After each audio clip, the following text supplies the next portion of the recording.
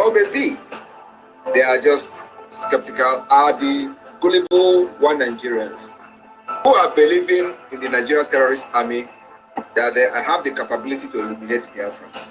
Don't knowing that I actually lost the war already before even the war started.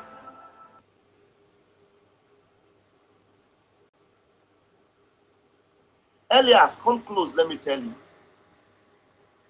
Stay away from Biafra. You can't succeed. Elias, come close, let me tell you. Stay away from Biafra. You can't succeed. How the Fulani penetrates Igbos, penetrate a different breed of Biafrans that understood how the Fulani terrorist cabal and Nigerian government works.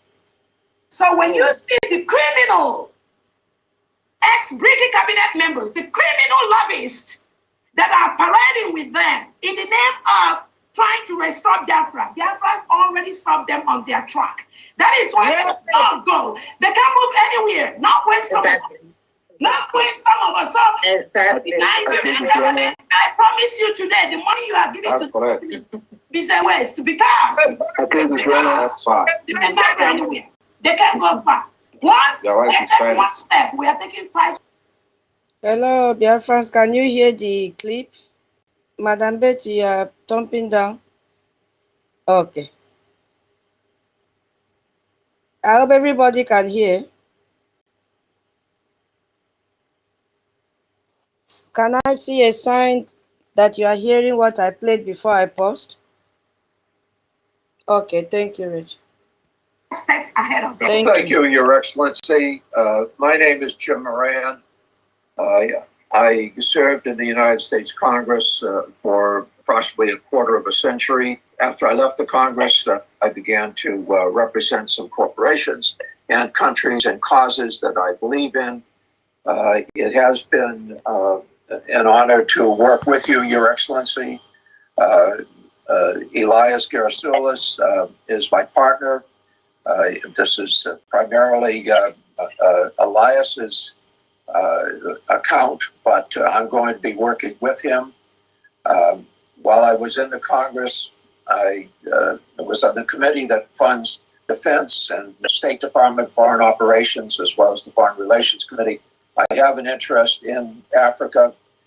I was a principal co-sponsor of the African Growth and Opportunity Act. But most importantly, I do believe that Biafran independence is a just and noble cause. And I trust that you have a bright future ahead.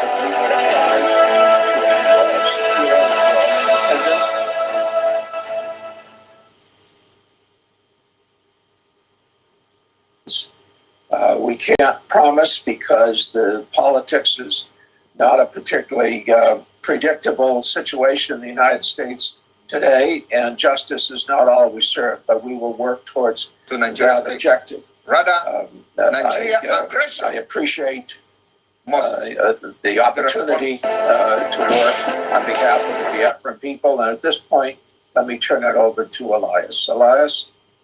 Oh, thank you, Jim, and it's an honor to be working with you on this, and we appreciate your lending your support, someone of your prestige and stature. That association would be so critical. So thank you, Jim. I appreciate it. And thank you, Mr. Prime Minister, Your Excellencies, and dear Biafrans in the United States and around the world.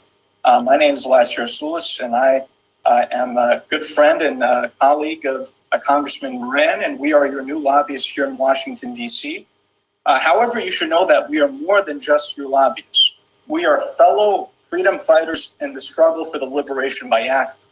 And similar to how your compatriots in the Biafran Defense Forces are securing your freedom on the homeland, we will be fighting for your freedom in the political and diplomatic battlefield here in Washington, D.C. And we will make sure that all these U.S. officials, all these congressmen and senators understand that the Biafran independence movement is a pure democratic civilian uprising against injustice, the very same one that we had in the United States when we declared our independence from the British 200 years ago. On a personal level, I knew I had to get involved in this struggle, not only because of my belief in the Biafran cause, but my belief in His Excellency, the Prime Minister Simon Ekpa. As I got to know the Prime Minister, I could see that he has remarkable leadership qualities and vision. And I knew that instinctively that he was a man of destiny and that he will have a very important impact in Africa in the years to come. And I thought it was a personal duty to assist him. Already, the Prime Minister has made remarkable progress and has outsmarted the Nigerian system in many ways. The Prime Minister has done this with the self-referendum. He has done this with opening diplomatic liaison offices around the world. And I think by establishing a proper Biafran lobby in Washington, D.C., the Prime Minister has delivered his master stroke. And if you can look at the Nigerian media and the social media, you will see that this is something that's been highly publicized. And I think this is because they understand the moment that the United States starts to gain more support for the Biafran cause, it will be a game changer. Because when the United States leads, other countries follow. Congressman Moran and myself are your voice to the U.S. Congress, your voice to the White House, your voice to the State Department, your voice to the highest offices in this great land. And we will not stop until victory is achieved. Long live the free, independent, and sovereign Biafra. Thank you, Mr. Prime Minister. Thank you very much. Thank you very much for that brilliant speech there. Elias, we are happy to have you on board, and we have a lot of things to do together. Thank you. This particular appearance today is just to present you to the Biafrans in the United States. As I made my promise, I have fulfilled it. It is now that we go out there and do what we know how to do best for the interest of Biafra. Thank you, Mr. Prime Minister. It's our honor, and we look forward to serving you in the cause. Thank you, Mr. Prime Minister. Thank you very much. Thank you, Mr. Prime Minister. It was a pleasure to see you again. Thank you. Look forward to working with you. Thank you. Thank you, Chief. Thank you.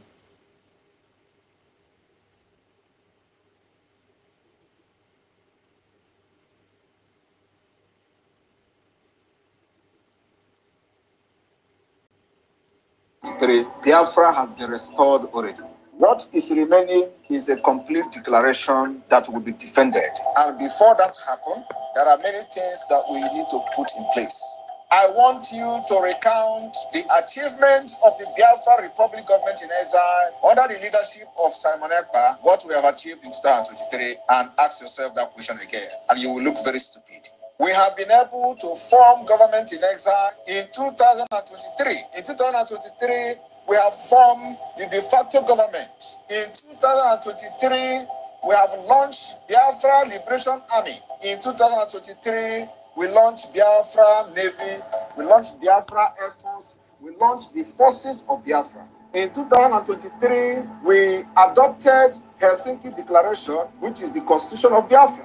In 2023, we had a convention in Finland where Biafra people gathered from all over the world as delegates to vote on the Biafra Charter, which is a living document subjected to amendment. In 2023, we have created 40 states of Biafra. And believe me, many more states will come because we are not done yet. In 2023, not only that we created state, we also brought a redesigned and a redrawn Biafra map to reflect the current situation and the current demography of Biafra. In 2023, we started engaging officially Nigeria state in a guerrilla warfare on self-defense. In 2023, we officially and publicly engaged Nigeria Terrorist Army, and we are neutralizing them on daily basis. It has never happened before in the history of Biafra after the war. In 2023, we publicly and openly made sure that Nigeria doesn't kill again in Biafra land and go free.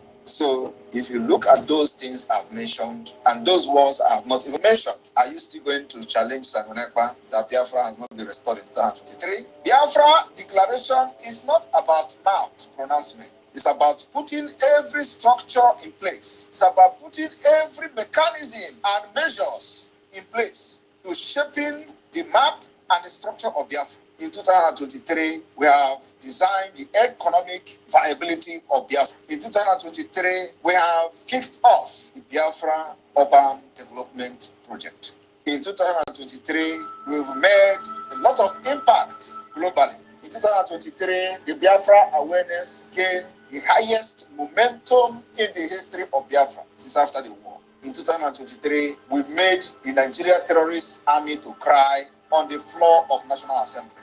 It has never happened in the history of Nigeria.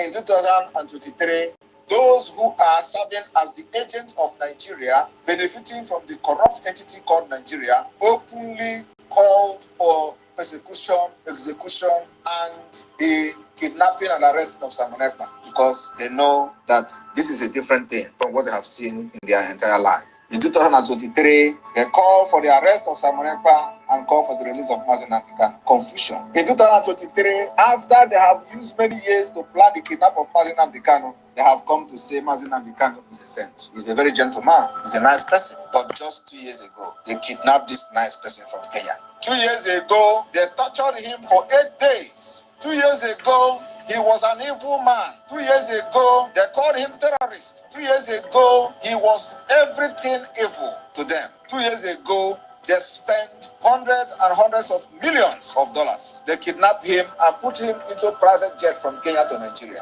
2 years ago, Mazi Nnamdi Kanu was everything evil to Nigeria, including to Ohaneze Ndigbo and all of them. 2 years ago, he was the only problem of Nigeria. 2 years ago, he was the only person that constituted all manner of insecurity in Nigeria. He was the one who is more deadlier than Boko Haram. He was everything that Nigeria don't want to see. Today, as Simon Ekpa take the Biafra liberation to the next level, the same people are now calling Mazi Nnamdi Kanu the most sensible person. These are hypocrites. These are devilish people. These are criminals that only thing they want to do is to give dog a bad name in order to kill it. They have given bad that name to Mazi Nnamdi Kanu. They themselves were the one who condemned Mazi Nnamdi Kanu. The same people today, they have seen that, yes, indeed, someone actually followed this footstep of Mazi Nnamdi Kanu and ready to drag all of them to Biafra land. So that when we get to Biafra land, we will treat their fuck up very well.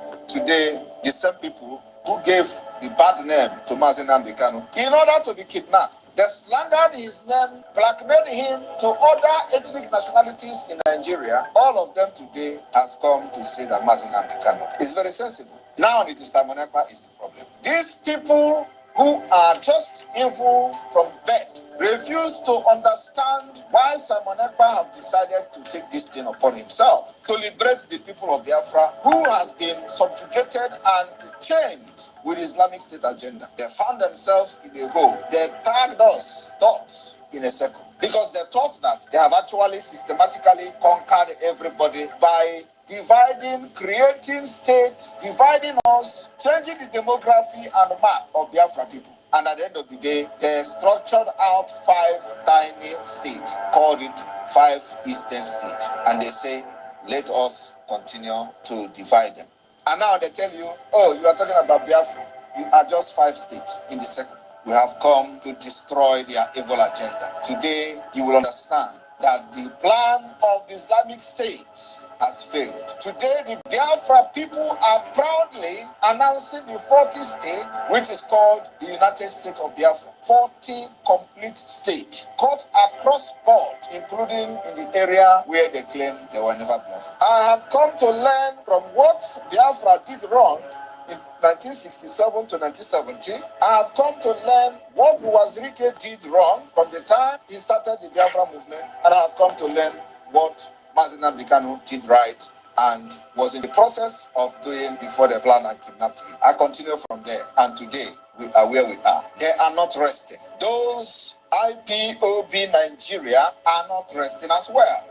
Every given opportunity, they think that there is infight in the Biafra government. They will say, oh, their hope now is that they are fighting. And they are hoping that there is infight in the Biafra government. That is to tell you that, like we said, they are cursed. They are cursed. And they can never rise again. Biafra government in exile is a government that nobody born of a woman marching on this planet, using your foot to walk on the ground, will ever destroyed. Biafra has been restored in 2023. We have a government, we have a structure of the government of Biafra, we have every department that made Biafra government a legitimate government. The people of Biafra are loyal to the government, both in the exile and in the homeland. We have governors, state administrators in all the 40 states of Biafra. We have the deputy governors, which is called administrators. We have the secretary of state of each state in Biafra land. We have the chairman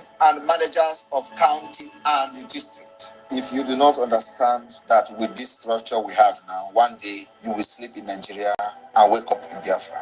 It means that you are an idiot. I told you that by the time I finish with Nigeria, you will sleep in Nigeria one day and wake up in Biafra. The next phase is to set up the police of Biafra. The reason why we have not set up the police is because it is going to be state police. Every state will have their police. Every state will be independent. It is going to be local police, and there is no interference from the central government of Biafra. The military is a joint military. It's one military that will protect the territorial integrity of Biafra. When one state is attacked, it means that you have attacked all of us. So my people, for those who are asking when are you going to declare Biafra, we have already declared Biafra. We are only waiting for us to conclude the last phase of the Biafra government, and one day you will sleep and wake up in Biafra. Like I said, then we must capture every cranny of the Biafra territory.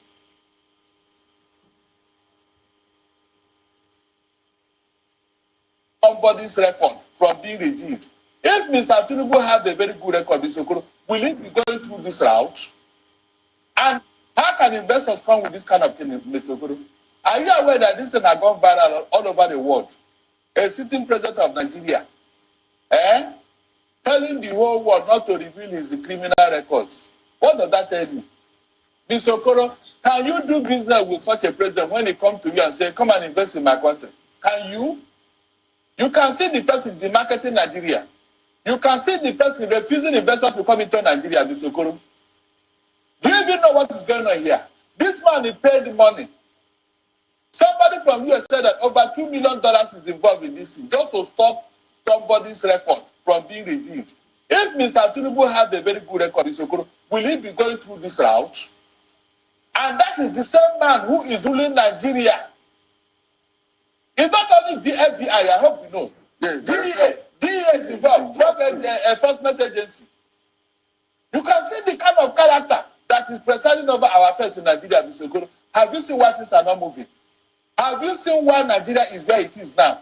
How can such a character represent good governance? Just tell me, how? Can you put something on nothing? No, can you put something on nothing and expect it to stand? The whole world should come to the aid of Nigeria. We are in a very big trouble in the hands of Tinubu.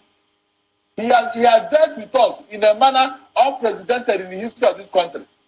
Everything that is bad, everything that is obnoxious, everything that is illegal is what that man represents. Yet he's presiding over our affairs. How can we move forward? How can Nigeria survive in the hands of a man like that? Please, somebody should tell me. Is it possible? Can Nigeria ever get it right under Tinubu? Look at how much effort is wasting. Trying to stop that record. How many times now? Since 20. How can investors come with this kind of thing, Mr. Okoro? Are you aware that this thing has gone viral all over the world? A sitting president of Nigeria, telling the whole world not to reveal his criminal records. What does that tell you? Mr. Okoro, can you do business with such a president when he comes to you and say, come and invest in my country? And you can see the person demarketing Nigeria. You can see the person refusing investors to come into Nigeria, Mr. Okoro. Do you even know what is going on here? This man, he paid the money.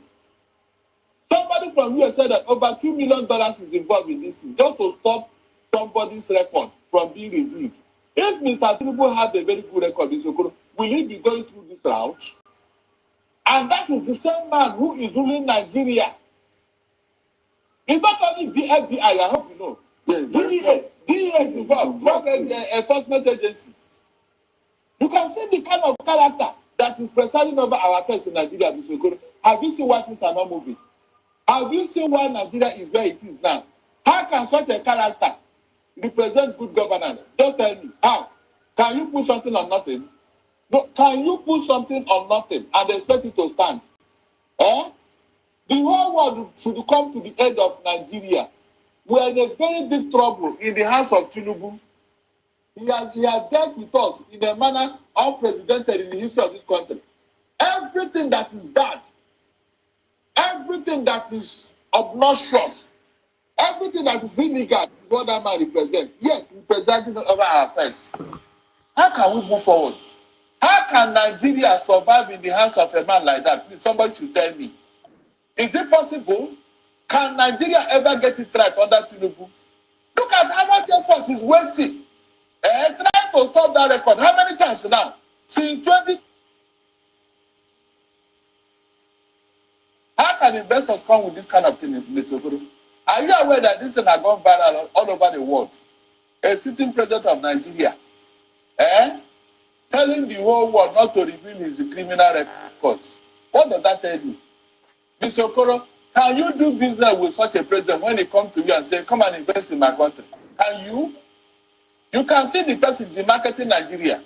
You can see the person refusing investors to come into Nigeria, Mr. Okoro. Do you even know what is going on here? This man, he paid money. Somebody from US said that over $2 million is involved in this thing, just to stop somebody's record from being reviewed. If Mr. Tinubu had a very good record, Mr. Okoro, will he be going through this route? And that is the same man who is ruling Nigeria. It's not only the FBI, I hope you know. DEA is involved, Drug Enforcement Agency. You can see the kind of character that is presiding over our affairs in Nigeria, Mr. Okoro. Have you seen why things are not moving?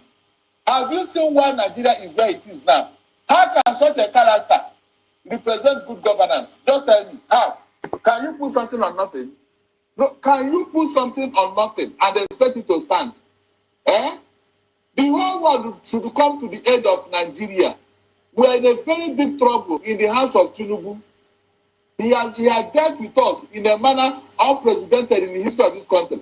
Everything that is bad, everything that is obnoxious, everything that is illegal is what that man represents. Yes, he's presenting over our affairs. How can we move forward? How can Nigeria survive in the hands of a man like that? Please, somebody should tell me. Is it possible? Can Nigeria ever get it right under Tinubu? Look at how much effort is wasting. Trying to stop that record. How many times now? Since 20.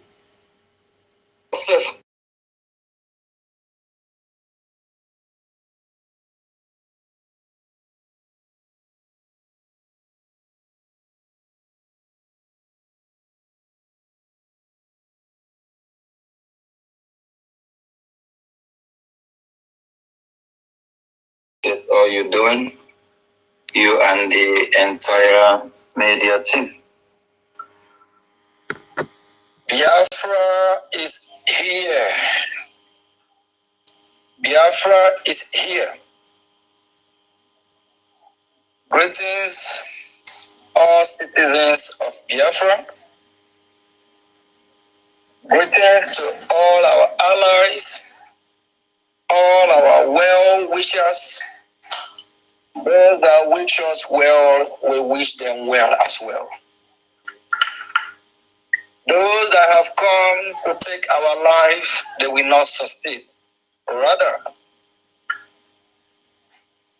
it will be the other way around. Freedom is not given. Freedom is taken. You work for it. You fight for it. You fight for what you believe. You fight for what you hold so dear. You answer your name. My name is Mazi Ogechuku Nkere, and now we answer my name. Honorable Minister of Information here is Mazi Sani Aparawa, and he will answer his name. Biafra is who we are, and when we answer Biafra, we will not be who we not. all the doubting Thomas, all those that are doubting if what we are doing is real, if Biafra is worth fighting for. Very soon. Shame on them. I don't know where they will hide. But the fight that we are fighting is for all Biafrans. Either you're with us or you're not with us. Please, if you're not with us, don't come our way. Don't try to sabotage this movement. Not everyone will be a freedom fighter. Not everyone will fight for the freedom. Not everyone have the energy, the capacity. Not everyone is tough to fight this great cause. Some are weak, we understand. Some are lame, we understand. Some are dumb and deaf, we understand.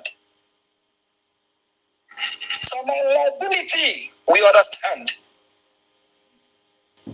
People in this category, let us do the fighting for you. Don't come trying to destroy this great cause. And if you're trying to sabotage this great movement, you will be held accountable. Just like the current president of that shithole gutter country called Nigeria. Tinubu crime is catching up on him. He can't even visit United States of America for now, until otherwise, because he commit crime. Because he is an evil man. He's a very, very dangerous man. And very soon, Shatima as well will not even be able to visit United States of America. He can probably visit all those terrorist states, those countries that sponsor terrorists and harbor terrorists, like Qatar. The funny thing is that the same countries that sponsor terrorists, some of them, Tinubu and Chetima can't even go there. Biafra is here. A lot is happening. I think we have 2 meetings, one on the 3rd and one on the 10th that were just tweeted this evening. And there is other meetings that are not even tweeted yet, not even yet in public. Not everything will be in public because of national security. And at the same time, you don't play all your cards so that your enemy will not take advantage of that over you. Biafra is here. Washington, D.C. is getting the message. And Nigeria will be weakened day by day. A lot of more sanction is coming from the United States of America. Very soon. October. Very soon. It will be in public. If you love yourself, love Biafra. If you love yourself, love your neighbor. If you love yourself, love your fellow citizens. Just imagine your fellow citizens, your fellow Biafras are being massacred day by day by this terrorist country called Nigeria that have integrated Boko Haram, ISIS, ISWAP into their military. Nigeria military is infiltrated. Nigeria military, over 99% are terrorists. A beautiful, great meeting that was held on the 3rd with the chairman, chairman of the Foreign Affairs. It was a good one. We talk a lot, we discuss a lot, but some sensitive issue that cannot be in public. But I must tell you, they are not happy with Nigeria. Nigeria is a failed state. 21 years ago here, United States of America, I came across somebody who told me 21 years ago that Nigeria is a failed state. It's playing out day by day. Why is it among all countries of the world, every country is slamming Nigeria with sanction? Over 90% of the countries of the world don't want to do no business with that shit who got that country. A country that nothing work. In a matter of few days, we'll release more meeting. We have a lot of meaningful meeting these past days, and we learn a lot, and we preach the gospel of Biafra to the beautiful congressmen and women of the United States of America, the great lawmakers. Congress make the laws that govern this world because U.S. lead. Every member of United States of America Congress, I always appreciate them. I always tell them the importance of the role they have to play in this global community. Every decision any member of United States of America Congress made can impact this world positively or negative. We appreciate all the members of the Congress we have had meetings with so far, and they are all on our side. None of them is happy with what Nigerian terrorist state is doing. After my meeting yesterday, this congresswoman shook her head. Nigeria is not a country. Those that still believe in Nigeria, a former president, Goodluck Jonathan, if you don't know, Goodluck Jonathan served as a vice president and also a president. He said, Nigeria is not a country. It is coming from the horse mouth. Somebody who have championed that shithole country called Nigeria. Somebody who at the time is the #1 citizen of that terrorist country. He said Nigeria is not a country. It's just a mere geographical expression.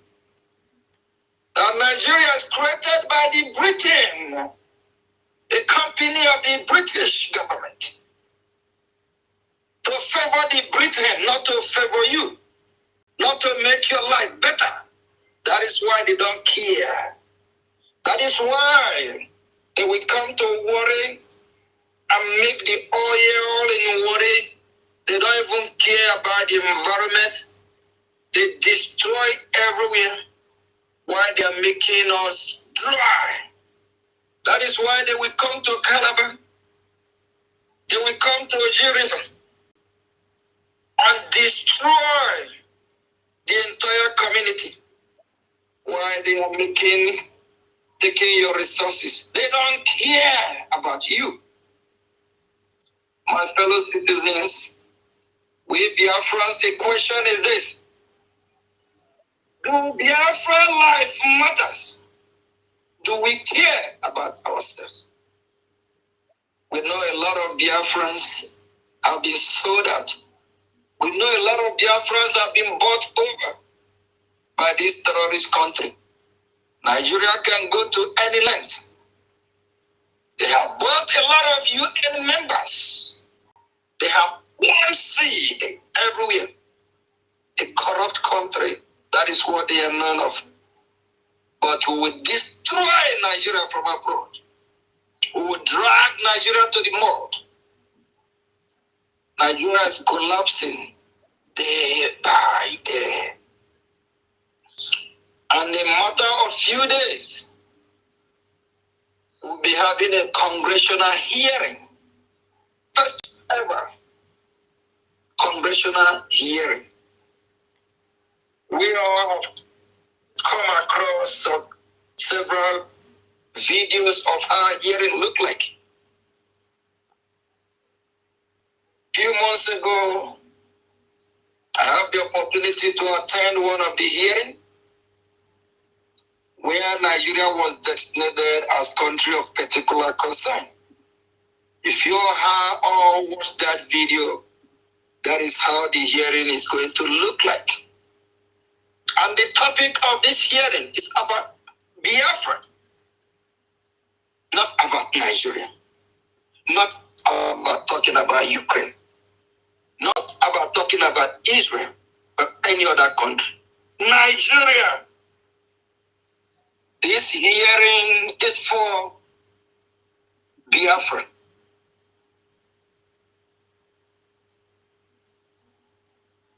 Here,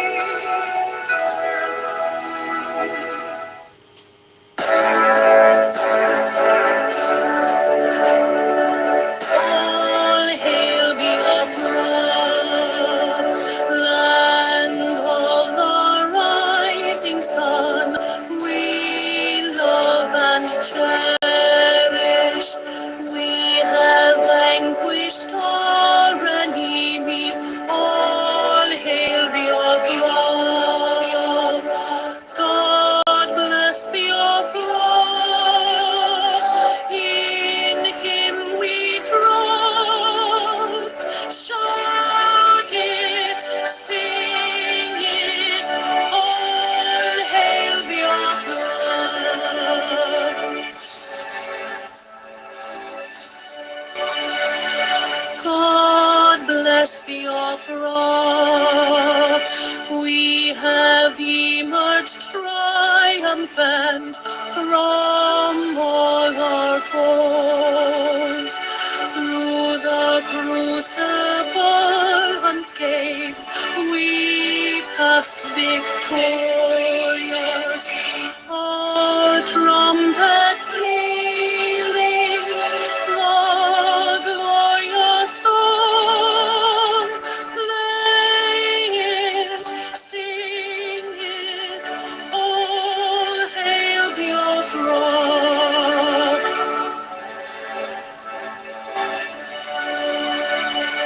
All hail Biafra,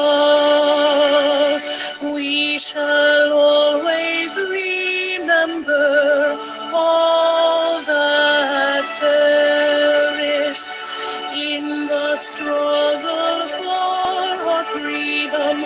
All hail our heroes, our precious both day and night. Say them always, all hail Biafra.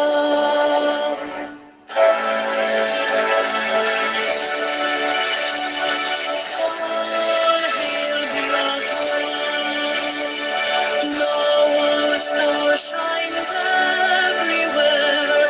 We crave humility. God guide and protect us all. All hail your wisdom, shielding us from sin. Unleashed by our anointed Lord.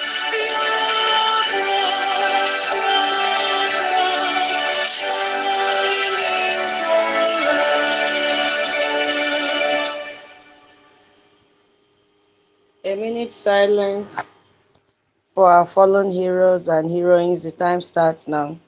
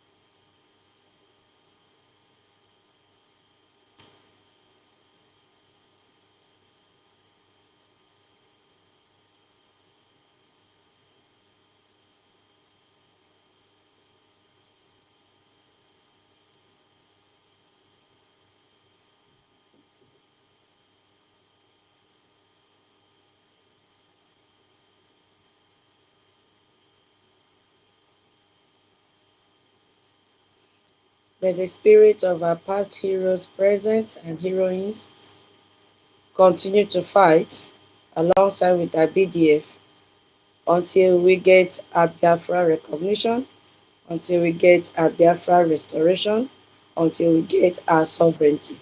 Ise, Ise, Ise. Let us pray. For God in heaven, Almighty Creator, the ancients of the ancients, the maker of the heavens and the earth, you created everything that the mind of a living soul can imagine, but none created thee. That is why we say you are immortal, you are invisible, you are omnipotent. This very God that every generation who has ever had the grace of knowing thee have always testified to your goodness. That is the same God that we kneel and bow before. This God is our refuge and our strength, a very present help, even in this time of Janjaweed trouble, even in this time of Fulani rage and terrorism. Therefore, we shall fear no evil. This IPOB shall fear no evil. Even if the whole world is against us, even if Britain intensifies their effort to cross this very light of hope in sub-Saharan Africa, even though they shake the mountains, even though the seas may rise, even though they may give all the weapons and ammunition to the zoological republic, no matter what they do, no matter how they foment their rage, it doesn't matter to us. For God, Chukokika Biama, is in the land of Biafra. We shall never ever be moved. This God of the ancients will help us now and forevermore.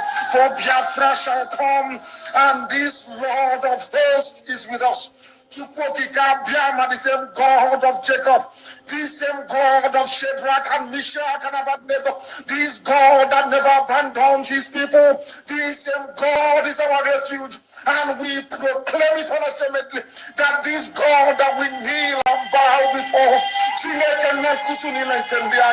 we shall worship thee, for Biafra is your promise. Your word is yea and amen. Instead of your word not to come to pass, heaven and earth will cease to exist. Upon this very hope we anchor all our belief that Biafra shall come in our time, and we pray that it come this very year, that your glory may be made manifest in the lives of men, that we may kneel and bow before thee.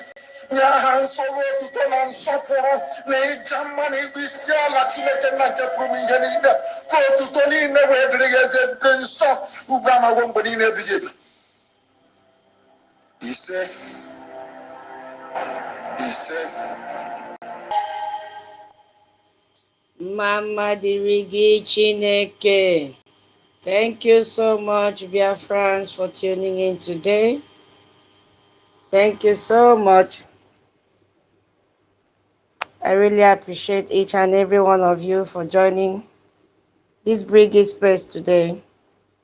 Yeah, we started exact 3 p.m. Biafra time. I want to appreciate our leader Onyendu for his beautiful and anointing prayers upon Biafrans. I want to appreciate our Prime Minister, the Itiale Kondo Anikwafang of Itayana. I want to appreciate our APM, the Punisher, for standing in this gap and not letting the light to quench in his hands. I want to thank our Information Minister, the Okokondem himself, the man of wisdom, who is always here to give us strength and backup and continue to motivate us in all that we are doing, because it is not easy. We thank him for all the training he has given to us, for being a father, for being a leader, and for being a voice for Biafrans. I also want to use this opportunity and thank our BDF. They are the reason why we are here. They are doing extremely great for Biafrans, protecting our land, protecting our women, our mothers, our children, our fathers, our youth, always giving us updates on what is happening in Biafra land. They are the reason why Musa keeps on crying, and they are the reason why everyone, every nation have dissociated themselves from the terrorist country called Nigeria. Nigeria is no more a nation. Nigeria is ruled by terrorists. Evidences are everywhere. We say kudos to our BDF, the Biafra Defense Forces. I also want to use this opportunity to thank all the cabinet members that are present here and even those that will join later. God bless you all for being with our APM. Yeah, because you guys are the ones giving him the energy, the morale, the motivation, As human, maybe he may want to stagger, but when he turns around and see that he's surrounded with proficient people, that always motivates him to keep on pushing. And he said he will continue to push, push, push, push. And we call that a positive feedback. Yes, he's there to give us that positive feedback until Biafra is restored. That's it. We thank you all for doing that for Biafrans. I want to thank all of us that are present here. I want to greet Omarich, Madam Key, Totiville, Senior Citizen Ben, Mama Betty Minister, Nweze, Biafra Freedom.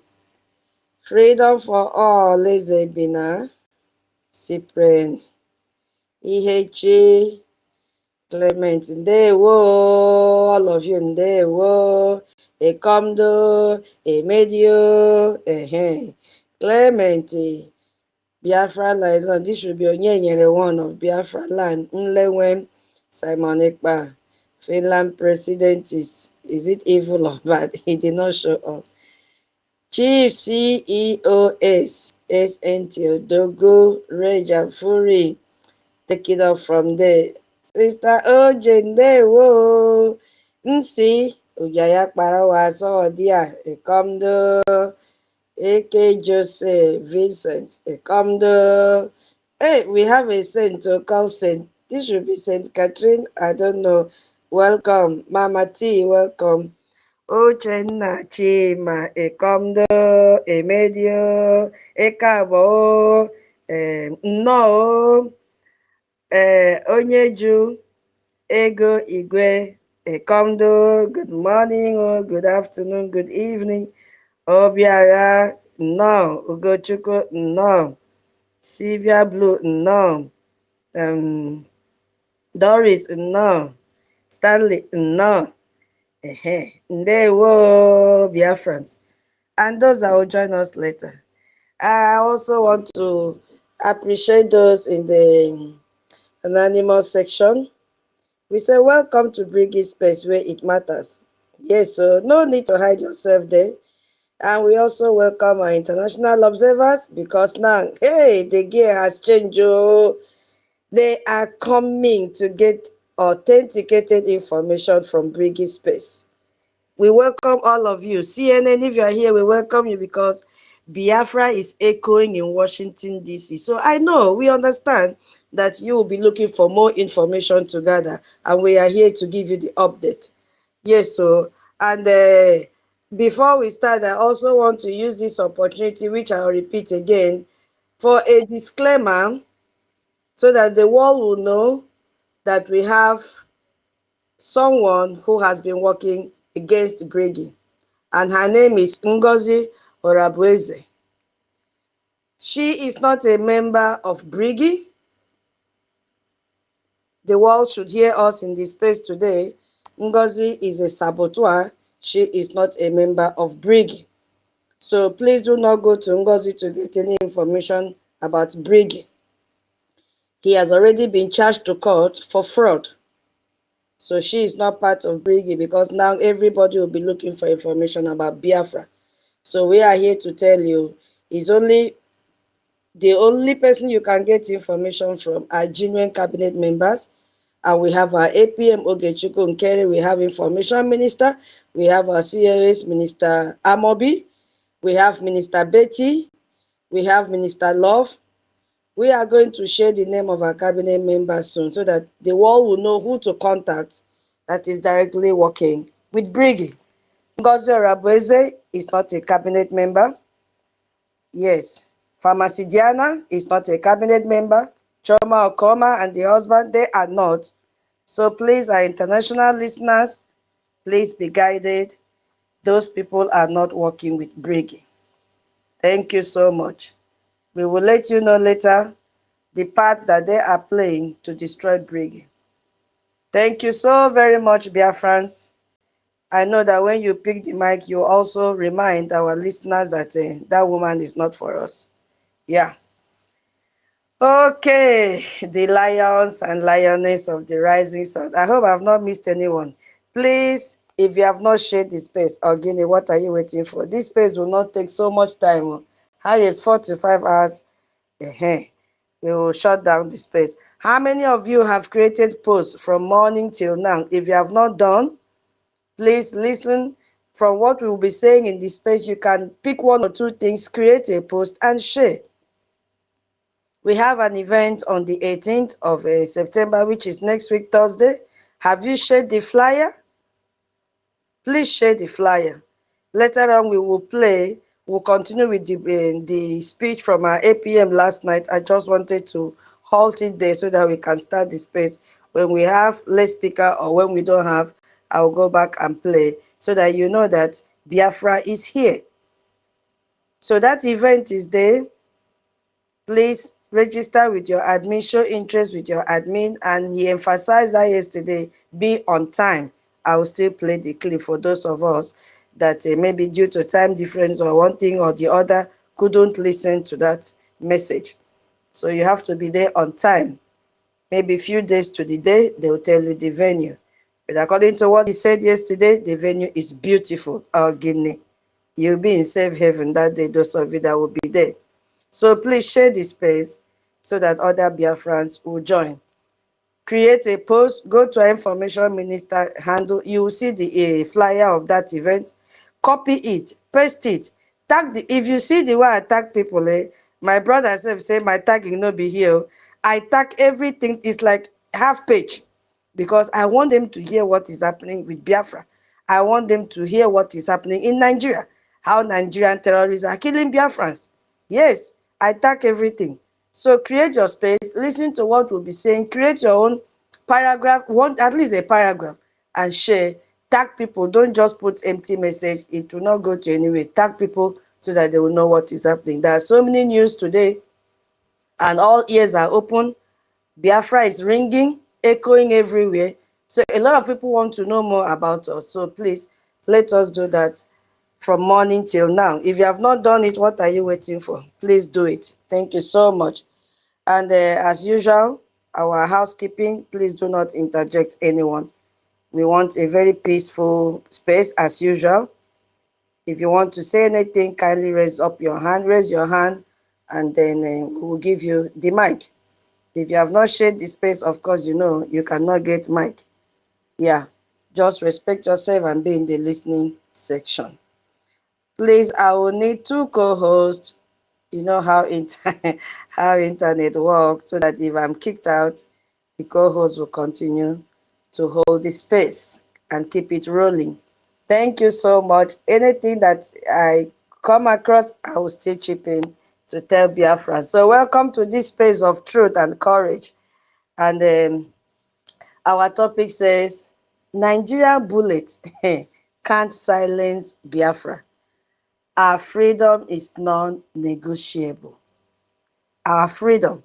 I had to reduce some letters. Bullet have removed L, freedom have removed E. I think it still makes sense. Everybody can read and understand. I did not want to abbreviate Nigeria so that the world will know that it is Nigeria that we are talking about here, not NIG. People will be asking, what is NIG? Now is the time for us to bring out this Nigeria, dig them out. Yeah. So Nigeria bullet can't silence Biafra. Our freedom is not negotiable. We cannot negotiate our freedom. We are Biafrans and we are Biafrans and we need freedom. So today we stand together under one truth. Nigeria cannot silence us with bullets. It's not possible. There is no amount of army, no intimidation. Even no propaganda can erase that right to exist. It's not possible. So Biafra is who we are and no one can take it away from us. Because for decades, we've seen Nigeria has responded to our peaceful calls for freedom with bullets, killing us, bombing us, carrying lots of brutality against Biafra. But today we stand here unbroken and louder than ever. And the reason why we are doing that is because they cannot shoot an idea. It's not possible. They cannot bomb our dream to have a good sovereign nation. Yeah, that we will compete with others. We are not saying we are the best. We are going to compete with others. So they cannot silence a people born for freedom. Yeah. So, you know, if I take us back to history, between 1967 and 1970, over 5 million Biafrans were killed in war waged by this same terrorist Nigeria. Yet, Biafra's spirit never died. And today, that spirit is stronger than ever. Okay, yeah, Toti, thank you. I'll send co-host to you. So today, that unity and that spirit is stronger than ever. Recent atrocities remind us of the ongoing struggles. We've seen families in Okigwe or Lu that have been rendered homeless by this same terrorist Nigerian military. Thousands have been kidnapped, you see, and lives are taken daily while Nigeria continues to cover it up. We even saw Channels Television a few weeks ago that reported Musa admitting their army cannot penetrate our defense. So bullets are failing. They are failing off where Biafrans are standing firm. So bullets cannot stop what we are doing. So we have to start by educating ourselves on a very simple fact. The Nigerian government strategy is one of the brutal strategy I've ever seen in this world. Because they believe that if they kill enough of us, if they imprison enough of our leaders, if they send enough terrorist soldiers, that our movement will die. But history teaches us a different lesson entirely, that a people's will for freedom cannot be extinguished by bullets. It's not possible. It is not possible. So before I continue, I just want to, you know, let us know. I know we already know what is a nation. You know, it's not just a piece of land. It is a shared identity and a shared culture and a collective consciousness that makes up a nation. The Nigerian state is trying to use bullet to destroy something that is invisible. The Biafra spirit, it is a very, very futile effort for them. It cannot work. It can't work. So there are so many evidence of failure. Just look at the fact they arrested our Onyendu. But what happened? The movement did not die. It even grew stronger.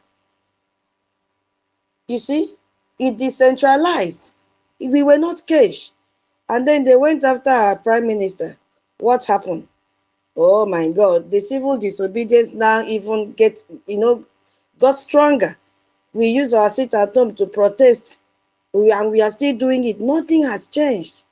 We are more unified than ever. So showing that this movement is not about one man. So if they catch this one or detain this one, imprison that one, thinking it will end, it's not possible.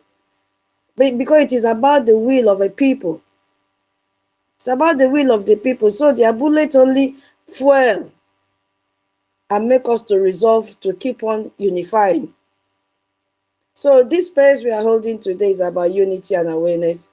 And we will, examine the truth, expose Nigeria, lies, and remind the world that our freedom is non-negotiable. So that is a objective of this space today. I'm going to read it again.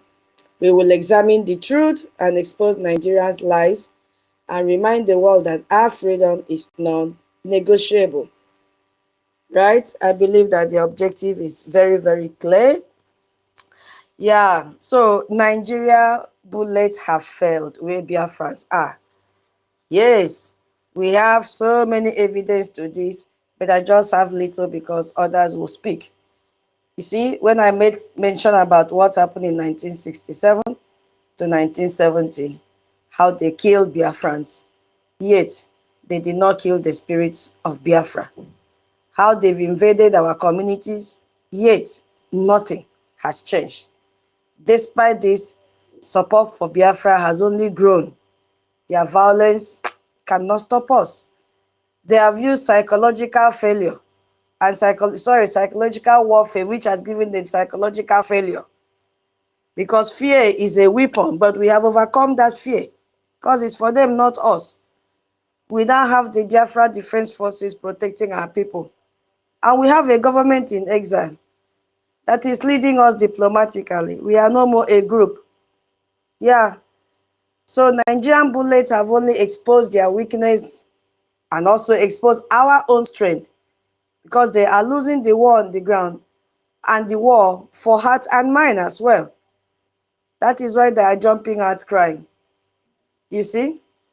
So I don't know, maybe later people will speak of those that have been a victim of these atrocities that have been committed by Nigerian terrorists. So this space is divided into sections. So anyone that you feel comfortable to talk on, feel free. You can talk on the evidence, how Nigerian bullets have failed. You can talk on why our freedom is non-negotiable. Yeah. And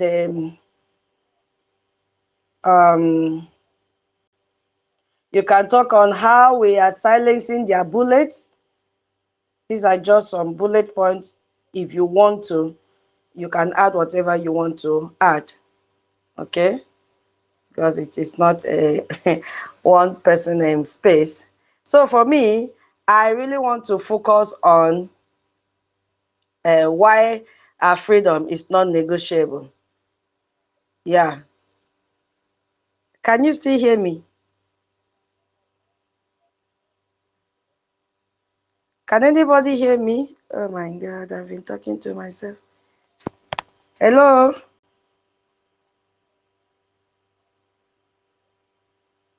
Dotiville, can you hear me?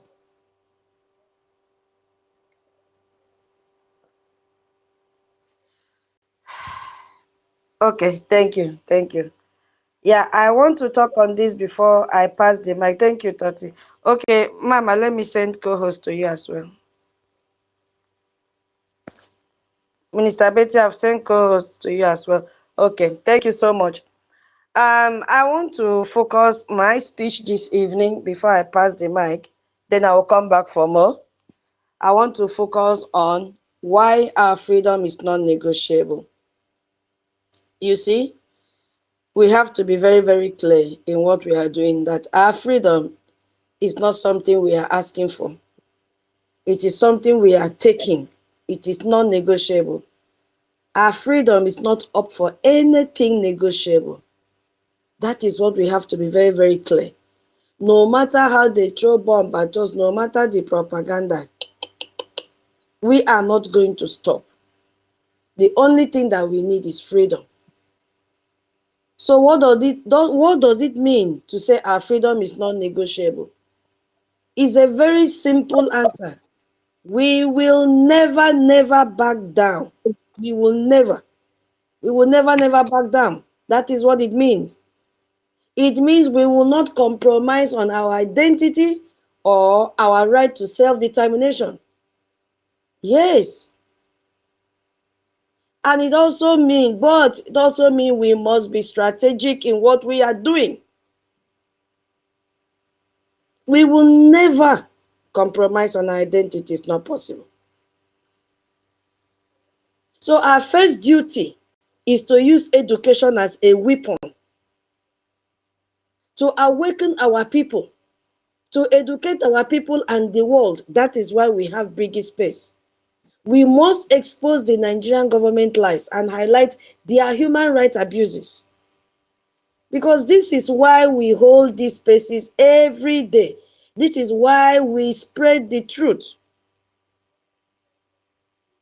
Our civil disobedience is our force. We must continue our peaceful protest through civil disobedience. We must sit at home every Monday, because it is the most powerful way to show the world that we do not consent to be governed by a state that is actively trying to destroy us. Our civil disobedience must not stop. In fact, the gear should increase, because we have to be strategic in what we are doing. Now the whole world, their ears are open to hear more about Biafra, to see more about Biafra.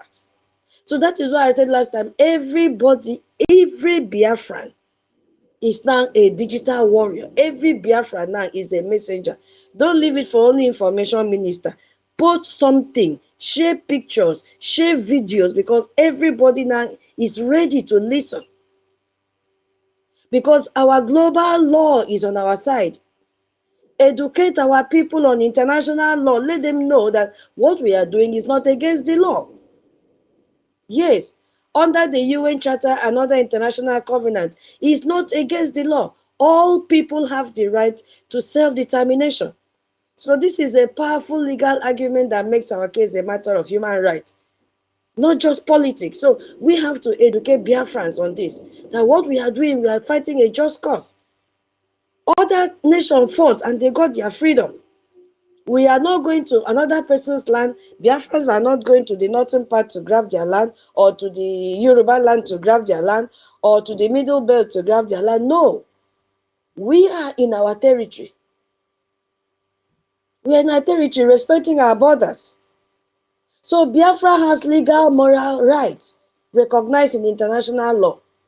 Those of you that may say, oh, I'm not funding, say that they will not come after me, what we are doing is illegal. No, we are not doing anything illegal.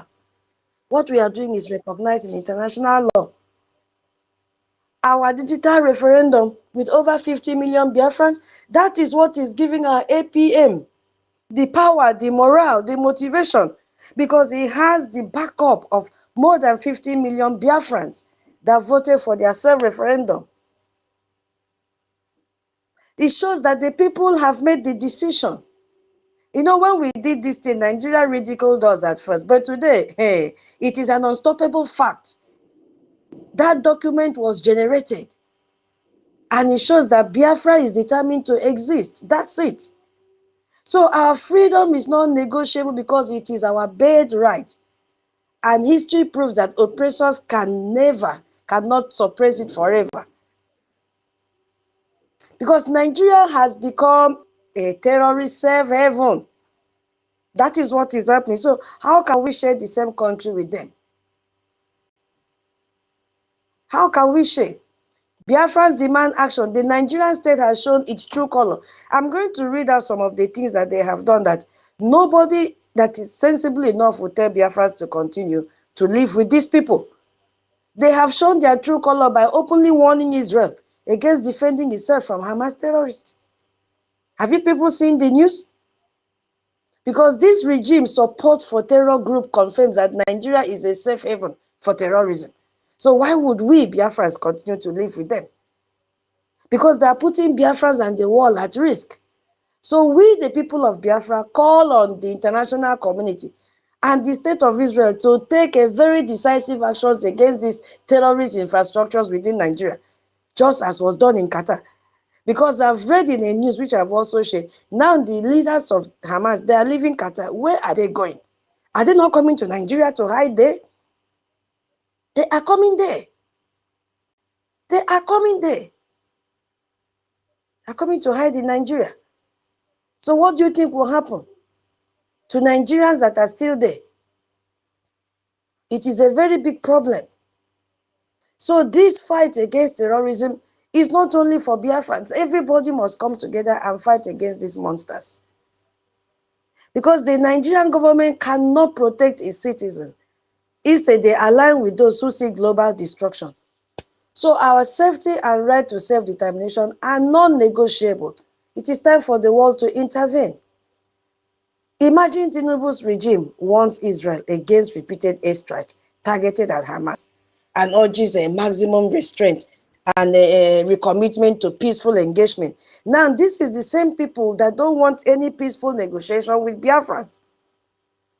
Wherever you see terrorists, you see Nigeria. Wherever you see terrorists, you see Nigeria. An Israel UN envoy have said that their fight is with Hamas, not the people of Gaza or the state of Qatar. No, that there is no immunity for terrorists or their supporters. That is what was deliberated in UN envoy yesterday. No impunity for terrorists, whether they are in a tunnel or a hotel. Qatar must now choose. There's an option now for them to choose. Either condemn and kick Hamas out, or Israel will do it. But I'm telling Israel, not only in Qatar, come to Nigeria where it is happening. Because when they leave there, they are migrating to Nigeria to hide. That is what is going to happen. You see, it did not even end there. What did Nigeria do again? Because as Nigeria battles widespread insecurity, Tinubu government wants Israel again to stop continued violence against Iran. And they offer support. You see, they offer support. But what struck me in this news was that just listen to what Nigeria wrote, and then you ask yourself, why can't they replicate this in the situation of Biafra? They say, listen, military action is not a substitute for negotiation. Why then are they bringing terrorists to Biafra land? Why? They say military action is not a substitute for negotiation. And they stress that enduring peace must be built on diplomacy, mutual respect, and adherence to international law. Oh, why? So they know this. Why are they not doing the same thing with Biafra? Why do they bring terrorists in army uniform to our territory? Why don't they give us that mutual respect? Why don't they adhere to international law? In the situation of Biafra, the story is different, separate, because what? They know that we are not dancing the same beating as those that they are supporting. We are majority Christians and traditional worshippers and Jews. We don't believe in their religion. So that is why they are doing everything possible to destroy us. But rather, they will seek for peace. They will seek for diplomatic engagement with those that aligns with their belief system. They are now saying that military action is not a substitute for negotiation. So meaning that Israel should stand down and, come together and discuss peacefully. But behind them, in their own backyard, such is not happening. They are killing us. They are burning down our houses. We cannot continue to share the same country with these monsters. It did not end there. He said Nigeria pleaded its support for all sincere effort aimed at restoring calm and fostering peace in the region. You see? But behind them, even in their midst, people are being killed. People are being raped. Dangote truck now is being used to commit genocide everywhere in Nigeria, including Biafra land. The driver will just drive, enter shop, kill thousands of people. The next thing, what will happen? Nothing. Driver will escape. Nobody has been held accountable. Now, what is trending is that, oh, these people just use their name as franchise, that they are not Dangote driver. It is a lie. They are their drivers. Why would somebody use your name as a franchise in their truck? Because we have now raised alarm in this Twitter space, say Dangote is committing genocide in Biafra land. They are now bringing a disclaimer that those trucks don't belong to them. How about the recent one in APs? APs that is colluding with Nigeria, bringing 2 billion to give force people to collect amnesty so that Nigeria will kill them. What happened to his flight that landed in Port Harcourt? They have heard, they've traced, and they discovered that the pilot was on drugs. Now, what would have happened? Supposing there was a crash, that means everybody in that plane would die. Another genocidal war in disguise. We cannot share the same country with these people. They have different methods of killing Biafrans. If you are free, you can read the news headline, it is there. That is what the test results came up with. So if it is not Dangote, now they are going to use a pilot that is on drugs to fly a plane. How many people would have died? And they now went and said, as a nation deeply committed to the principles of peaceful coexistence. Have you ever seen any peaceful coexistence happening in Nigeria? And they're claiming that they are a nation that is committed to this? Hey, they said they are committed to principles of peaceful coexistence, non-aggression, and multilateral diplomacy.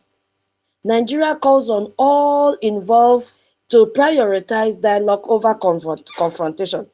I will just pause here and ask this question. Can anybody pick the mic now and describe this thing and tell the world, has Nigeria ever, before I continue, if you are free, has Nigeria ever been committed to the principles of peaceful coexistence, non-aggression, and multilateral diplomacy? Please, I need help. Who is ready, please?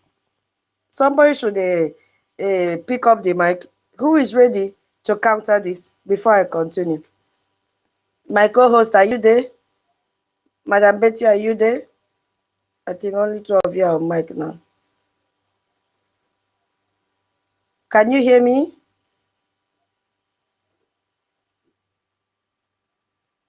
Can anybody hear me?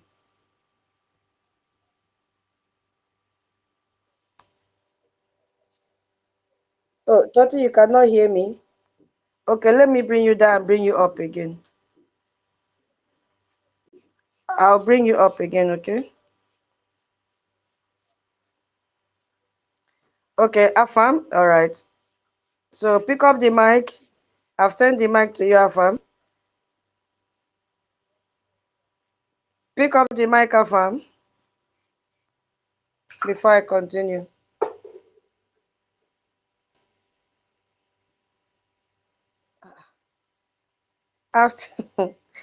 Oh my God, hold on, please. I can hear you. I can hear you. Okay, yeah. So do you want to counter that before I continue? Let me read again what Nigeria said to Israel. They said that as a nation deeply committed to the principles of, listen to their principles, peaceful coexistence, non-aggression, and multilateral diplomacy. And they now call on all that is involved to prioritize dialogue over confrontation. Yeah. Afam, go ahead, please, before I continue. My beloved sister, good morning and good morning to all dear friends and good afternoon and evening to everyone, depends on where you are. Anyway, let me go to your question you asked, my sister. You should understand one thing. They are telling people, another nation, what to do. Why the same thing they are advising these people to do, they have much more than the same case. And so they know that such case should be handled that way. That they are advising these people to take care of. Why are they not doing the same thing? Because these people, what it tells you is that they know what they can do to resolve their problem. But the issue is that they have they have a mission that they want to accomplish. And this thing goes to all Biafrans because you see what the Nigerian government are advising Israel and others to do whenever there is and when they come up with such things, like you said, where is it that anywhere there is terrorist, Nigeria appears? They are there, you never look for them. During the time of Afghanistan, that is the same thing. The same thing, they will come, they will give advice, and they will even support them monetarily. They gave Afghanistan, I think, $1 million or two or so during that. Okay, but for us, because they know what they are doing to us, that is that Takia also, not just Takia, because these people don't want us to exist anymore. They are interested in what is in our land. And because of those things that is in our land, whenever they see Biafrans, we become poison to them that they want to eliminate. It's just as simple as that. Thank you. Thank you so very much, Brother Afam. Thank you so much for your response. Yeah, who else wants to, demolish, let me use the word, Nigeria for this comment that they made to Israel? They said that after sending warning to Israel, they now say that as a nation, they say Nigeria pledged its support for all sincere effort aimed at restoring calm and fostering peace in the region. So they know what peace stands for. And they said, as a nation, listen to how they describe themselves, as a nation deeply committed to the principles of peaceful coexistence, Non-aggression, oh my God, and multilateral diplomacy, not union, multilateral diplomacy. Nigeria calls on all involved to prioritize dialogue. Oh, over confrontation. Okay, Onyeka, your hand is up. Do you want to contribute to that before I continue? Thank you. Thank you so much. Greetings, all protocol observed. Nutshell, first and foremost, Nigeria addressing itself as a nation is a one lie that no reasonable someone would subscribe to. Nigeria is not a nation. Nigeria is not even a country, let alone being a nation. Nigeria is a contraction, a British contraction, is a abattoir. Nigeria is a slaughter camp, is a crime against humanity. Nigeria is Western extension of dominancy in West Africa and beyond. So addressing herself as a nation is nonsense. What criteria that qualify Nigeria as a nation?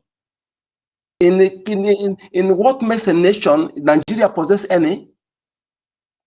Nigeria is Okammanama, that is good outside, but inside, evil. Charity begins at home, they say.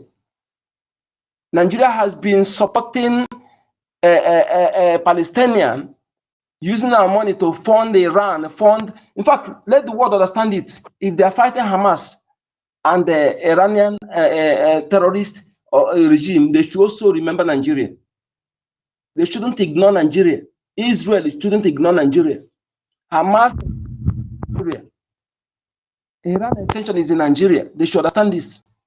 Okay? Nigeria is a hypocrite. They are double, in fact, very deceitful people. Imagine, it's evident in Christopher Musa, it's evident in Chetima, it's evident in the official bat who is bribing FBI every month $2 million in order not to review his dirty profile. Use bribing FBI and other agencies in US not to review his dirty profile. That is somebody who is the president. How can you have such person as a president and you want to go progress? He's bribing FBI $2 million every month. Not only FBI, not to review his dirty secret, his dirty profile.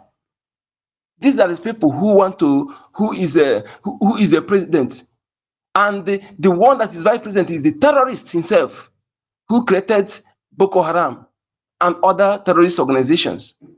They are the people who are speaking for others, but in their own land, they are killing pregnant women. They are killing pregnant women, killing children, displacing them, taking over their ancestral lands.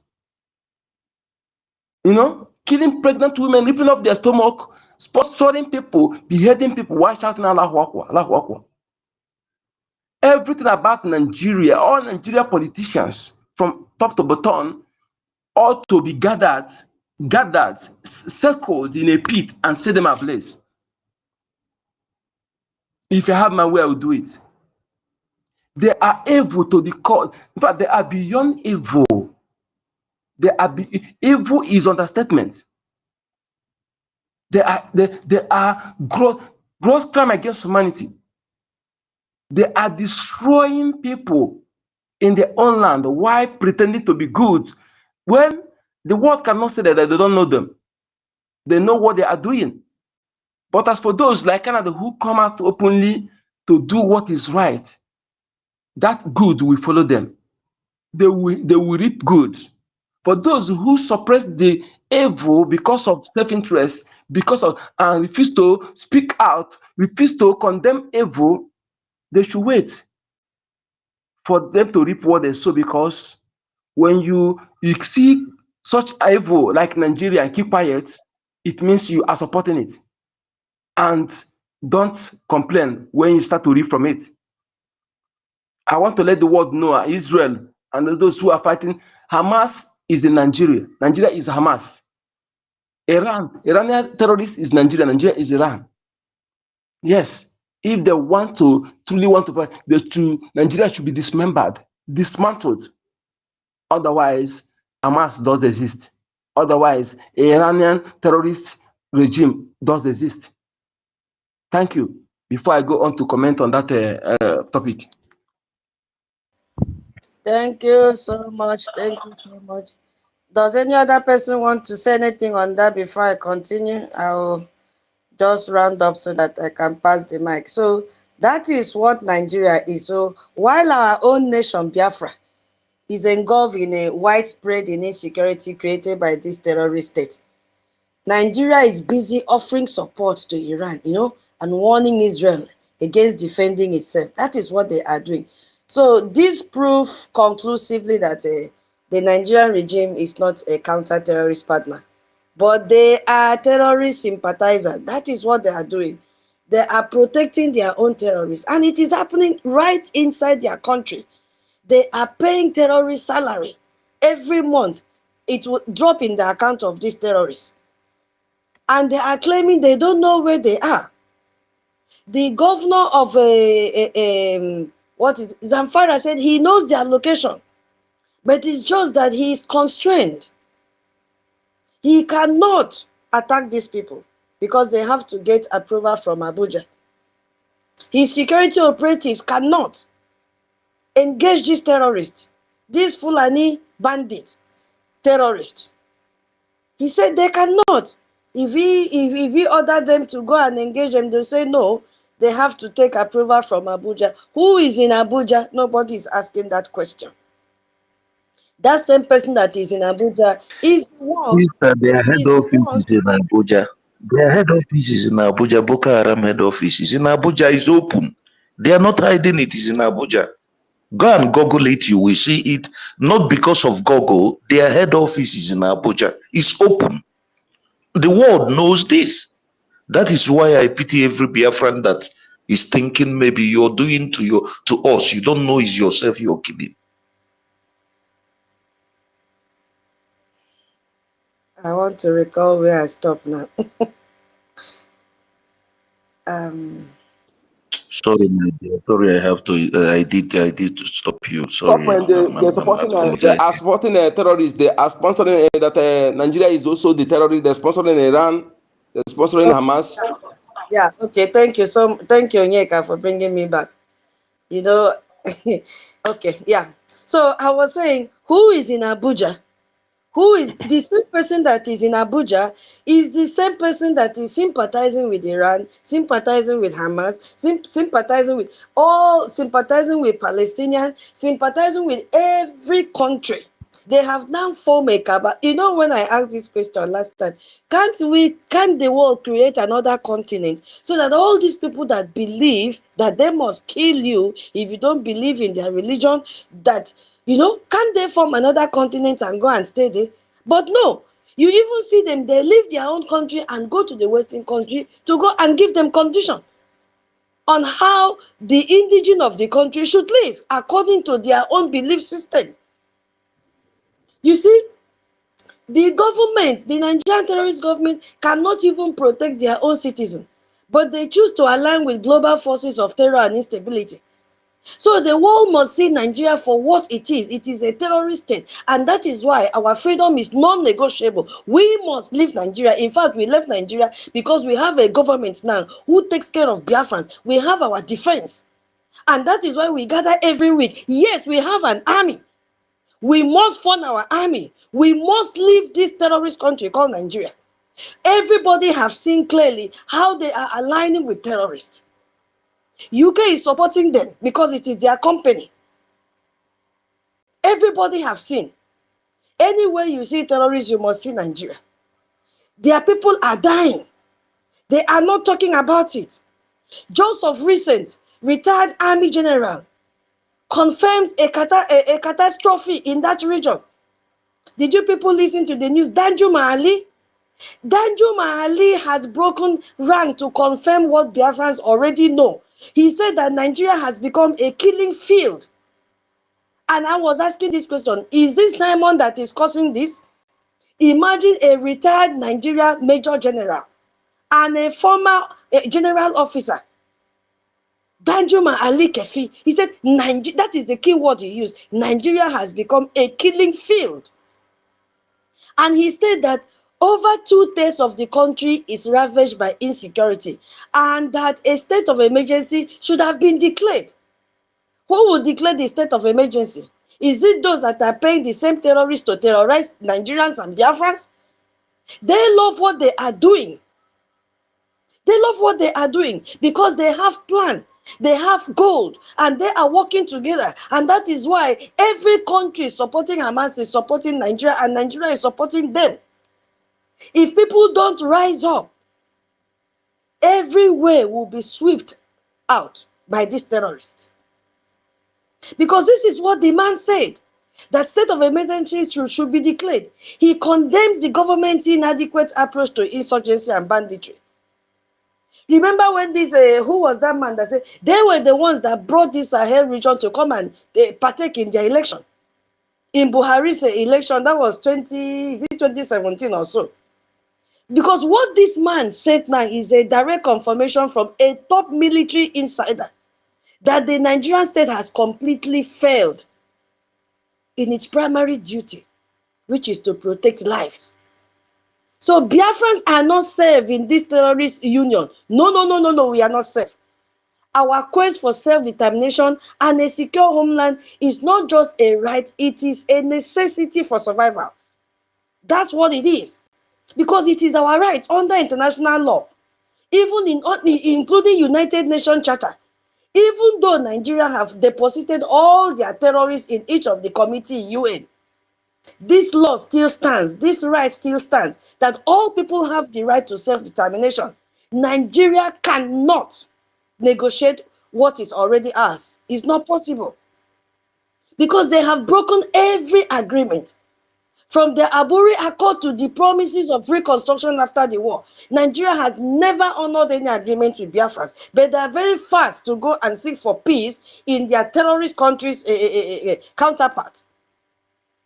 Why would we negotiate with a known liar? It's not possible. We must leave because we have tried peacefully, it did not work. We have protested, we have petitioned, we have even prayed. Nigeria respond with bullets at us. Now we resolve to unify and fight and get our freedom. Because negotiation is for parties who respect each other. Nigeria has never respected Biafrans, and we will not negotiate with terrorists. It is not possible. Nigeria is never a nation. Never. Let's just listen to this before I pass the mic, because these people are making me. Now look at what the president is doing. Busy. Look at the money he has spent just to cover up his mess. Billion or billion US dollars to cover up his crime. He's running away from FBI. Look at the president of a country.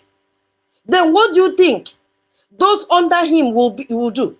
That is why politicians will still commit all forms of havoc. Nobody will sanction or even imprison, but they are so fast to go to Finland to jail our prime minister. No terrorists have been arrested. None of them. They just, showcase one. They say he was in charge of a war massacre. It is stage managed.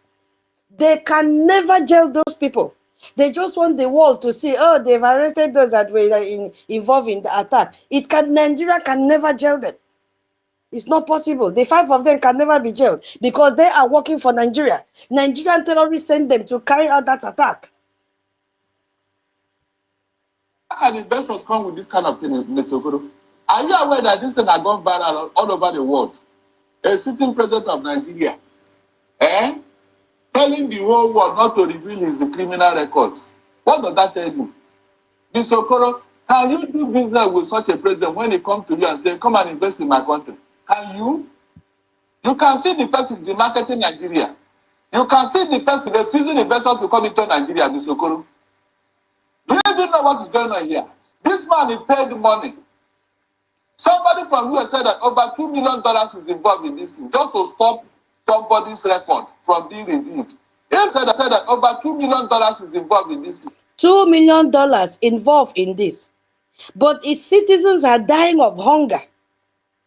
$2 million involved in this. How many years he started fighting this to conceal these atrocities he committed?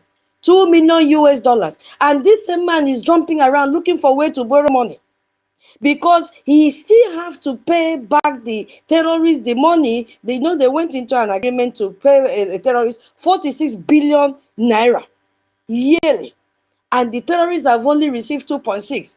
So he is running around looking for money to fund terrorism and to continue to lobby his way so that his criminal record will not be revealed. Is this the kind of country we should be with? No, we will never. Just to stop somebody's record from being redeemed. If Mr. Tinubu had a very good record, will he be going through this route? And that is the same man who is ruling Nigeria. It's not only the FBI, I hope you know. DEA is involved, Drug Enforcement Agency. You can see the kind of character that is presiding over our affairs in Nigeria, Mr. Okoro. Have you seen why things are not moving? Have you seen why Nigeria is where it is now? How can such a character represent good governance? Just tell me, how? Can you put something on nothing? No, can you put something on nothing and expect it to stand? Eh? The whole world should come to the aid of Nigeria. We are in a very big trouble in the hands of Tinubu. He has dealt with us in a manner unprecedented in the history of this country. Everything that is bad, everything that is obnoxious, everything that is illegal is what that man represents. Yet he's presenting over our face. How can we move forward? How can Nigeria survive in the hands of a man like that? Please, somebody should tell me. Is it possible? Can Nigeria ever get it right under Tinubu? Look at how much effort is wasting. Trying to stop that record. How many times now? Since 20. Everybody Tinubu relates with, they are on drugs like him. They are on drugs like him. And they have criminal record. It's just a matter of time it will be exposed. Okay, Onyeka, I will yield my mic here. Onyeka, please hold on. I will yield here and allow my co-host to continue them before we'll pass the mic to others. Toti, are you there? Or Mama Betty? Yeah, I'm here. Okay, please go ahead. Thank you. Is it Onyeka? Onyeka, you can talk to Biafrans now before Asiebu. Or should I go ahead and speak to Biafrans? Give my own little submission. Stomping down. Okay. Toti, Okay, Toti, you go. Go ahead. I can see him tumbling down. Go ahead, Toti.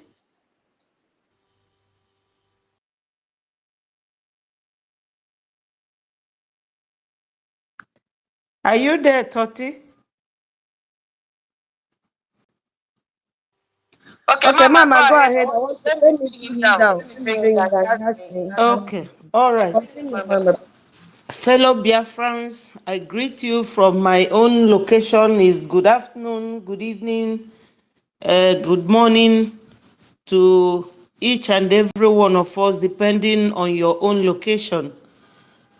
I am very happy to be in your midst today, and I'm grateful that my sister is back.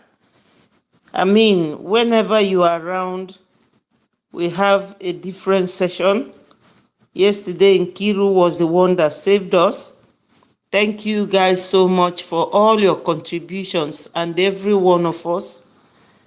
We will always remember our leader, Mazen Nnamdi Kanu, who opened the eyes of many Biafrans, the eyes of many Nigerians, the eyes of Ududuwas and Hausas, and even over aboard like foreigners or internationally, so to say.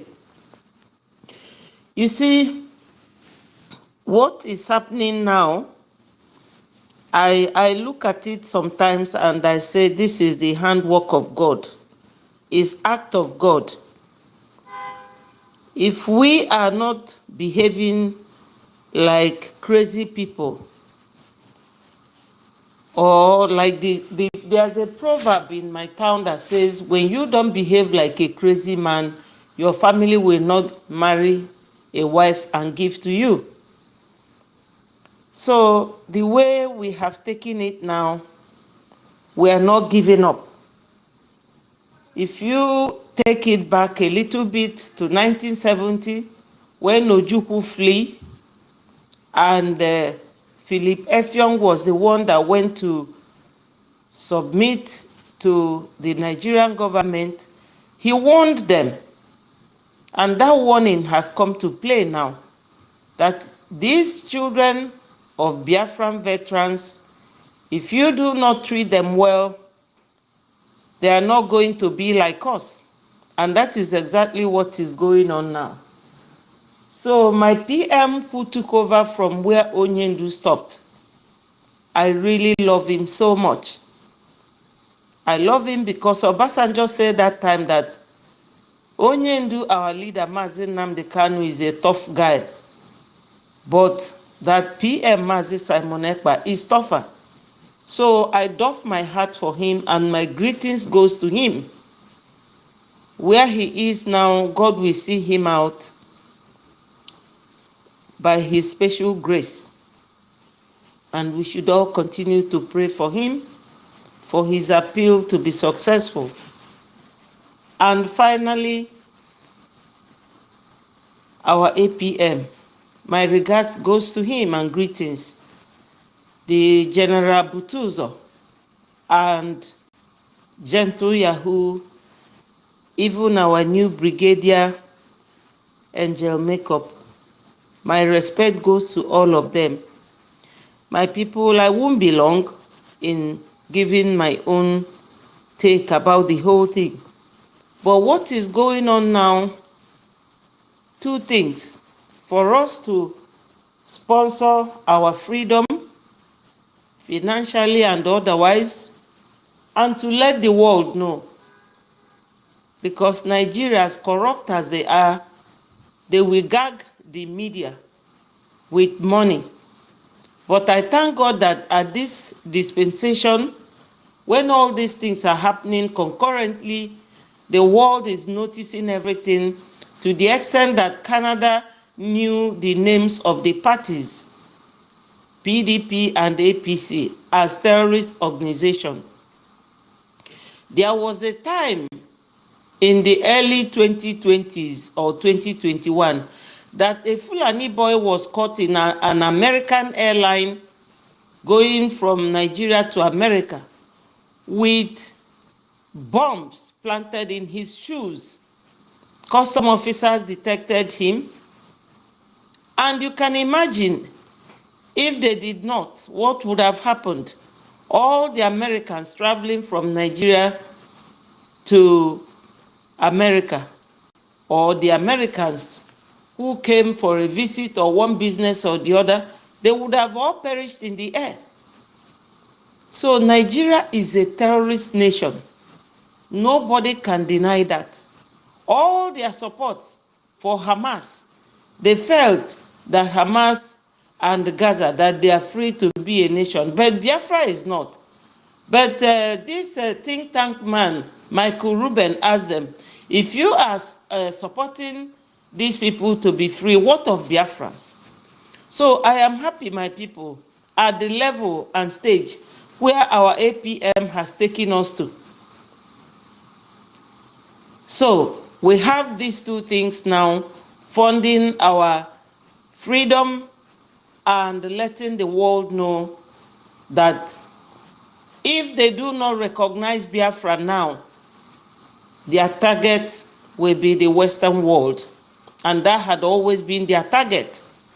They all know what Osama bin Laden did, and they are not giving up. So we are saving ourselves, saving the world. Thank you, my people. I will yield my mic and let the other co-host, Toti, take the mic. Thank you so much. And we are here, my people.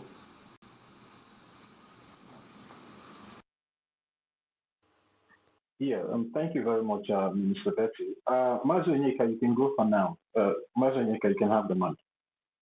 I will come back when you're done. Mazu Nyika, are you there? Thank you so much. Thank you, Tosi. Yes. Thank you, the hosts and co-hosts, and ladies and comrades. I greet you. All protocol observed.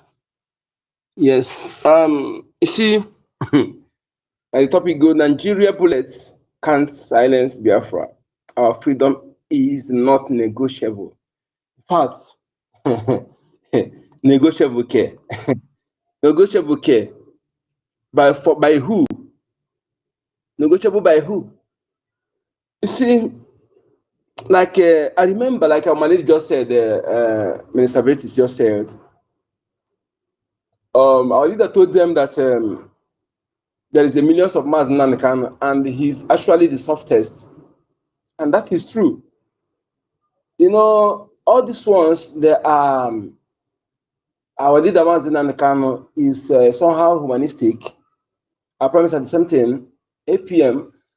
Those that rest like us, we don't know how to speak, and we don't know what is diplomas or whatever they call it. If we hold that trigger, we go pull them.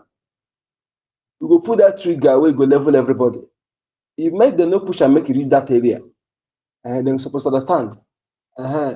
So I remember when we started during there was a time Mayegu and our prime minister, when he was broadcasting with one man again, one Biafran again in America, they had joint broadcast.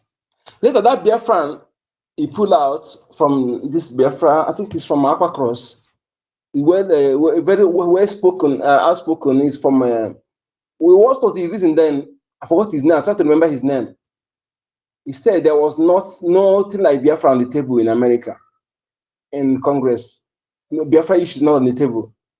That he don't see it coming soon because there's no issue of Biafra on the table. Because Mazda Nakan has actually submitted everything. Whenever he submits, these people will go and those things are not being attended to. Why am I saying so? To know the effort of BRGIE through our APM, through BRGIE and our lobbies.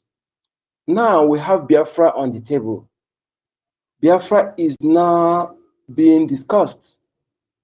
So at time, when he pulled out, so I promise I told him, I think who responded that it is human being will make it to be on the table. Okay, it is all of us, all hands to be on decks. And that is why I still adopt my heart to our Prime Minister. Adopt my heart to him is, in fact, is actually, he said he's a 50 man in one, but to me, is beyond that. 50 man in one is understatement. Okay, is understatement. I appreciate his effort. I appreciate his, never take no for an answer attitude, That is, I learned a lot from him, from Mazin and the Kano, from APM and every Biafran here, Yes. So they have actually, the Biafra issue now on the table in America and White House. So what are we waiting for? Are we waiting for Biafra? What are we waiting for? Is it, we have they give us everything without anybody, I say anybody who's saying, well, our parents are coming out of man, the person is enemy. There's nothing. They can't tell you are confused or you don't know where to follow because they have given us the template, the standing order that will lead us to our destination has been put in place. All we need to do is to support financially, medially, and otherwise, in making sure that those who are in forefront of piloting this train or navigating, they have all it takes to do so. That is all every Biafran should do. There are those who are crying, I wish they have somebody like Mazin and Nikan, wish they have somebody like Promise Amanekwa, wish they have a BDF. They don't have. But these men were able to put all these things in place. Now, our APM, the Punisher, yes, the Punisher, and that we support him 100% to punish very well. To punish very well any saboteur, IOTA should be cut off, no treatment. No treatment. To cut this off. I will support him to do so in making sure that we reach our destination. Every platform needed to take us to our destination has been put in place. All we need is finance. We need money. We need a Gemma. We need a Gemma. Every Biafra, anywhere you are in the world, if you are blooded Biafran, because I know not all who speak our tongue, bears our name, are part of us. That is what every of us must know. We must not take it. Don't take that for granted. Don't ever take it for granted. Because if you are taking it for granted, that means you are helping the enemy to penetrate, because that angle is the angle they are using to penetrate us deeply. And they're actually making progress in that angle because we fail to do what we're supposed to do. We are validating that all the while.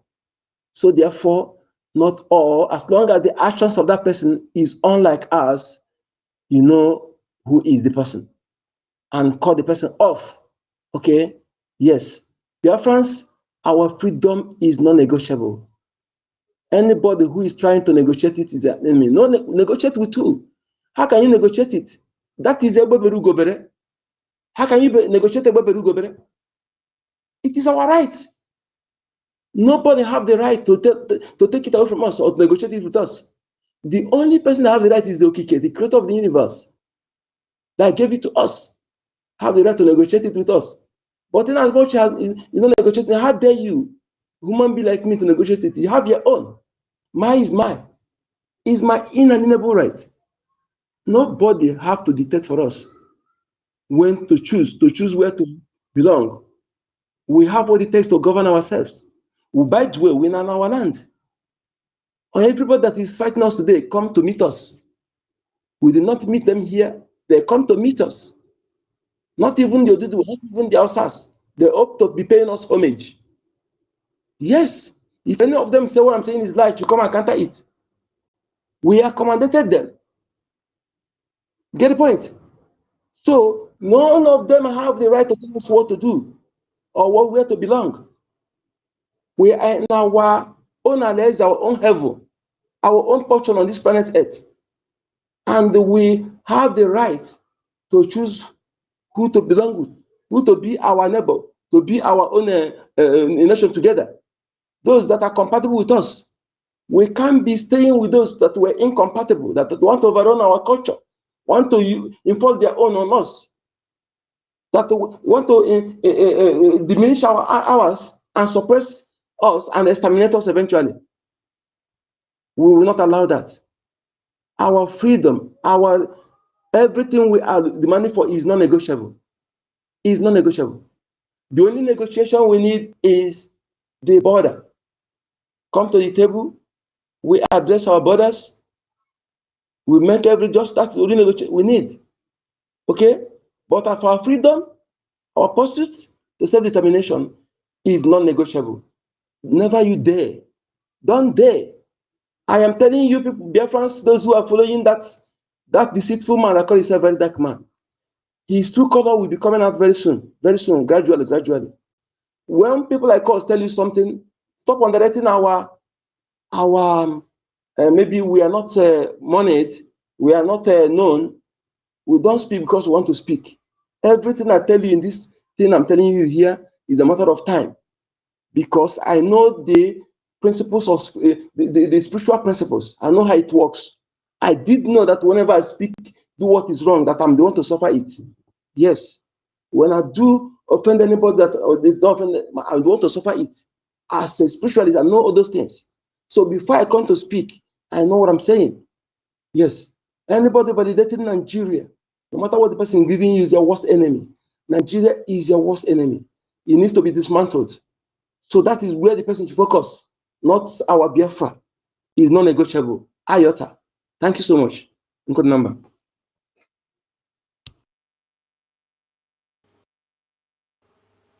Okay. Thank you, Onyeka Nkudinamba, for your submission. That was great. Totiville, are you there? Okay. I think maybe internet has dealt with him again when he's close to his again. Okay, let me bring you down, bring you up. Don't worry. I don't know why they're dealing with you like this. I'll keep on bringing you up. Yes, we cannot share a country with terrorists. It's not possible. You see, now they're beginning to cry, but this is what we call takia. You see, El-Rufai's son, Basha, he said he has rejected one Nigeria. Rejected to where? And calls for what? Regional autonomy. You see, he said regional autonomy can easily solve this situation of blame games. Why is he saying this? Because his father has also been tagged among those that paid terrorists. And they are still paying, because El-Rufai came out and mentioned some states. Katsina State was among, Sokoto was among. He said if he's lying, let them come out and defend themselves. And then a few days after, the son, Basha, jumped out from the hole and said that he wants regional autonomy. He doesn't believe in one Nigeria anymore. How is, okay, Toti, you are free. Let me allow you, now that internet has been stable a little. Toti, are you there? Toti?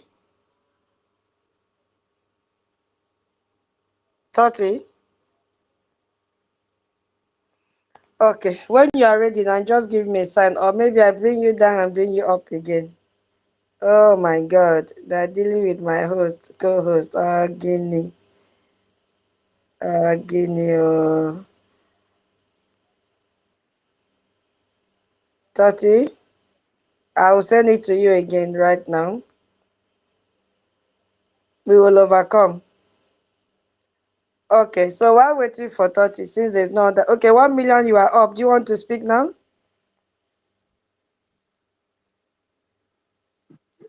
Hello. Okay, you want to speak now? Welcome. Good afternoon. What is happening to my boss? I don't know. What's I'm still happening to my battling boss? you. I'll bring him. I've sent co-host again to you. I'll bring it up. Continue, 1 million. All right.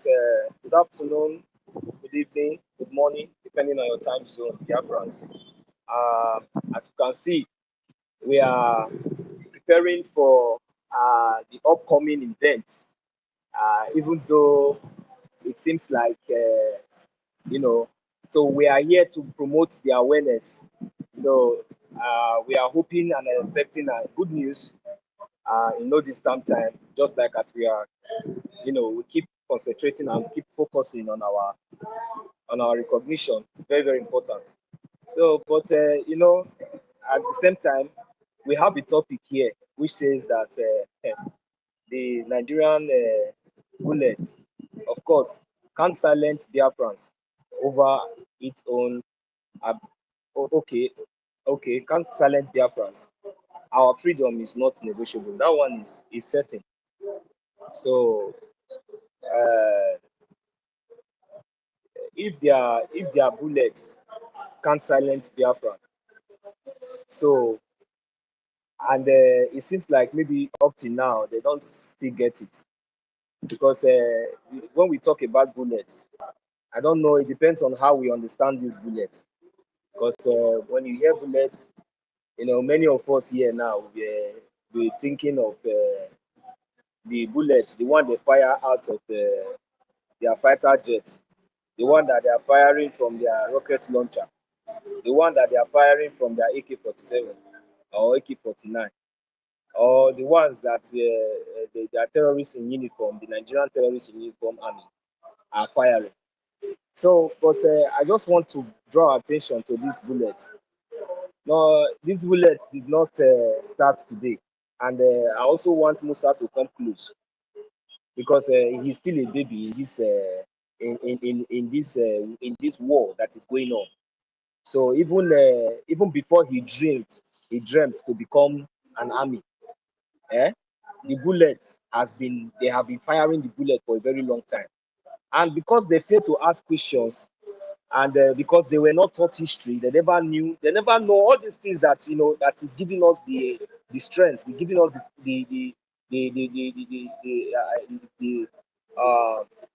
focus, it's giving us the energy. They don't understand. I might be very young. Maybe many of us here might be very young. We might not even have the opportunity to participate or even notice what happened even during the 1967. So what I'm trying to drag us back now is that these bullets are started even before 1967, and our forefathers has been defending and making sure that these bullets that they have been firing will never stop us from emerging as a nation, which we already are and which will be.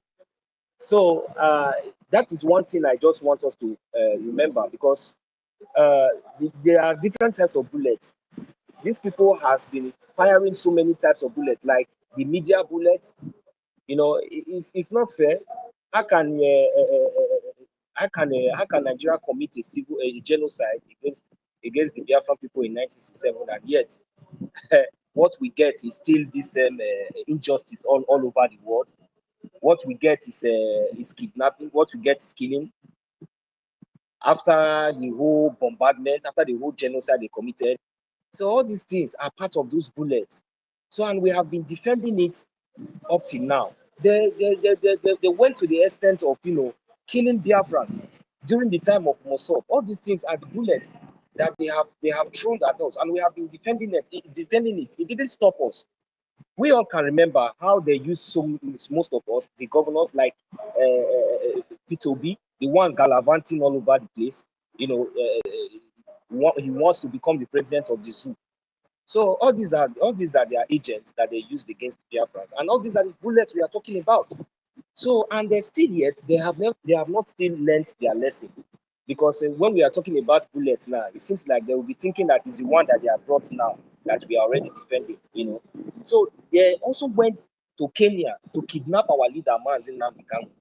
That one is another bullet to stop us, to make us handicapped, to make us feel like maybe what we are doing, we don't know what we are doing, or it doesn't make sense. So, but we defended it. It didn't stop us. It didn't silence us. On the bench of our convention last year, our prime minister was taken away from us just because of this same cause. So these are part of the bullets that they have been firing on us, but it did not silence us. It didn't stop the convention. We went to that convention, and therefore was declared and was ratified on the 2nd of December in Finland, 2024. So, and still yet, it didn't stop us. It didn't make us to be silent. They fired another bullet, using the mad woman in the United States of America, which is the mad woman, that Madame Must Bow, but along the line, it didn't stop us. These are bullets that was, fired against we, the Biafran people, just to stop us. But we all understand that stopping us is like, taking our life away from us. So, and we now understand, because now we have understand that, this Biafra, is our hope and is our life, is everything to us. So they tried to strike another bullet again at us, but we defended it. So these bullets are numerous, are coming from different angles. It depends on how you see it, and depends on it depends on how you see it. So from my own part of view, these are the kind of bullets that they have been firing at us just to stop what we are doing. But we are here to let them know, to remind them that we know the history, we know the foundation, we understand the beginning, we understand what we are doing, we understand these bullets. Whether it is their diplomatic relationship, the way they have been, trying to suppress us in the international community, all these things are bullets. They are even worse than even the physical bullets that we even think about. So these are the kind of bullets that these people have fired against we, the Biafran people, against our freedom, against our ideal, against our ID, and trying to suppress us. But we have refused, to succumb to this bullet, and we have been defending it. So that is to say that their bullets can never stop us. So if they have not understand that if their bullet could not stop us during 1967, their bullet did not stop us during the time of Mossad, and it didn't stop us during the time of our leader, Mazi Nnamdi Kanu, it's not going to stop us now that we have a government. Now that we have a government, which is the Biafran government in exile, it can't and it will never ever stop us. And in extent, we will now have to understand that maybe they have not also gotten to the extent to understand that our freedom is not negotiable, because there's something that the world and the Nigerian terrorist state have to understand. If they can go to Kenya, if they can even start this evil, this atrocity, colluding with their masters, to oppress we the Biafran people, and we are still standing. In fact, this time around, I think we are even standing, more stronger than ever before.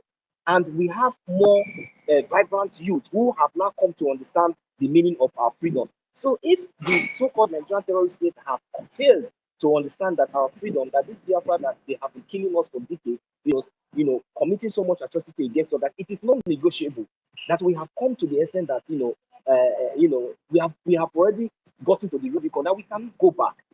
And our freedom is not negotiable. If they don't understand that, then they should wait for our result. That is the only thing I'm going to say.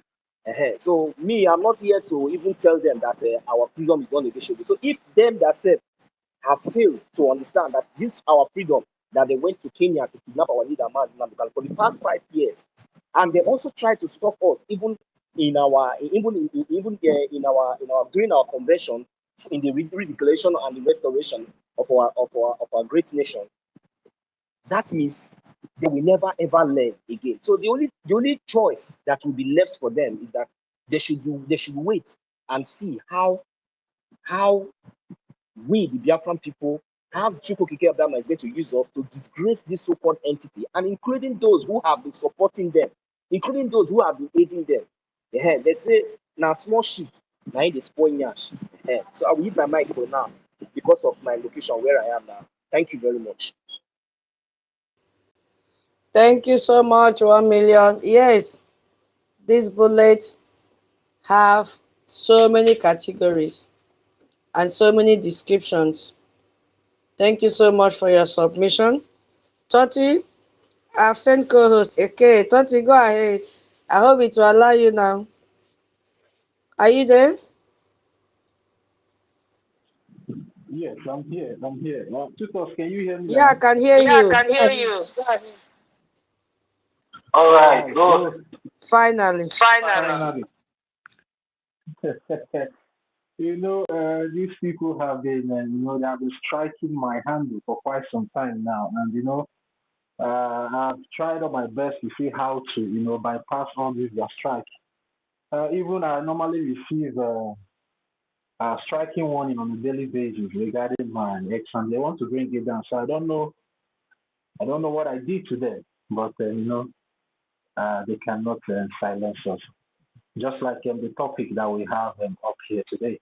Before I go into my own submission, I would like to, salute every one of us here on the space today. Tutos, thank you very much for hosting us today. God bless you. Minister Betty, yeah, greetings to you. Mazi Onyeka, including number, greetings to you. Mazi Nonso, yeah, thank you for your submission, Mazi Nonso. Omaricha, thank you very much. Our own lovely Sister Eunice, greetings to you, Sister Eunice. Madam Uki, yeah, greetings to you. Minister Snow, the COS to the acting Prime Minister, greetings to you today. Our own Ben Uwabo, Mwezi, Simon Ekpa, Biafran Freedom, Free Energy Tech, Freedom for All, Ihechi, our own big uncle once more, Emeka Sukwetis, greetings to you. Our own Daddy BMO, yeah, greetings to you, sir. Biafran Lizin, Bahrain, aka Onyenyi. Greetings to you, Hardcore. Greetings to you, my brother.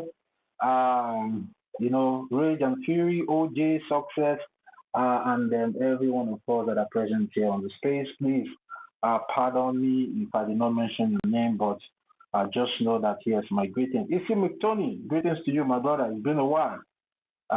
It's good to see you here today. Thank you very much. It's been a Biafra and the rest of us here. Greetings to every one of us. Yeah, tutors. This is a very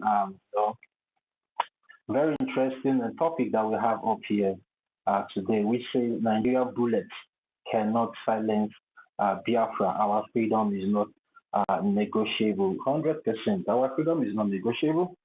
And, we, the Biafran people, should be proud of ourselves as it stands today because we have proven to the Nigerian terrorist government and, the external interest and, and all our enemies, both within and without, that you cannot kill an ideology. You cannot imprison an ideology. The only thing that you can do to an ideology is to come to the round table and negotiate your way out from that ideology. So anything outside from a proper negotiation with an ideology is just a waste of time, of which we have proven to the Nigerian terrorist government and those it may concern out there, even right from 1967 during the Biafra Nigerian genocidal war, of which you have highlighted some of those those are the things that happened in 1967 up to 1977 concerning genocidal war. I'm talking about our host tutors. You already highlighted some things about that genocidal war, and despite the genocide that was carried out against we, the Biafran people, in 1967 up to 1970, it did not stop us from fighting for what is right. Because one thing we want the international community to understand, and even some people in that contraction called Nigeria, is that we are fighting for our rights. We are not saying that they should, give us Nigeria for us to rule Nigeria. No. We are not saying that Nigeria belongs to us. No. We are saying we want to chart our own course as a people. We want our own freedom. We want out from this dangerous diversity that has been killing our people from time immemorial, even from when Nigeria was amalgamated as a country. This dangerous diversity of a union has been killing us. There is nothing good that this dangerous diversity has ever done for us as a people. So now we are saying, okay, we want to option out. We want to go back the way our God created us, the place, the geographical space that our God, gave to us. We want to go back there. We want to chart our own course. We want to determine our own political ideas. And which that is not too hard to ask because it's our right. According to all international laws, especially according to the UN Charter, that we have the right to determine how we want to live as a people if we don't feel comfortable in the union that we are. Then I'm so proud of myself today as a Biafran. I don't know about any one of us here, but me, totally, I'm very, very proud of myself because my consistency and resilience have been able to prove, even to some people that thought that maybe in the long run that maybe I would give up on Biafra and start talking about maybe how to fix the unfixable Nigeria. I've been able to disappoint them, and I believe that every one of us here that have remained consistent despite all the distractions, despite all the temptations, despite the sabotage that have before this our struggle for our freedom. Every one of us, most of us here, have stood strong and keep standing strong up to this moment. And I'm very proud of every one of us. And I want every one of us to continue to keep that tempo high. Because we have defeated our enemies. We have proven to them that, yes, our freedom is not negotiable.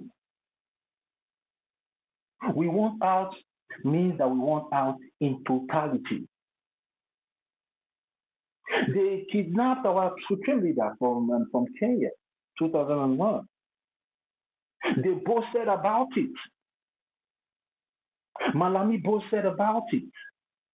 The so-called Lai Mohammed boasted about it. Even the so-called dead Buhari in his grave boasted about it, that yes, they have ended Biafra, that from today, since they have kidnapped our supreme leader from Kenya and the extraordinary rendition him back to Nigeria, that Biafra has ended.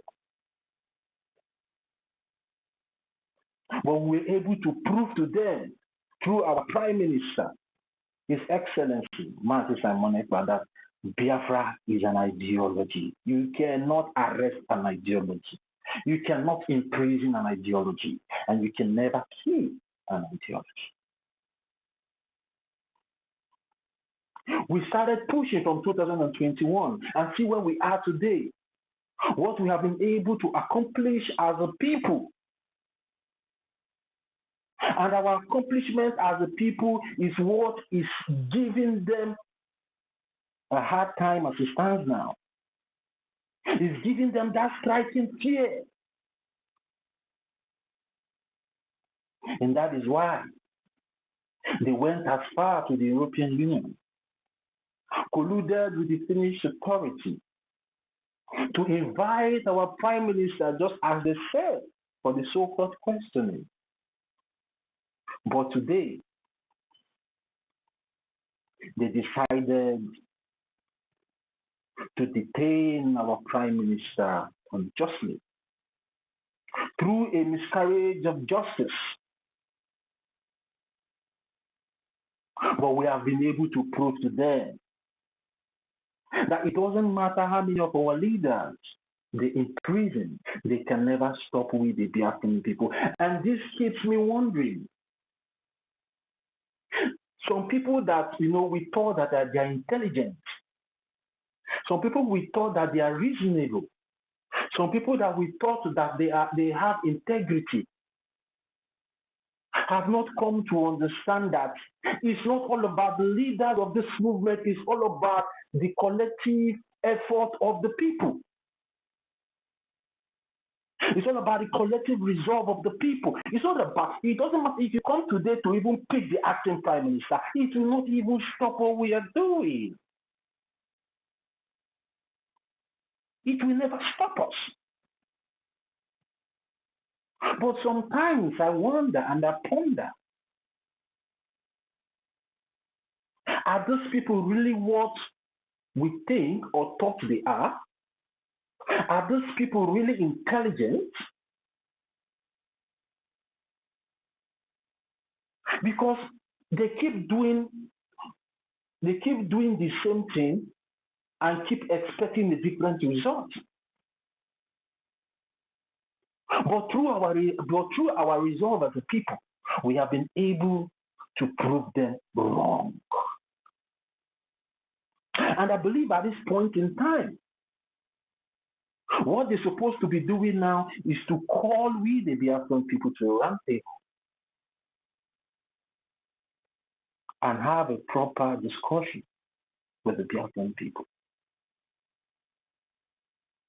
Because no matter what they do, no matter how many of us, no matter the chain bullets, no matter the jet fighters, no matter the armor tankers, no matter the GPMG, no matter the AK-47, 49, and all assorted rifles they bring into Biafra land, they can never and ever suppress the ideology that is behind this movement.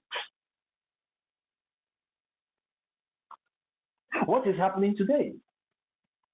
They carried out a miscarriage of justice in the European Court in Finland 11 days ago, which is the 1st of September 2025, thinking that they have suppressed the will of the Biafran people, thinking that they have suppressed the voice of the Biafran people. But today, we have been privileged to be having a congressional hearing in Washington, D.C. on the 18th of September 2025, which is this month. And it's one of its kind. Because the more they keep trying to suppress us, the more we keep breaking new doors.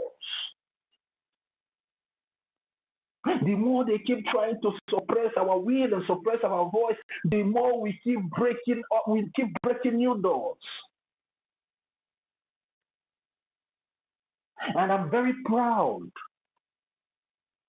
today as a Biafran that on the 18th of September 2025, the plight of the Biafran people will be heard in Washington, D.C. by reputable congressmen and women of the United States of American government.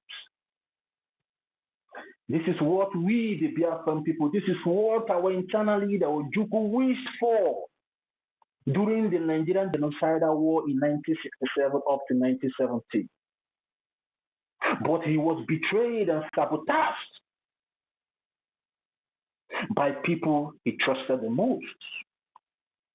By the people he even gave money to go to America and create this awareness of what is happening in our land, in Biafra land in 1967, 1970, genocidal war of the Nigerian terrorist government. But today, a man called His Excellency, Honorable Gechikunke, have been able to break that tie. Have been able to bring down that day that has been covering the Biafran people from the international community to really understand what is happening. The veil has been cast down. And on the 18th of September, the Biafran people will be speaking to the world, not only to the United States of American government, but to the international community, because I believe CNN will be there on that day. Al Jazeera will be there on that day. France 24 will be there on that day. And all international media, including the Fulani BBC as well, will be there on that particular day. And they will have no choice than to publish the Biafran people to the world. It's a very big plus, and I'm so delighted that I'm part of this movement today.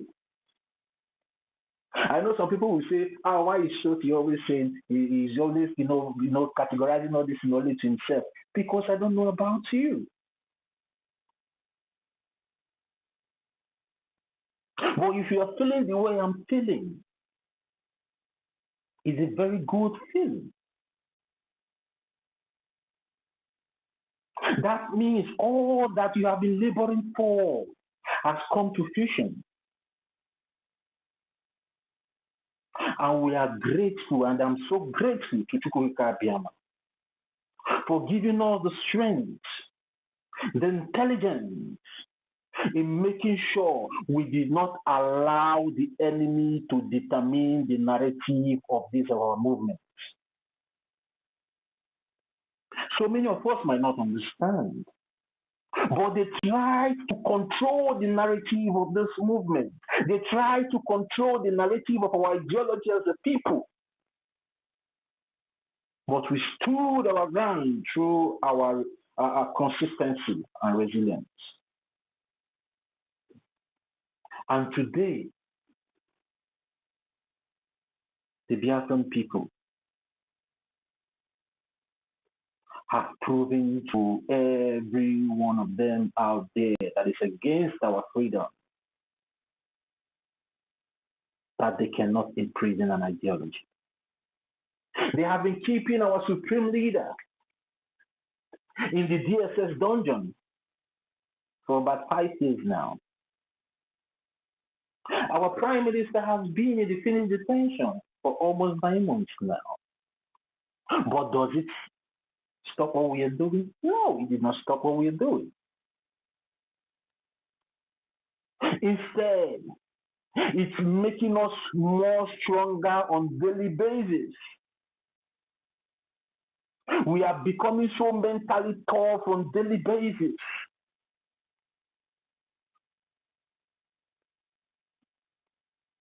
And thanks to Chukwuka Abiyama, that we have been able to prove a point to our enemies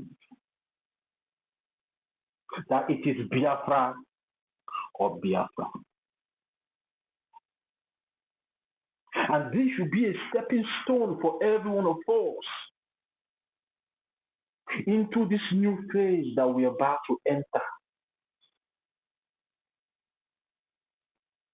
Because greater responsibility is about to befall every one of us. Now is the time for every one of us to wake up and make sure we continue to fund. And this time around, it's all about funding. It's all about funding it aggressively. Because there is something I want every one of us to understand. That we going to Washington, D.C. is not the end of the road, but a starting point to the destination. And that is why we need to buckle up. That immediately we speak to the world on the 18th of September 2025, that we all will come back home and start funding the diplomatic and political battle in Washington, D.C., and most importantly, the defense forces back home. Because I know there will be a take home on that particular day. And that take home will always boil down on what we as a people already know. And that is why we need to get ourselves prepared mentally and financially as it stands now. Because I need to be very honest with every one of us, because it's all about going to Washington, D.C. It's all about the follow-up of going to Washington, D.C. Because going to Washington, D.C. on the 18th doesn't mean your freedom is here. No. But it is an open gate for your freedom. And there is a take home. There is an assignment that will be given to every one of us on that particular day. And I believe we all know the assignment.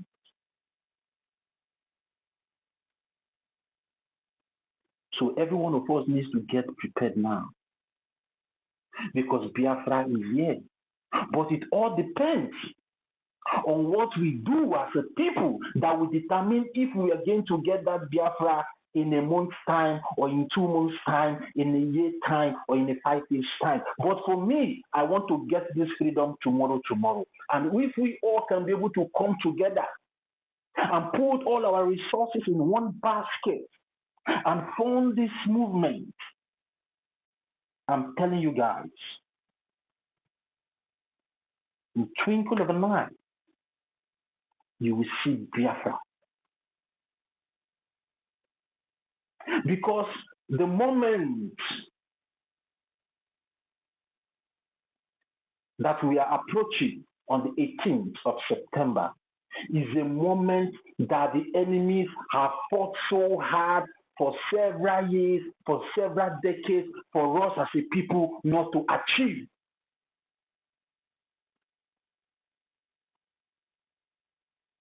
But we have been able to break that course through the Biafra Republic government in exile, through the effort of our Prime Minister, through the effort of our acting Prime Minister, through the effort of our lobbyists, and through the effort of our international lawyer, Aman Dabri. They have been able to break that course that have been preventing the cause, this just cause that we are fighting for, which is Biafra, to be heard in the international space. And we should not forget, our enemies are not happy. But that shouldn't be our concern. Our focus and our eye should be on the ball, which is Biafra.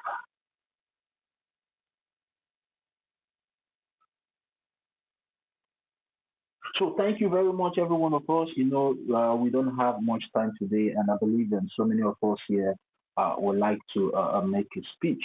But I just want the international community and the enemies of Biafra and even the friends of Biafrans to know that Biafra is not negotiable. And they can never imprison Biafra because Biafra is an ideology. They cannot arrest Biafra. The only thing they can do is to come to the round table and have a proper negotiation with the Biafran people, and peace will reign for every one of us. So thank you very much, tutors. I would like to use my mic here now so we can be able to pass the mic to people that would like to make their submission. And as we proceed, if there's still time for me to come up again, I will come to deliberate more on the topic that we have up here today. So thank you very much, tutors, for hosting us. And thank you, my co-host, Mr. Betty, and COS, the acting Prime Minister, Mr. Snow, is up here. Thank you very much. Tutors, I give the mic to you. Maybe you can call up Mr. Snow. Thank you. Thank you so much, Minister Totti. Now you can call up our original CEOs. Now you be co-host now. Now that the internet has given you breathing space. Yeah, I'm even surprised that today they allowed me. If I tell you all these days, some people will say, Totti, what is happening? We are not, they are attacking me blue and black. Even now, but I always find my way to maneuver on their strike and all this thing. Sometimes I might be on space here, they will just strike me. We just go and answer one question or two questions and come back. They will just activate it again. That's what I've been passing through. I don't know. But we thank God. Yeah, Mr. Snow, you can have the mic now, side today. Yes. Greetings, everyone. Tutors, greetings from here. Thank you for hosting us. Dr. my brother, greetings from here. Very forward. My own information minister, greetings from here. 1 million greetings from here. Omaricha, freedom for all. Sister Eunice, Mwadan Kiru, greetings. OJ, hardcore. I know that Afam was here. Mecca Socrates, BMO, everyone here, Rage and Fury, because I'm making every single one of you. And sorry, I've not actually spoken in a minute. It's just that for some reason, I think I and X we don't have a good relationship right now. I could be on the space and I'm just hearing what people are saying bit by bit. I hear for 2 seconds, they keep me, they make it a way I can't hear anybody for minutes. But hey, regardless of that, we're still gonna be here. Even if it is the 2 or 1 minute that I hear from people, it means that my people are still saying the same thing that we have preached over and over again, the same thing that we have stayed consistent on, which is, awareness of our dear nation, Biafra, awareness about the ongoing genocidal war waged against the Biafran people by the Nigerian state, the awareness of our leaders that are being held against their will in different places. So those are, those are the things that we have done consistently. Please, guys, just give me a minute. Hey, man.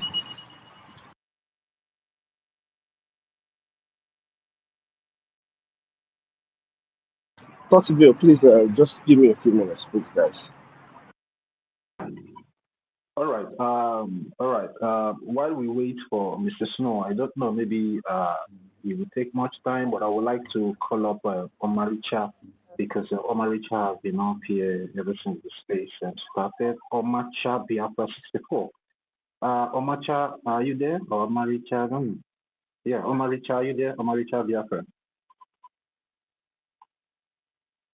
Richard Biafra, are you there? Please, can anyone hear me, please? Tutos, can you Yeah, hear I me? can hear you. I think he's not close to his mic. I can hear you. All right. Okay. Then they come. Okay. I don't know how long Mr. Snow will take because I don't want him to come back and interrupt somebody that will already be on the mic. Okay, Maybe maybe we I'll should just play a short clip with yeah. PM's voice before he comes back. What do you think? All right. You can go ahead. Let's just play within a minute. Then if he doesn't come back, maybe we'll move the mic to someone else Yeah. so we can proceed with it. Okay. Thank you. Give me 1 minute. Let me open it. Yeah, I'm there.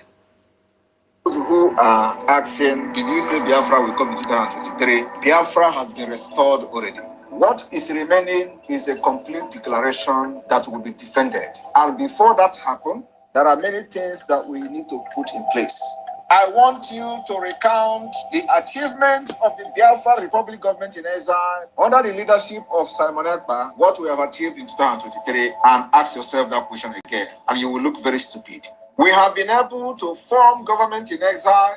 Minister Snow, please, when you are back, just raise up your hand so that I can stop the clip. Thank you. In 2023, we have formed the de facto government. In 2023, we have launched Biafra Liberation Army. In 2023, we launched Biafra Navy, we launched Biafra Air Force, we launched the forces of Biafra. In 2023, we adopted Helsinki Declaration, which is the constitution of Biafra. In 2023, we had a convention in Finland where Biafra people gathered from all over the world as delegates to vote on the Biafra Charter, which is a living document subjected to amendment. In 2023, we have created 40 states of Biafra. And believe me, many more states will come because we are not done yet. In 2023, not only that we created state, we also brought a redesigned and a redrawn Biafra map to reflect the current situation and the current. Yeah, Tutos, are you there? Mr. Snow is back.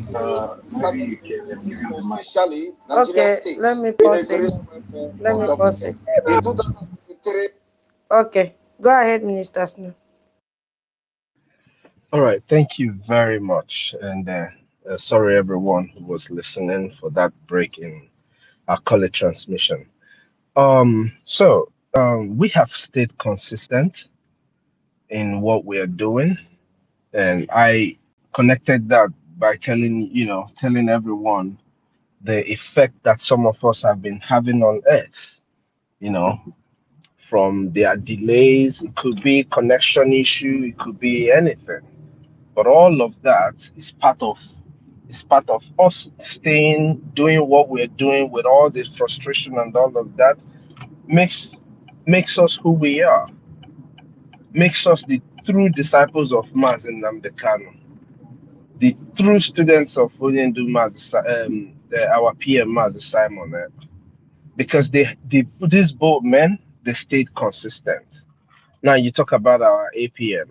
He has stayed consistent in making sure that this very struggle, this fire that we have ignited is not going to end, it's not going to quench, not on his watch, not on our watch.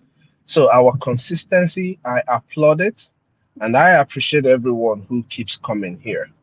I have just a few things to speak on before I yield the mic, because you know that the 18th is coming up, and we have to do everything to make sure that that event is not only successful, but one that everyone is going to talk about. Now, if you go to the topic said Nigerian bullets cannot silence Biafra. Our freedom is not negotiable. Our freedom, like Nkodi Namba, my brother, will always say, can never be negotiable.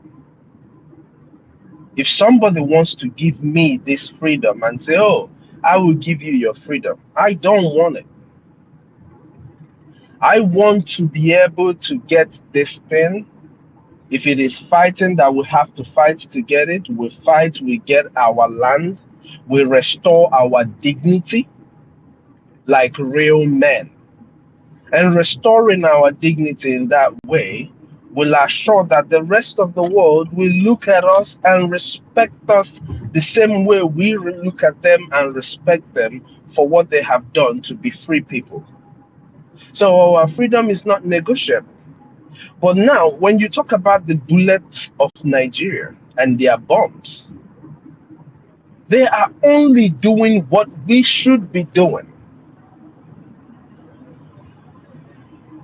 Fanon, Frances Fanon, there's something he said. He said the oppressor or the oppressed can never seek for their freedom from the oppressor in a way that the oppressor will become comfortable, in a way that suits the oppressor. The way you're going to seek for your freedom, the way you're going to fight, the way you're going to do anything that relates to you being free cannot be, should not be palatable to your enemies, to your oppressors. If it is palatable to your oppressors, then you're not doing it right. Just like our leader Mazin Namdekano said. If you're fighting and doing what you're doing and the enemies are applauding you, then you're not doing something, you're not doing it right. But once they start attacking you, it's because you're doing it right. The oppressors will always do everything in their power to destroy what we're doing. Everything in their power. So I would say this to my people: if you, as a Biafran, if you truly, as a Biafran, want the freedom of Biafra people, you must change whatever you're doing that the enemy is applauding you on. If it is fighting the Biafran people, the cause of what we're doing, that you're doing and the enemy is applauding you, you must change that style. You must change whatever you're doing. If it is speaking against your brother, speaking, calling our APM, our PM names, and all the brothers and sisters who are fighting, your fellow comrades, if it is calling them evil names, unprintable names that you're doing and your enemy and the enemies are applauding you, you need to change it. For us to be able to defeat the Nigerian terrorist state, who are coming against us with guns, bullets, and bombs, we must go harder than they are going. We must use not the same thing that they are using, but something greater than what they are doing. Do you guys know how to stop a bully? I think our sister, our senior citizen, Sister Stella, has explained this some time ago. You know, I love our women because they use examples, very nice examples, to teach our people what they should know. The way to stop a bully is not just by beating the person, it's by becoming a bully on your own. A bully for the right cause. A bully for the right reasons. A bigger You go one, to, a bigger, a oh bigger bully, yes, a bigger. oh yes, a way bigger bully. That is the only way you can stop a bully. The terrorist Nigerian state has been bullying the Biafran people. It has terrorized the indigenous people in the territory that people can't speak no more because people don't understand. Fear is part of terrorism. When they instill fear in you, it makes you cower into like running away from doing the right thing, being scared of facing your oppressor. So for us to be able to defeat the Nigerian terrorist state, we must change our ways. Yes, it is good to be good, but you can only be good to people who are good to you. Why are you being good to someone who wants you dead? Why are you being nice to someone who wants you dead? You see, it doesn't work that way. So if our people want to do what they're supposed to do, rise up, join your hands with us in funding and in standing on the path of truth so that we will get our homeland freed. Our event is coming up on the 18th. I want to say this. If you are a Biafran and you are living anywhere in the United States where it's easy for you, and you have been preaching that you want these people to hear us, you want this to happen, you want our defense forces to get what they want, this is your time to come out, stand with us, be a part of this event. And I will tell you this, most of what you have been wishing for will surely come to pass if you play your part. If you're in the United States, one of the most patriotic things you can do right now is to come out and join us to make sure that what we are going to do, that it becomes a success filled with our people who understand what we're doing. If you're in the United States, I say again, reach out to your admin. If you're outside of the United States and you can make it, reach out to your admin and try and see if you can be here with us. Together we can achieve this. If we don't do it together, we're not going to be able to achieve it. Dalon, everyone. I will come back on the mic, but right now I have to run along and finish up with what I have doing. But thank you all for always being here and speaking this truth that our enemies don't want to hear. We don't care if they don't want to hear it. Our job is to speak the truth. And maybe one day it will touch the heart of the people since our people don't want to do what they're supposed to do. Dalon, everyone. Thank you so much, our COS, the original one. Biafrans, you all know that yesterday when Inki hosted us, no one was raising their hand, no one was joining us until Stella came to urge everyone to come and speak up. When we are here, everybody is open to everyone. Come and say your mind. Speak so that the world will hear and know that Nigeria is a terrorist nation, that their bullet cannot stop us, that our freedom is non-negotiable. Do so, my people. Come up and speak to Biafrans, even to our enemies, and maybe foreign journalists who may be hanging around to get some information, because what we do, it pays off. If not for what we do, my people, Canada wouldn't have known about PDP and APC as a terrorist organization. So my people, come up and request for the mic and speak to other Biafrans. Thank you so much, Biafrans. Just raise your hand and the mic will be yours. Over to my host, tutors. Thank you.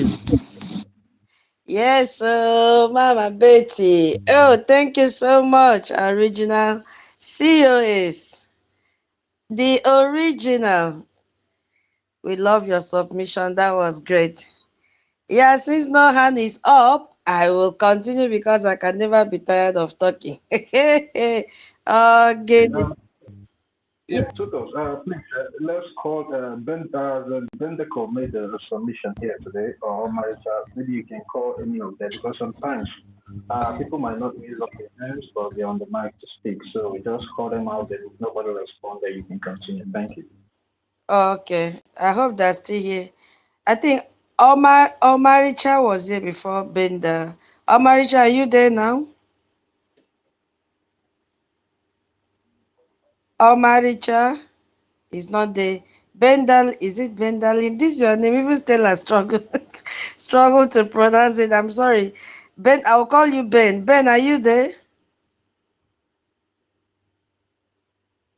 Where are they? Maybe internet is the problem. Omaricha, are you there? Amaricha is not there. I think Emeka Socrates is coming up. Yeah, I just brought him on. So maybe you can use the mic to speak. Okay, Emeka, you have the mic. Welcome. Our topic says Nigerian bullet can't silence Biafra. Our freedom is not negotiable. Go ahead, my brother. Welcome. All right, thank you. Thank you, tutors.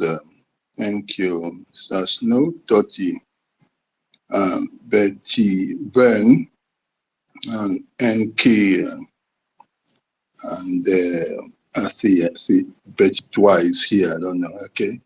Yes.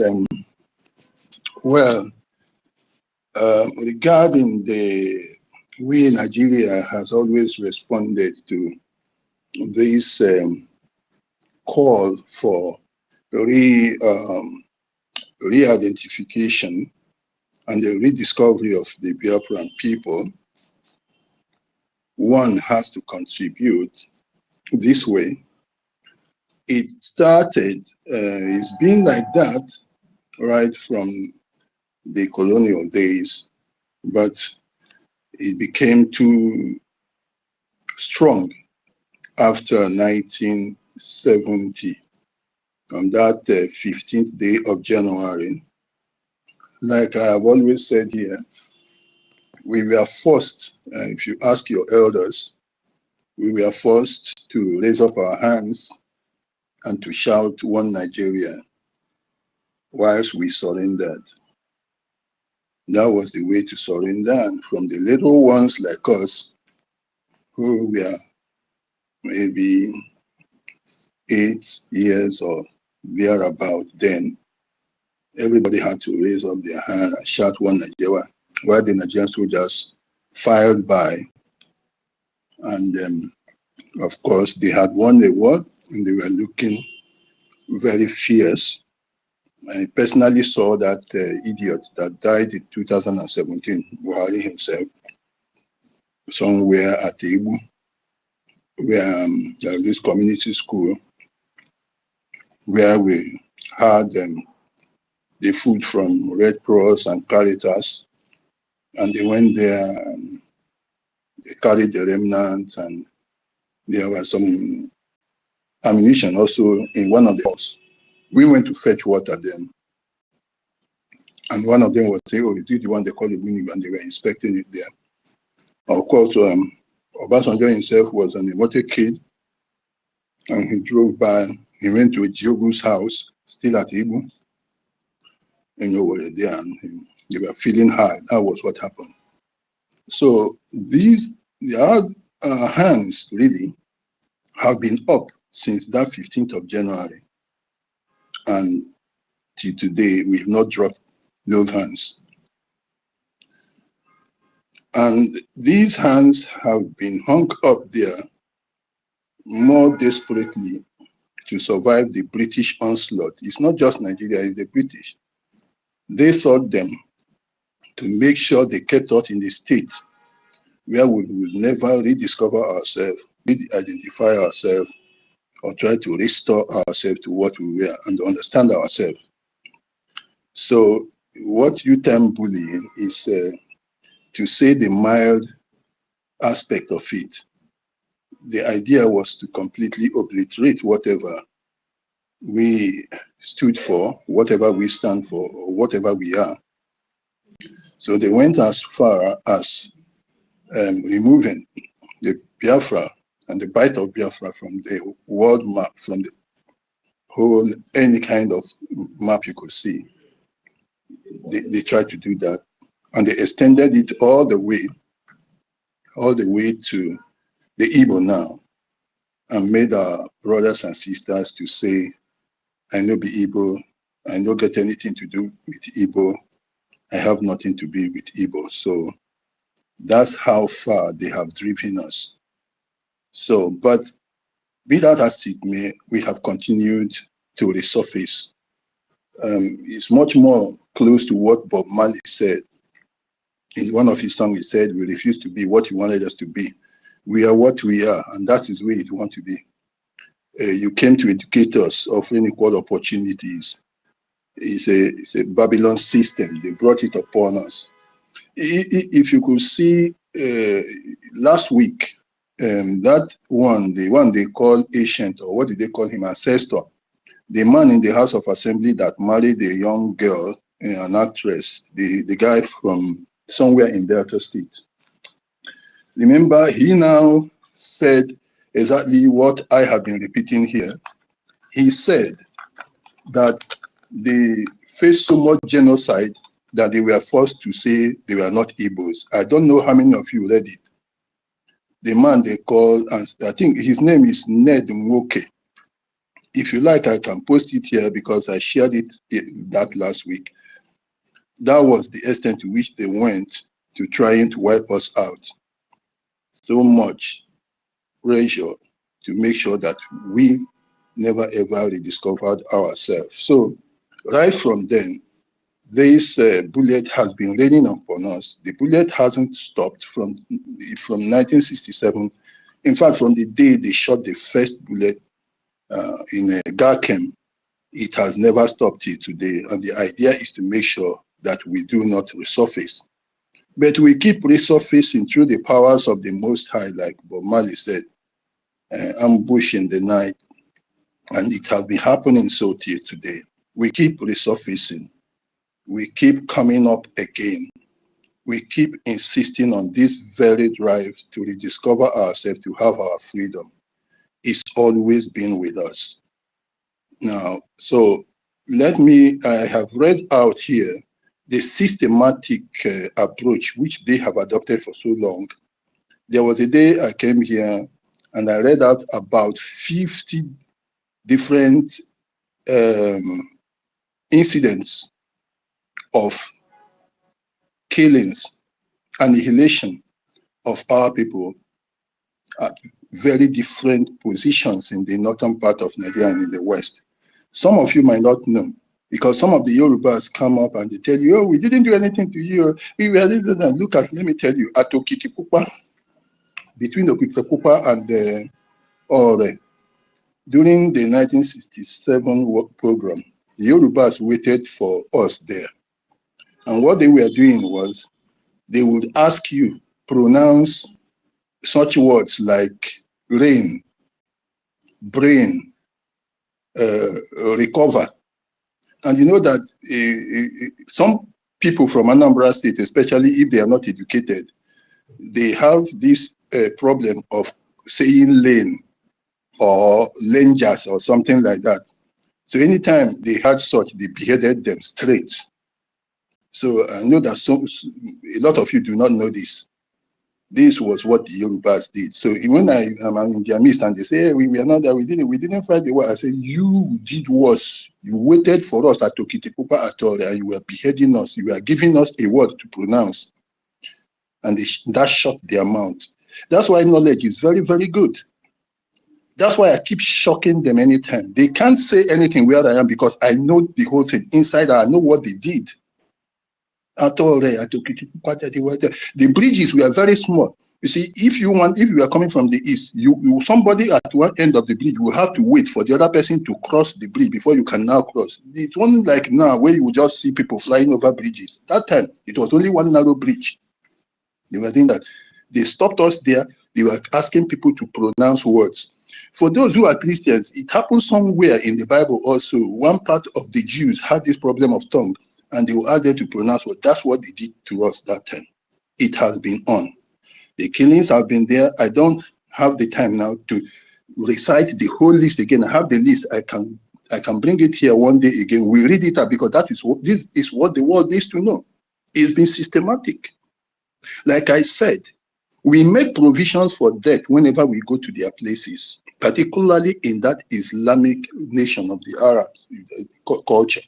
In the north, we sent 10. As we sent our 10 are going there, we are budgeting that 2 are just maybe on the death row. They may not come back. We expect maybe 7 or 8 to come back.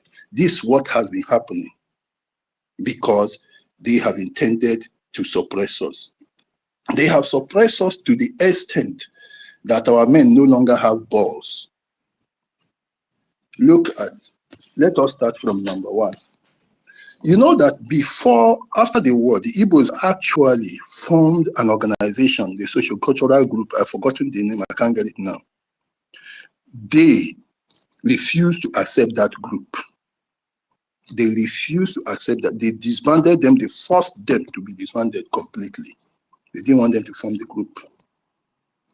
Until they themselves now formed this Ohanese Ndiara that they formed. This one that came from People's Club, the same People's Club that they whore, that idiot that is deceiving those empty-headed men now is part of.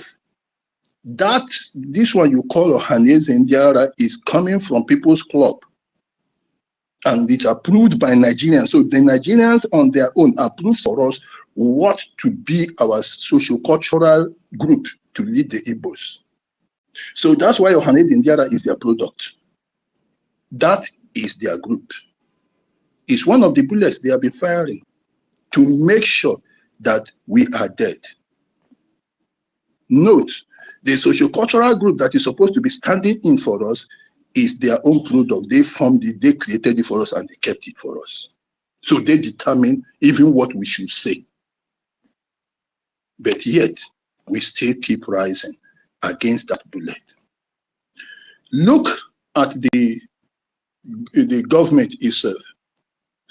They have so much suppressed Igbos that they have made it compulsory for us that before you can get any favor from Nigeria, you have to testify. The same thing I'm telling you from 1970, from the 15th of January 1970, that our hands have been up. That is why it is the Igbo man that has now the task of proving himself to be a Nigerian.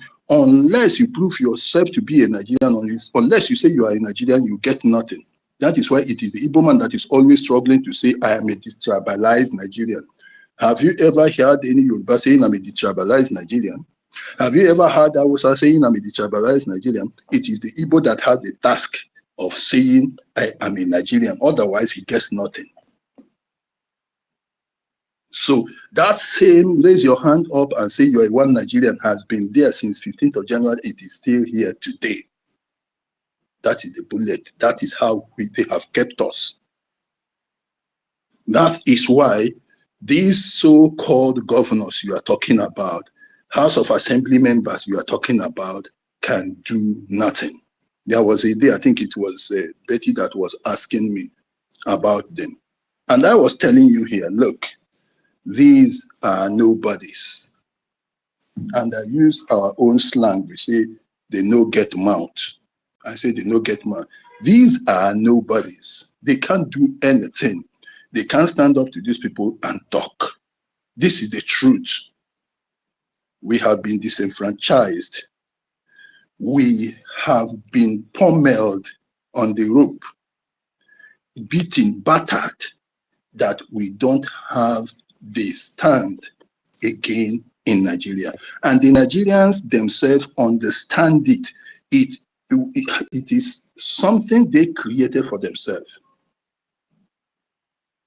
Something that is universally between them, the British and all, put up together to make sure that we do not raise our head. This is what they decided.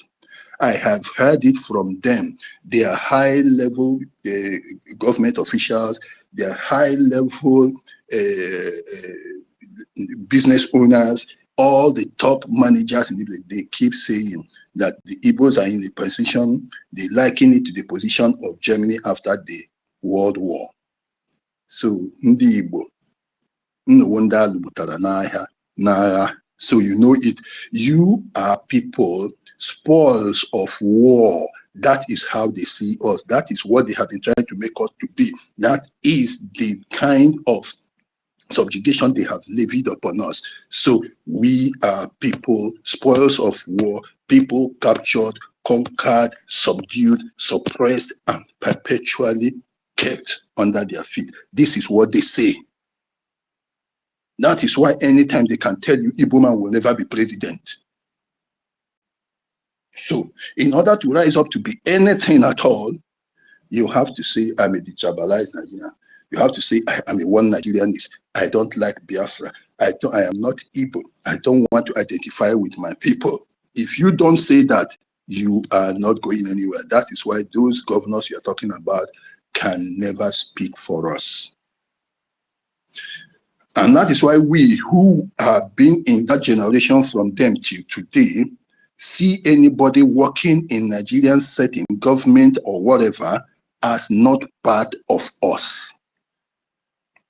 There was somebody that captured that picture very clearly, some 4 or 5, I think maybe up to 8 years now, Pat to Tommy. He was, I woke up in the night and I saw him in that interview. Some people were interviewing him on TV and he was telling them that, look, in Igbo land, when you are working for Nigeria or in the Nigerian government, you are seen as somebody who is not working for them, who is outside the spheres of their own lives. This is what Pat Tommy said. He understood it. He captured the scenario very well. That is how we have been seeing them since that time. And that is how they have been till today. And that is what will be tomorrow. So when you are seeing those governors and you are saying they are against you, they are not in their bedroom. They don't say these things that they are saying. I'm telling you. In their backyard, they will not say it. Even if you will use a picture, if there was something, one of the scopes, you can use any scope to find out what is in their heart when they are sitting there. They are not there, but they are not little chickens, little squirrels in the hand of the people that are subdued them. What is holding them is greater than them, because that is the bullet that we are taking. We are taking the bullet of being subjugated perpetually, because they say they conquered us in a war, and we are like Germany that the world conquered, and we can never say anything anymore. We can never do anything. That is the way Nigerians see us, and that is what they have taught their children to drive home upon us till eternity. That is why we have come to this point where we are now trying to spring back, because it has been years of this thing happening. For some of us, it is a spring back. For some of us, it is more than that. We are just having a belief from birth that this arrangement is not conducive and unacceptable to us. For me, it is as if when you give birth to a child and the child comes up, he says, "Nya, nya." It's like the first cry from my mouth is, "Nya, I don't like Nigeria," because I have always hated that name from the beginning. I never loved it, because immediately I came out, the way I think, the way I reason does not really accept Nigeria, because I looked at it. These are 3 different people. I saw, look, these are 3 different people, 3 different locations, definite population in so many places. Why should I have to move from my place to another? Why don't I have my own place altogether and this person has his own? Common sense is common sense to me. So there is no way, there has never been any single second in my life that I accepted Nigeria, and it is my right to do so. Because Nigeria is an ordinary arrangement, nothing more than an arrangement. So these governors you are talking about, the big men you are talking about, they have been shot, wounded by this bullet of Nigeria, continuous bullet they have been raining.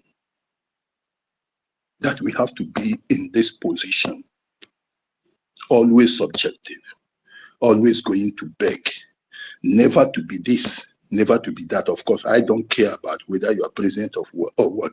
Because, for instance, if you form Biafra, do you think I will care where the president is coming from? If it's EFIC forever, I don't care, because I believe we are one. Let me tell you, there was this company that I was consulting for, and it belonged to the Igbo man. And there is this guy, I think, from Akwa Ibom, that was working with him. And the MD, the chairman, asked him to get somebody, and they spoke to me. But the MD came to me and he was saying, I want, I want somebody, Onyu Zulu, something like that, Onyu Zulu. And I told him, I said, but this guy with you here, is he not Onyu Zulu? He said, I know, you believe so, you believe so. But no, I want somebody close. I say he's already close. As far as I'm concerned, you people know me, you know how I reason. As far as I'm concerned, we are all one. And I did this 16 years ago. It was 16 years ago, I told him. So Biafra had this agitation. When they knew the way I think. I lived in Calabar for 10 years. I moved all the way. In fact, I was like when Nigerian idiots come and tell me that they have the amalgamation. What is it? No. Protectorate. I tell them, you are an idiot. Do you know what protectorate? Protectorate is an ordinary arrangement. I myself, I was a protectorate operator because at Buki, I was there. They gave me forest.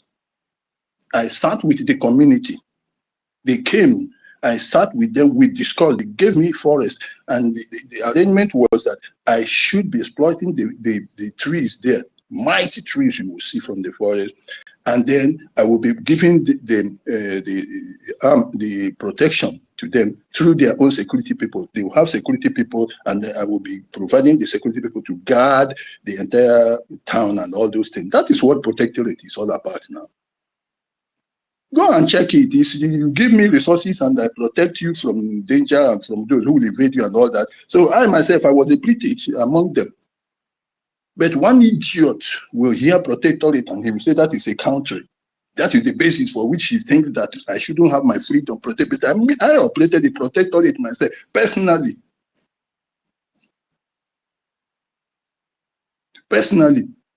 Later, they now said, okay, if you cut one tree, plant two. That was the Cross River State government that brought it. Where haven't I gone? Is it Ebome Bijaka? Is it Itigiti? Is it Igoma Bana? Which place haven't I gone there? Is it Eke? Is it Ete?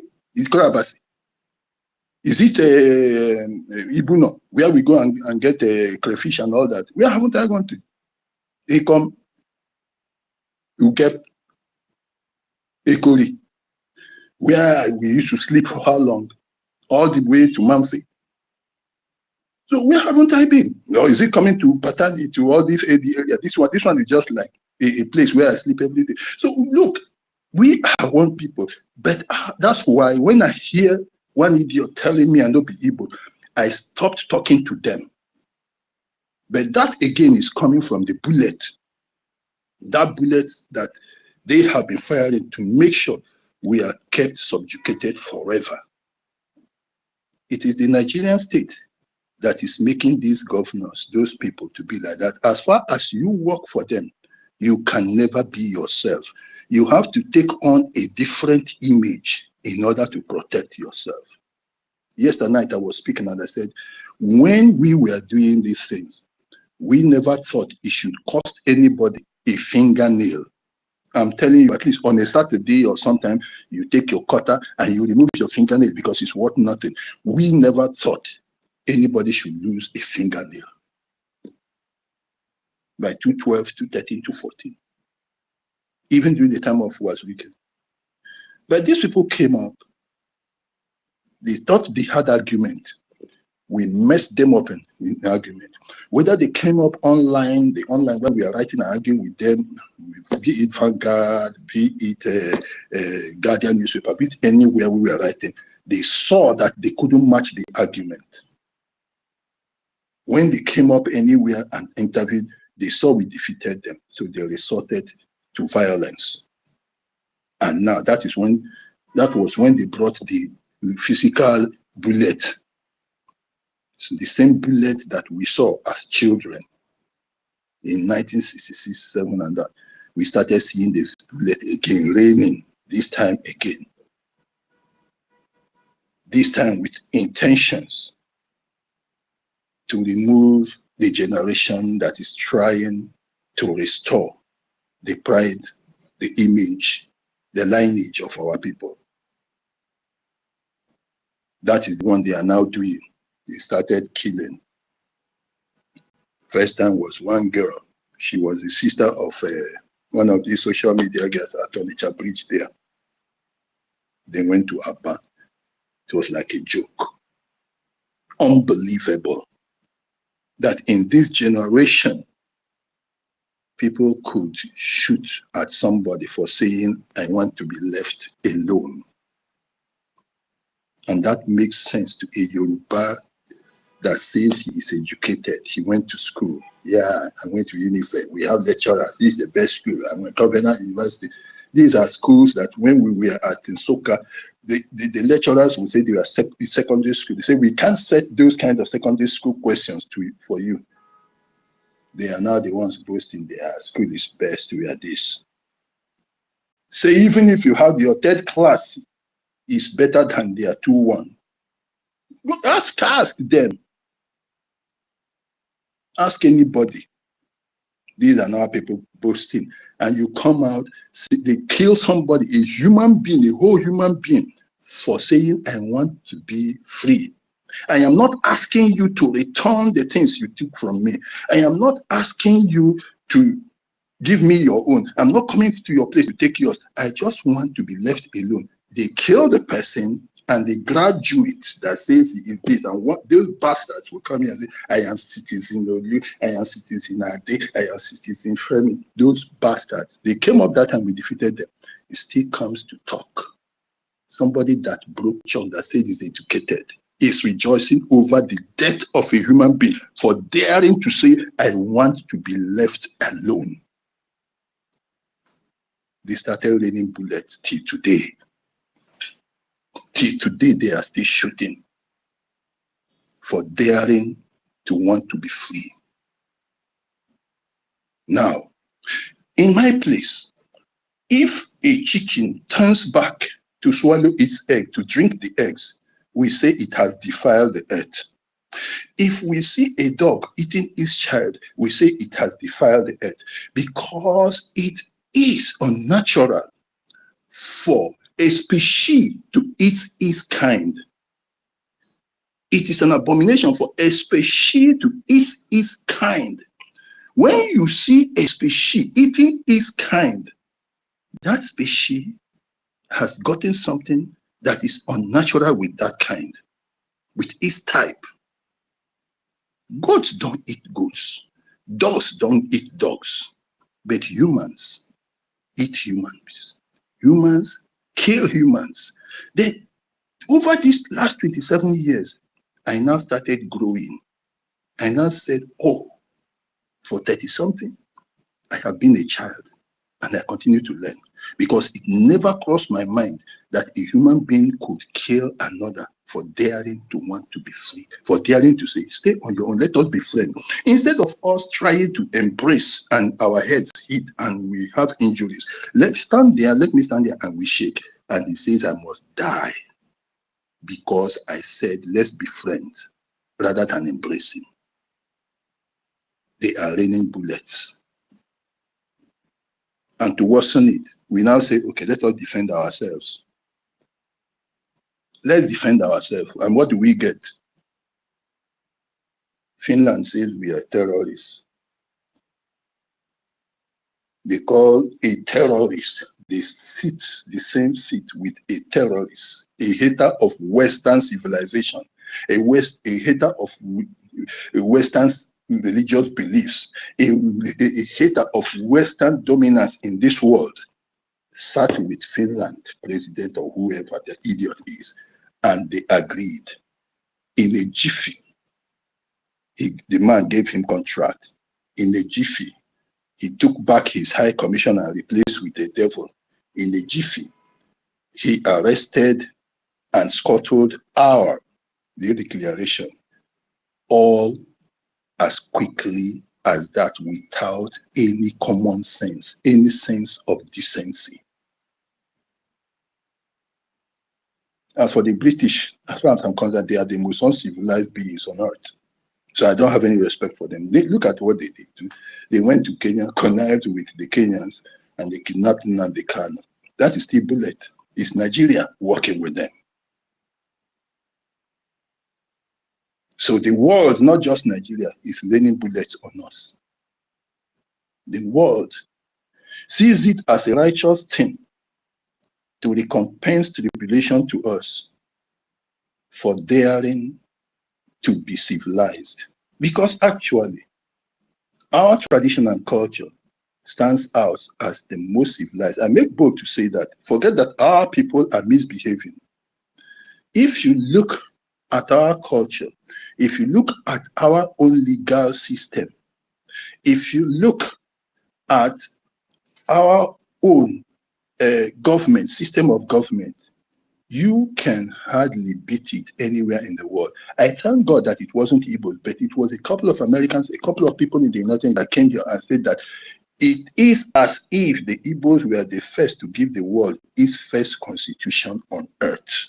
It wasn't the white man. If you like, I can send it to you or you will share it, you will see it. It wasn't me that said it. They themselves studied it and they saw, because that is the way we have lived. Democracy didn't come to us by force, by a necessity that we found a need to want to survive. It came to us by nature, by our common sense, by the way we think, the way we reason. That is how democracy came to us. The way we reason, we say, we are people who keep things arranged. We arrange things properly. We organize things. That's how democracy came to us.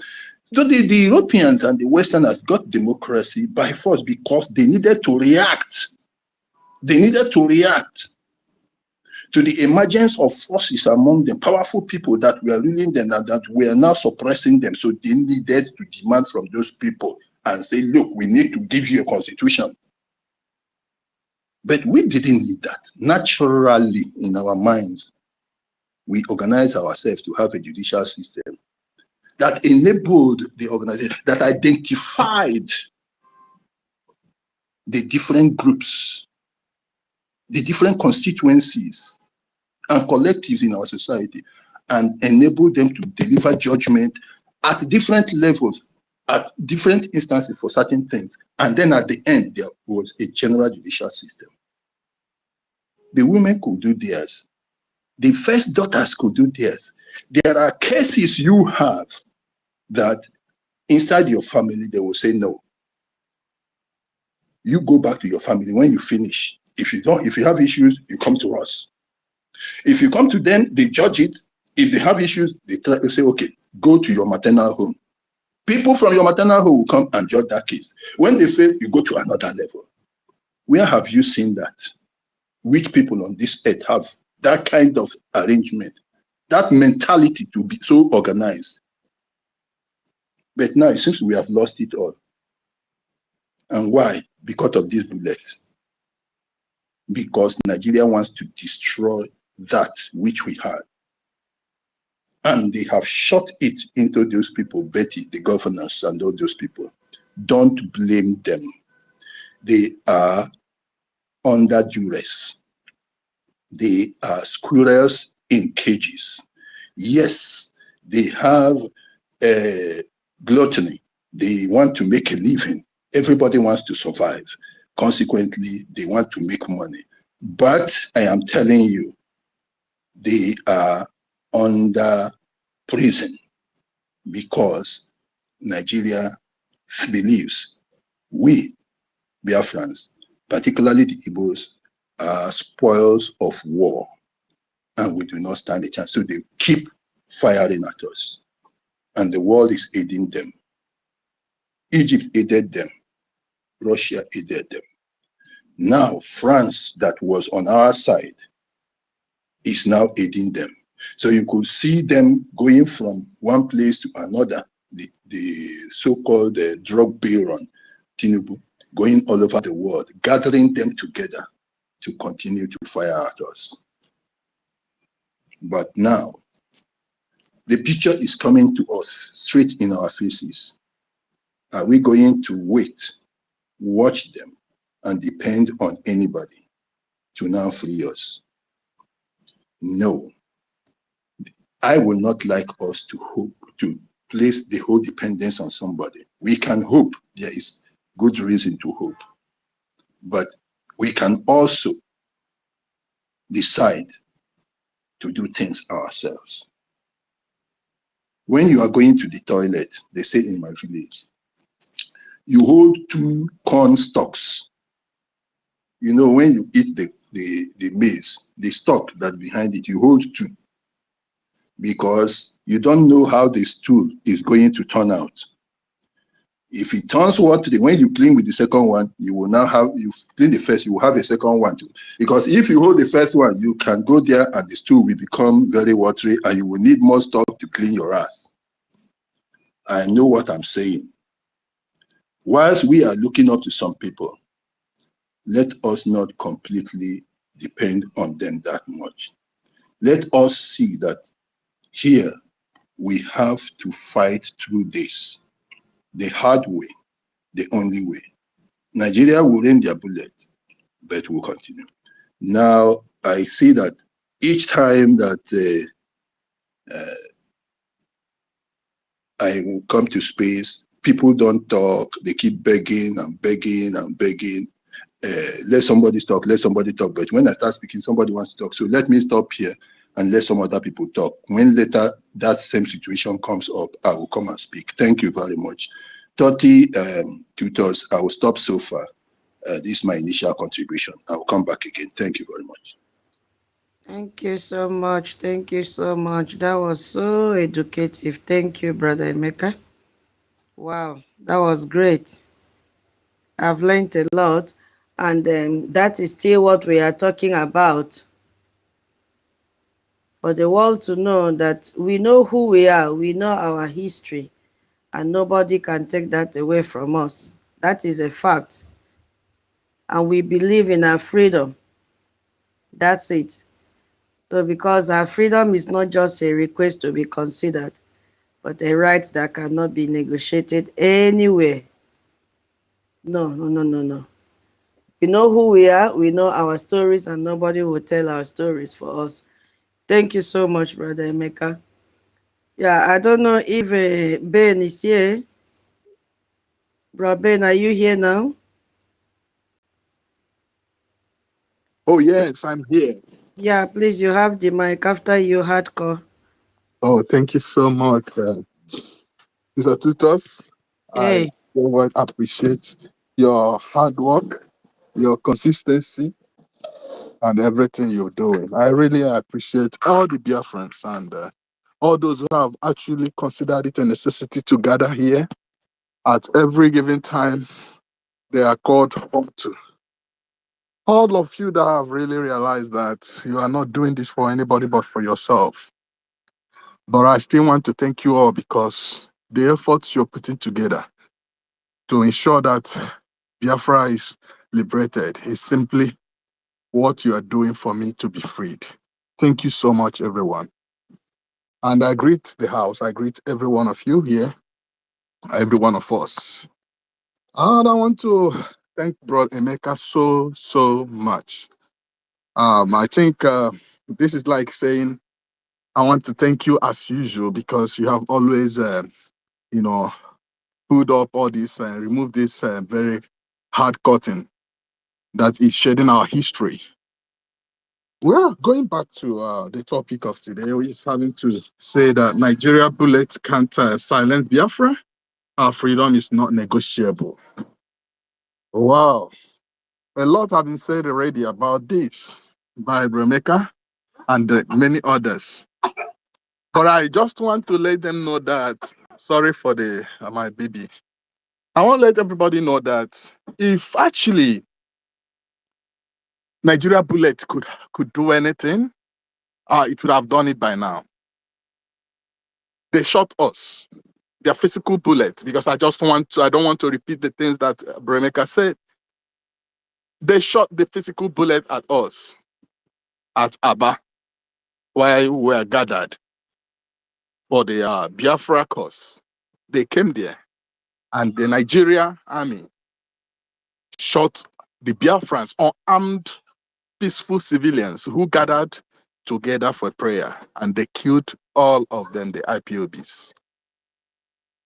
They shot our people at Uli. At a point, Obasanjo actually ordered the redirection of this bullet on a whole community, and the entire community was wiped out, none spared. That, I think, should have created enough fear for Biafra cause to be benched or stopped. But that still couldn't stop the Biafrans. They went to Onitsha at Headbridge. They battered our people, they killed them. Still did not stop us. We continued. They came to our Abame market. They killed the Biafrans simply because they were carrying their flags. It didn't stop us. Nigeria went on to kill our people at a protest ground when they were just only carrying the flag and singing only songs, nothing more, no sticks, no stones in their hands, according as their custom had been, which of course they also demonstrated on the same on their own people who were testifying for one Nigeria at Lekki Toll Gate. In the case of Biafra, they've considered this like as a custom. They've killed us like at random. I guess anytime they feel like they need to really appease their evil gods, they think about Biafrans for sacrifice. They killed us. And each time they killed us, we rose. More of us will rise. If they kill one, two will rise. Kill two, four will rise. That's how we've been going. No one of us has ever been deterred by Nigerian bullets. If actually the bullet could have any effect, when they showed up at Afaruku, at Nnamdi Kanu's house, and they killed our leader, killed, according to Nigeria, 28 persons. Of course, you know, they will be the last to tell you, for Nigeria to agree, they killed 28. Of course, you can remember that Amnesty International recorded about 160. They killed our people. This bullet has been working. This bullet has been taking the lives of Biafrans. But you can think about it today. How many people are up now, even after that? People are still rising.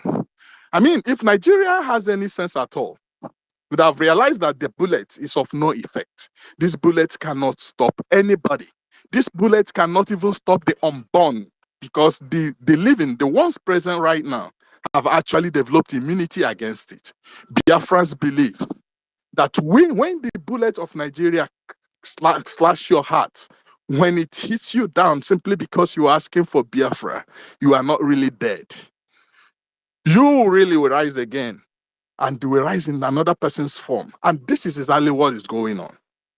So I want to say that their bullets have been on, but really have not been able to. If anybody could recall here among us, you remember at a time that Mazi Nnamdi Kalu's father was approached by Nigerian delegates when they came to Afaruku asking him to advise his son to pull away from the cause of Biafra. The man said to them that he has sacrificed him, the son, Mazi Nnamdi Kalu, for the cause of Biafra.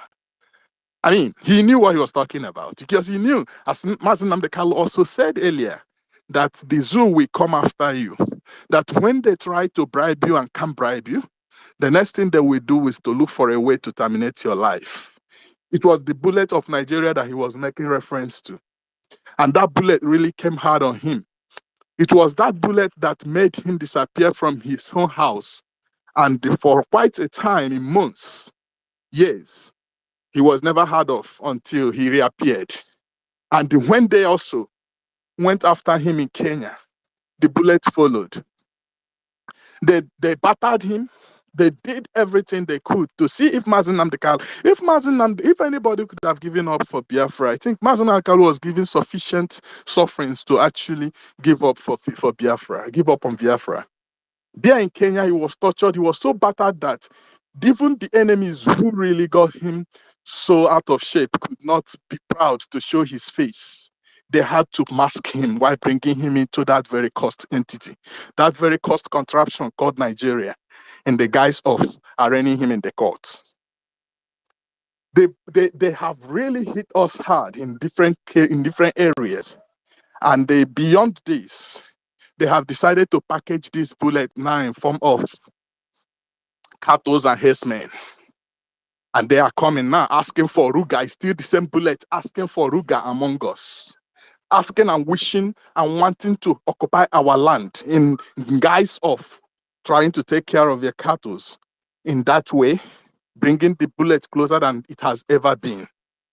Is this the bullet that sometimes they package in form of bombs and then rode across towards Biafra land and then had them shatter our people's lives at Onitsha in form of a tank catching fire and all that?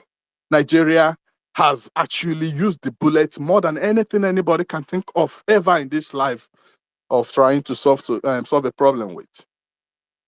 Each time Biafrans say we want to go our own way, Nigeria only respond by showing us the nozzle and the bullets. Whenever you hear Nigeria go to any part of this world to seek for ammunition, to buy arms in the name of terrorism, it is only Biafrans that they have in mind to use those on. Because even Shetima has said that the bullets should not be used on the Boko Haram. At a point, he said, no, that he wouldn't want to endorse, that he doesn't support the use of military on the issue of Boko Haram, meaning that the bullets should not be directed towards the northern people, especially those of them who are actually working for Nigeria, the terrorists. So the bullet Nigeria has today, when they are training their so-called police, training their so-called army, training their so-called navy, and the all what, call it whatever it may be, they have in their forces. Whatever you hear, whenever you hear them say they are going through training, they are even training both within and outside Nigeria, they are doing all of that just to ensure that they will fasten their skills in the use of the bullet on the Biafrans. And if up to this time, haven't been using this, use this on the Biafrans for this length of time, they have actually invited foreign arms to aid them to use the same bullets on us, killed our people at all cost. Yet, up to now, someone is standing tall in the name of Ogenkere, heading down without looking back at the Capitol Hill, at Washington. It tells us a lot. It tells us that really the bullet cannot deter us. If Nigeria could fire us this much, still, Master Simon Ekpa could rise in the midst of these very rainy bullets. Master Simon Ekpa rose. Nigeria fired the one coming from nozzles, the one coming from the barrels of guns, and the one coming from the mouth of the people they call the activists within the country. I can remember Brekete Radio. That guy seems to have actually gone dead simply because Finland has attended to, or since ever, after criticizing Master Simon Ekpa, he realized, oh, the work is done. When you hear about them, when you hear them, all of them within Nigeria, telling you that they are there for human rights. These are people who are there really for human rights, but on the other way, to make sure they deny humans of their rights through their platforms. But these bullets have not only been coming through the nozzle of guns. That's why I'm trying to say it's been coming also through the so-called activists, fake activists. I want to tell you there is no real one of them today, no real activists in Nigeria. Anyone who comes up in Nigeria and trying to follow through the pathway of truth in terms of, in the case of activism, that one ends up like Delegiwa or in another fashioned death. But I tell you, anyone today who parades himself within Nigeria claiming to be speaking for the voiceless and all what, those are liars. They are just tools that Nigeria is using. But I want to say that if the bullet of Nigeria has not stopped us till today, if this bullet is still raining while we have someone like Okekere, like I said before, it's still going on and we have Mr. Success. This bullet is still raining and we have our honorable information minister. This bullet is still on and we have our PM. It's still on. Here we have a tutors. This bullet is raining yet. We have here our sister Key. We have our sister Betty. We have BMO. He gives me the greatest hope ever. When I hear his voice, from his voice alone, I guess his age. But this man is still standing. Beyond all things, he has seen it beyond anyone could imagine among us. This man is there, giving us the strength, the hope, and he is so consistent. Beyond all this, he is doing all this, in the midst of all these bullets. People have actually been shot in other forms. Many of us, of the Biafrans who are not at home, got their own bullets at the target of their family members and their building structures back home. Nigeria has tried to tamper with every element that sustains the very root of our existence. But it hasn't stopped us. And I want to assure them today that no matter what they do, their bullets, in any form whatsoever, can never stop Biafra. Thank you very much. Thank you so much. Thank you, Bendacom. Thank you. You're welcome. Thank you. Yeah.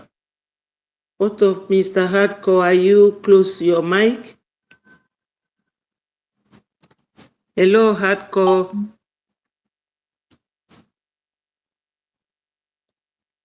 Hello, Hardcore. Are you close to your Yes, mic?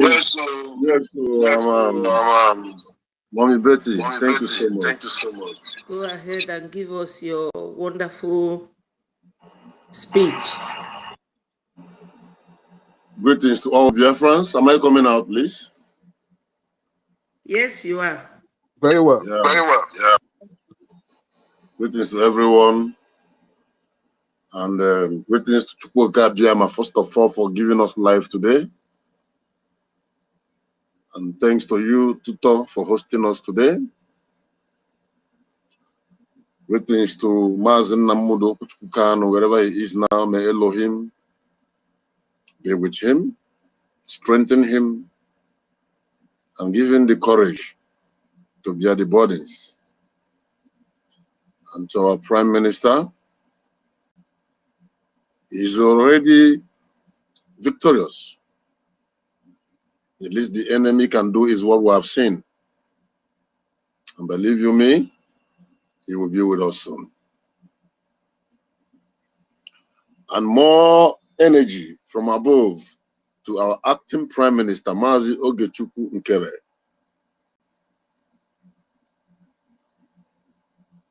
Anumgangampi. He told you that PM is the good guy, he's the bad guy, because he don't have room for any manipulation or any nonsense. You know, they look down on him. They never believe in him. But he proved himself. And sometimes I begin to think about it. It's good that sometimes people who don't know what you are able, who don't know your capability, sometimes it's good to sit by the side and watch them looking down on you. And right inside your heart, you know what you are able to do. It gives you the joy and courage. That is one of the things that gave our acting Prime Minister the strength. Because you know, number one, he has never taken any money from Biafran fund. Rather, he's adding his own. You know, number two, that it has nothing to do with any Nigerian government. You know how much he loved Biafra. And today, we all are seeing the results.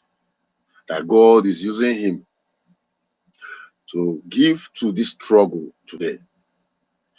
Therefore, Mazi Ogechukwu Nkere, wherever you are, ask him, may Elohim continue to bless, guide, protect you and your family.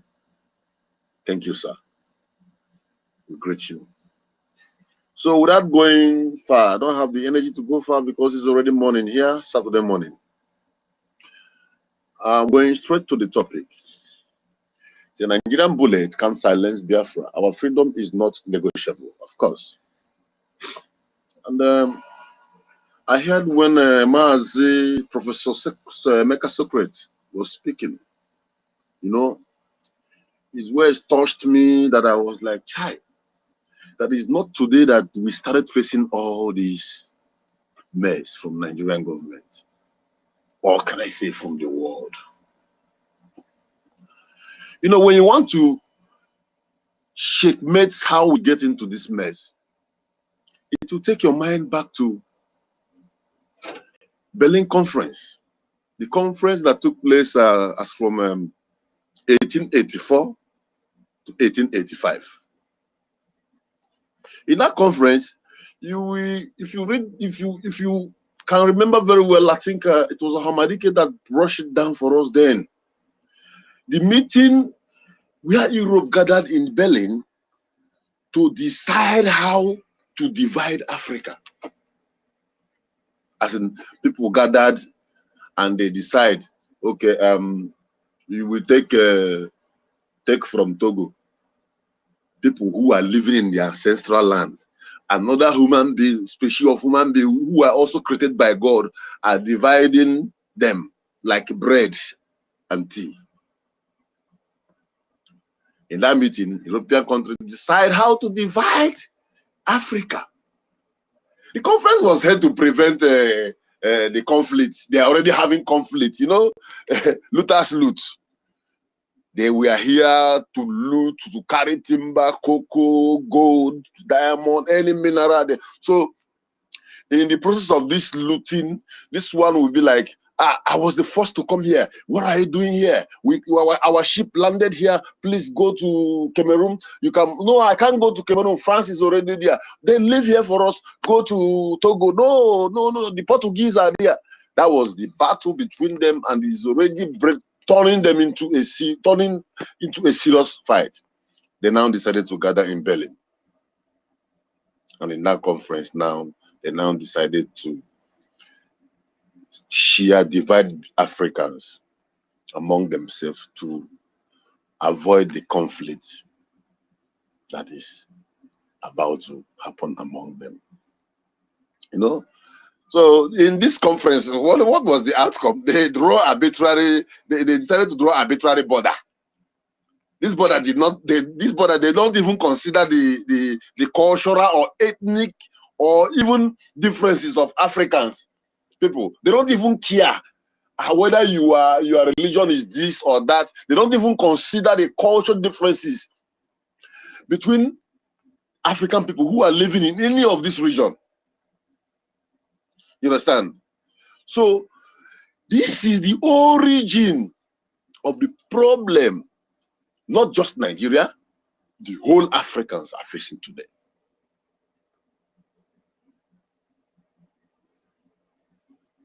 Remember that after that, the Britain now concentrated on their own slave camps, which is the territory you call Nigeria today. Everybody was busy loading. Ships are moving with slaves, timber, cocoa, whatever. Africa was a hot zone, a hot cake, and that is a manna where manna is falling and everybody is loading and shipping to their countries, developing their place rapidly. And in order to get labor, they needed slaves. They forced even our fathers into the ship.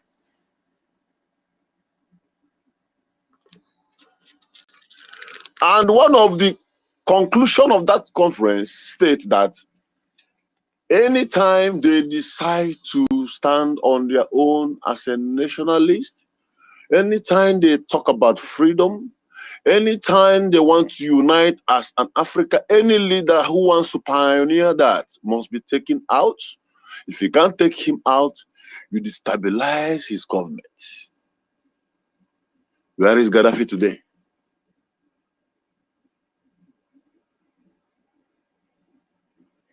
Why is it that they have attempted to eliminate Ibrahim.Our for more than 18 times?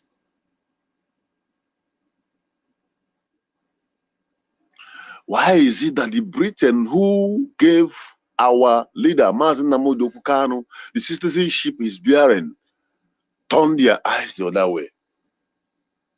Whereas they know he was kidnapped from Kenya.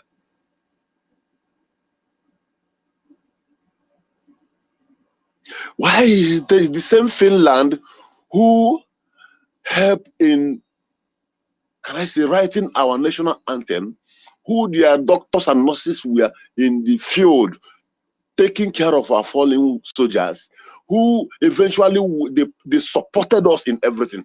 Why suddenly did the table turn around? Why is the world revolving as if they don't care about the blood that is flowing on the street of Biafra every day by day? That is the origin of what we are facing.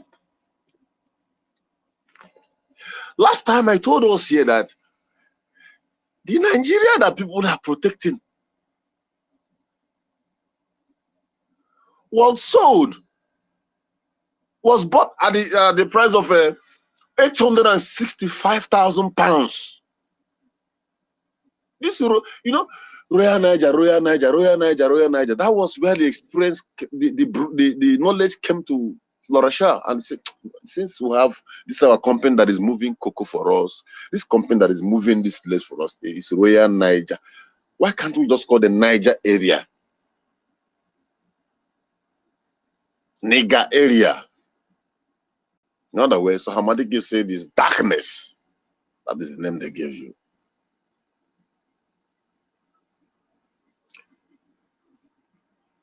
George Goldings sold the Royal Niger Company because Britain needed it after Berlin Conference.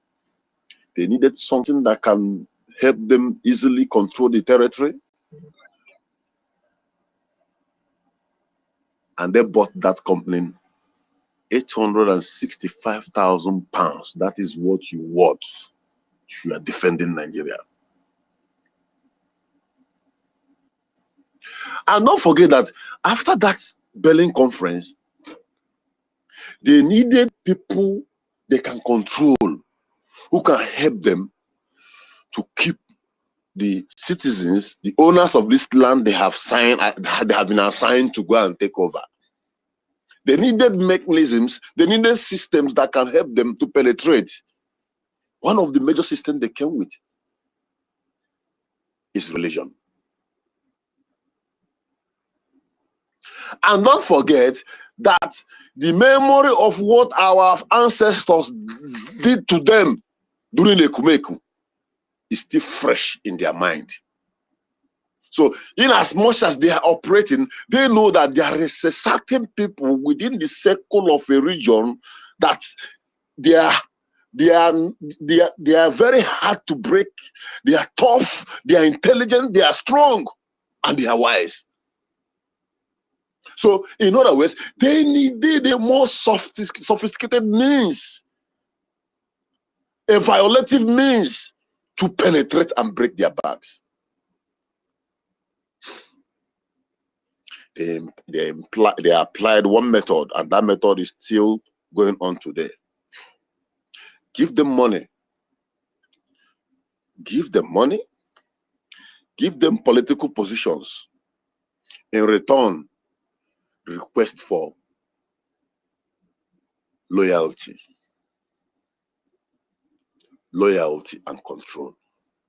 That was why if you want to be governor today, you will go to Sokoto Caliphate and you pledge your loyalty. Then they will give you the power. Then when you come back, in order to retain that power or even go higher, you must do what your master said. Example, Hope Uzodinma. The man who come forth in an election eventually become #1 and turned Imo State to an abattoir. There's no day more than 20 to 30 Biafrans will not die in Imo State. No single day. But it's 27. There's no day a house will not be set on fire. There's no day the security that he formulated will not barge into one house, into one peaceful family that is sleeping, either break the door and loot their properties, take every man in that house and tag them one name or the other in order to kill them and sell their organs.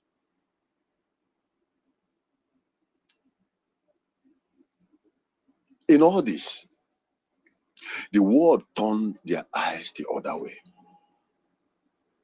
But you know what? We are not giving up. We are not backing out.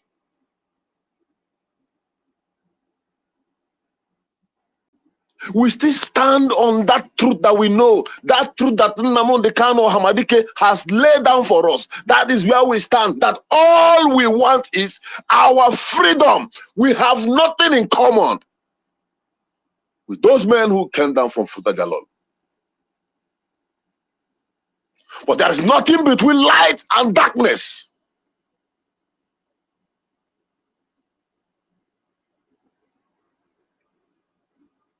Out of their desperateness, they keep making mistakes. They keep exposing themselves to the world. They keep committing all sorts of atrocity. They keep giving us the more reason to fight.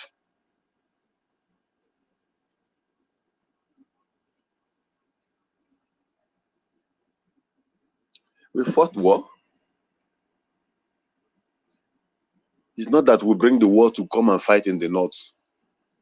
We didn't just wake up one day and say we want to wipe out Nigeria. You brought the war to us. You are the one that suggested that we go to Ghana. We went to Ghana. You agreed. Okay, let's go back. Everybody should manage whatever he have in his region. For peace to reign, we'll have a central government. You signed and I signed. But because of the constitution of that particular Berlin conference, what they have written down and signed, because Gowon is not even aware of that particular Berlin conference. That was why he came back and they say, you know, you made a mistake. You will not accept that. That's the reason why God kept him alive. Today he can't even go to his village. You signed and I said, we agreed. We eat and drink together. All of us do watch that video sometimes. Then because he felt that we don't have what it takes to fight you, then you roll your tanks, moving your helos and your trucks like they are doing in Olo, like they are trying to penetrate in Okigwe. Any small thing, bullet, shoot them, throw bomb, any small thing, every small thing, just to kill our spirit. Sincerely speaking, Britain thought that if Nigeria rolled their tanks, that Ojukwu and the remaining Igbo politicians and those top officers will just come and say, please, we don't want to fight. How do we settle this? And to them, if they refuse to apologize and come close so we can control them, don't worry, highest 3 months or 2 months, we'll wipe them out. They look down on us. Like they look down at Okinkere. Who is looking down on you now? Don't mind him. Don't mind her. Every time Biafra, Biafra. Look at them. They can't even do it every time Biafra. Who is saying that to you? They say that to you. That is the key that breaks the spirit of a man who is on course, of a man who has a purpose, of a man or a woman with primary aim and objective. Once you have a target and the goal is set out and you are making a move and it's becoming successful, they will discourage you. But Ojukwu did not give up.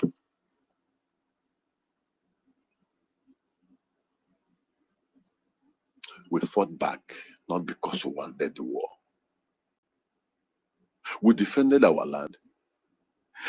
They blocked the border to make sure that we die of hunger. But Chukwu Kabiama protected and preserved us. And they find out that we are not giving up and the world is already getting to know all the atrocity, and America is now trying to understand that whatever they are telling them is lies. When America was trying to step in and I'll tell you, no victor, no vanquish. No victor, no vanquish. And the Chukwuemeka were £1 million in account before the war. Then when he come, he give him £20. Yet, let us unite. We are one Nigeria. Don't be offended. It has happened. Let us forget the past. We are going to implement the 3R.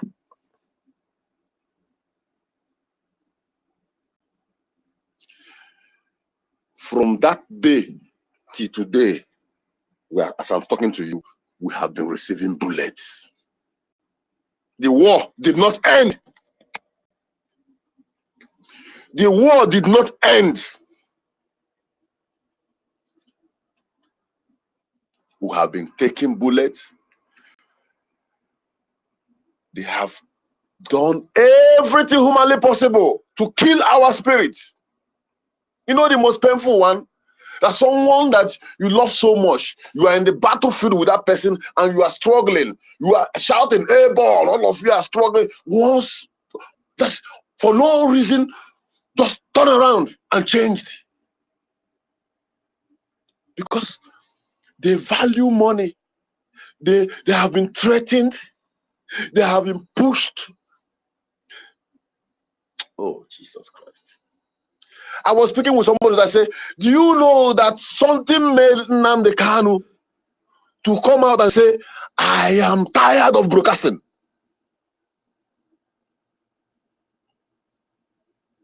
He said, God, Chineke Biligwe, I need men. I said, men, not women.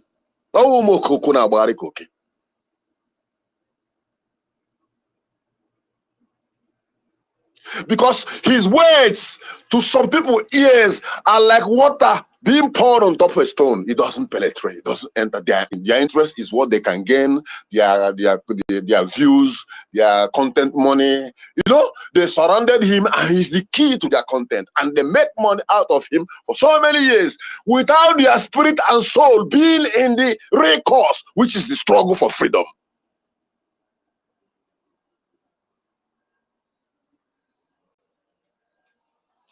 If your spirit is rooted to the quest for Biafra, believe me, nobody will distract you.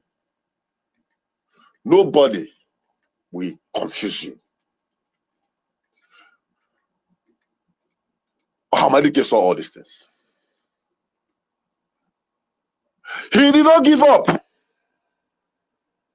Even as they are there pressing him, trying to find a way they can kill him, to kill his spirit, they have used every means. They used even his loved ones, his brothers, his friends, everything. They try everything. He lost his mother, he lost his father.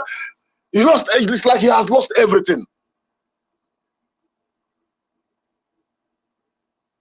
Even at that, you will see the brightness in his face each time he appears in the court. You will see the boldness in him each time he comes to court. He still roars like a lion in front of the enemies who want his head.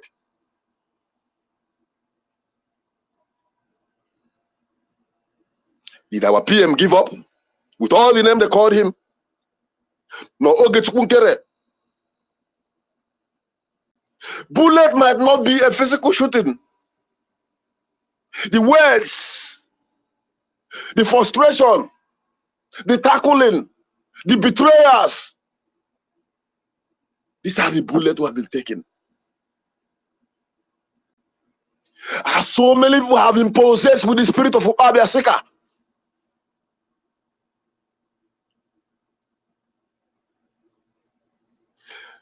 You now remember why Gowon said, if I have known that they love money like this, I wouldn't have gone to war. But I have to counter that. The day I was having an argument with somebody, I said, no, we don't love money. That is not the spirit of a Biafran. But when you throw a meat, a single bone in the midst of dogs, what do you expect? When people who have established themselves already, build houses in Port Harcourt, in the north, in the Lagos, everywhere, their business is booming and they have a lot of money in their account, and after the war, he refused to return their house to them. He seized their properties, and you now give everybody 20 pounds. What you have set out is a competition.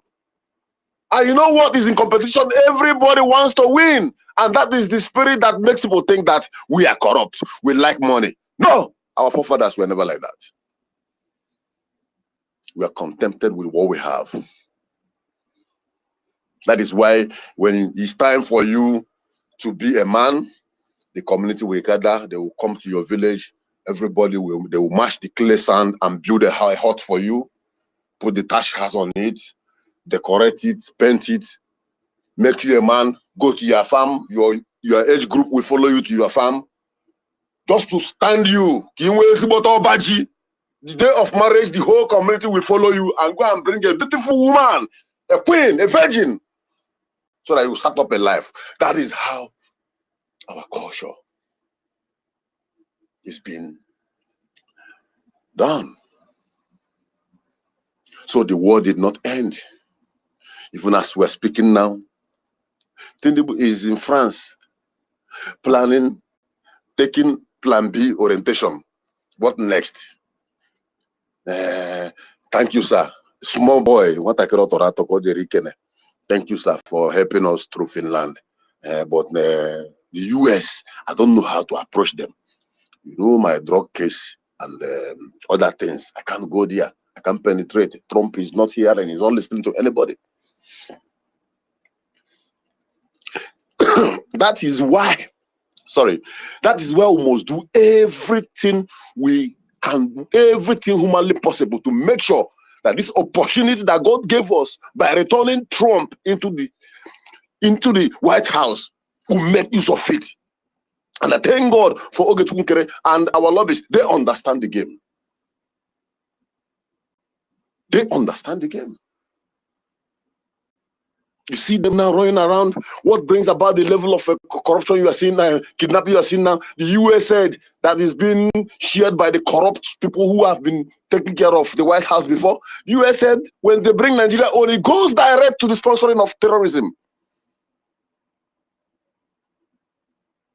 The man who stopped all those things knows about you. But you, do you know about yourself? What are you doing to make sure that we survive this annihilation, that this massacre, this jihadist that is coming down? I was speaking to somebody today. I said, the Fulani terrorists have gotten every equipment they want. They have gone around, they have taken positions. See, that time they say they are marking something on the wall. They have studied the map of the whole of Biafra land. There is one thing holding them to move. One thing. And that one thing is what they are begging Nigerian government, please help us. We are ready. Just go and do this thing for us. Once you finish doing it, then we can now do what you said. We don't want to risk ourselves. Do this thing. These boys, I don't know.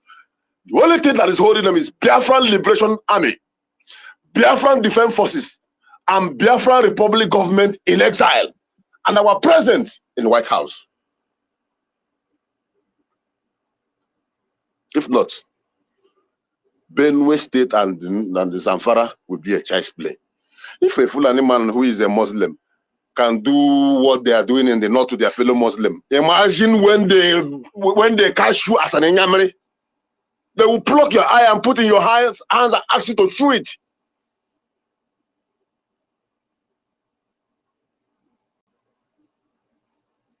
They know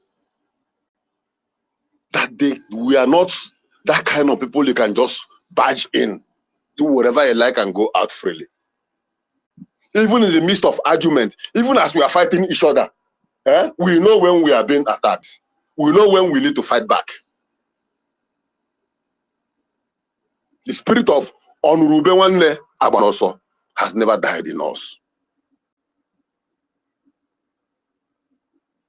So, Biafrans, are we going to stop shielding and defending ourselves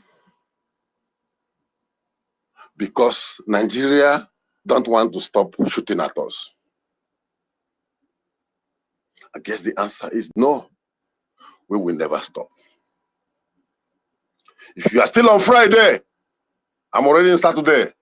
Saturday is fundraising.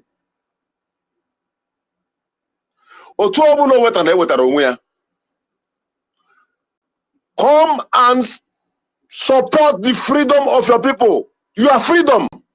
Come and support Biafran Liberation Army because they are the last line there's what we call last line of action. They are the last line. They are the last line. They are the last line.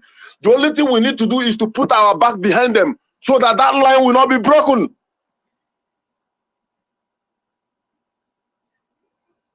The gods must not do for a man what a man must do for himself. Look at them in Ghana lamenting, being chased around like children that have no, like orphans. Go to Lagos, they chase them. You go to South Africa, they are killing them, they're chasing them. They want to take treatment. Leave this hospital. Go back to your... Just look at the way they are treating us all over the world. We are running around like people who have no home. Whereas in our land, beneath our soil, we are blessed.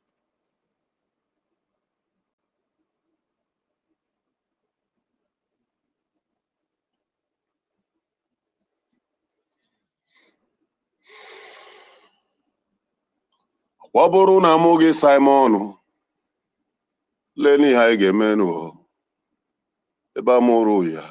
Ekene dịrị Chineke. Ọ bụrụ na amụghị Nnamdi, anyị tọrọ atọ. Ọ bụrụ na amụghị Nnamdi, Biafra furu efu. Ọ bụrụ na amụghị Nnamdi, ole n'ihe anyị ga-emenụ ebe amụrụ ya. Ekene dịrị Chineke. N'ime ọnọdụ niile, ụmụ Biafra ga-enwe mmeri. N'ime nsogbu niile, anyị ga-ala anụ. Ọ bụrụ na amụghị Simon, ole n'ihe anyị ga-emenụ ebe amụrụ ya. Ekene dịrị Chineke. Ọmaka obi dị onye, ọmaka obi dị onye bịa. Ọmaka osi dịrị anyị, ọmaka osi dịrị anyị bịa. Chukwu ụmụ Biafra, anyị na-akpọ gị nna bịanụ.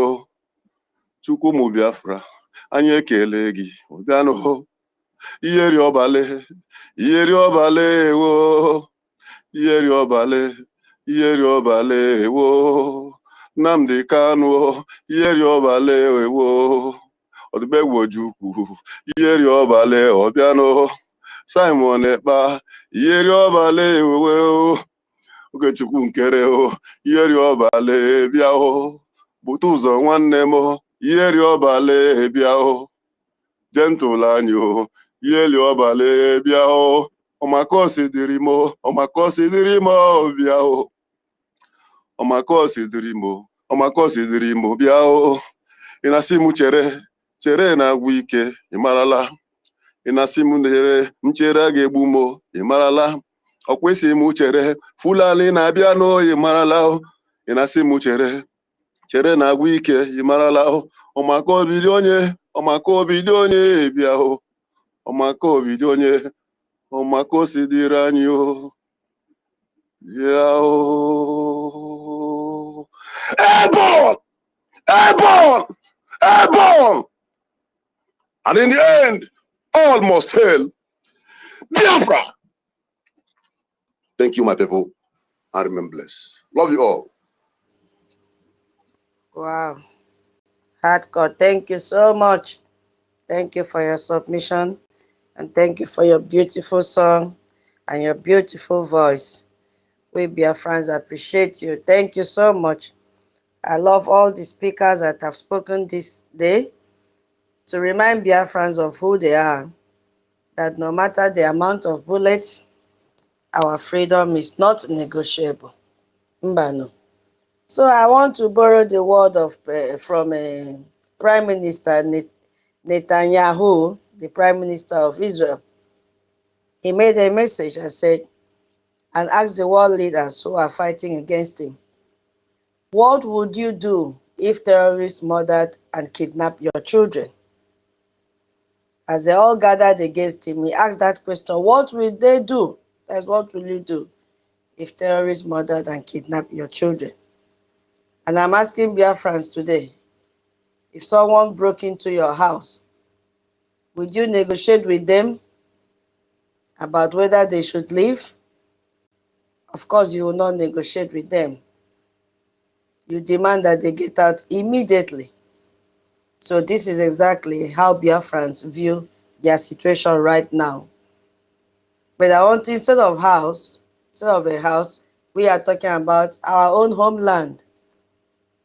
Instead of Bokla, we are talking about what they see, we Biafrans see, as an occupying force that has never truly accepted us as equals. So thank you so much, all the speakers this night,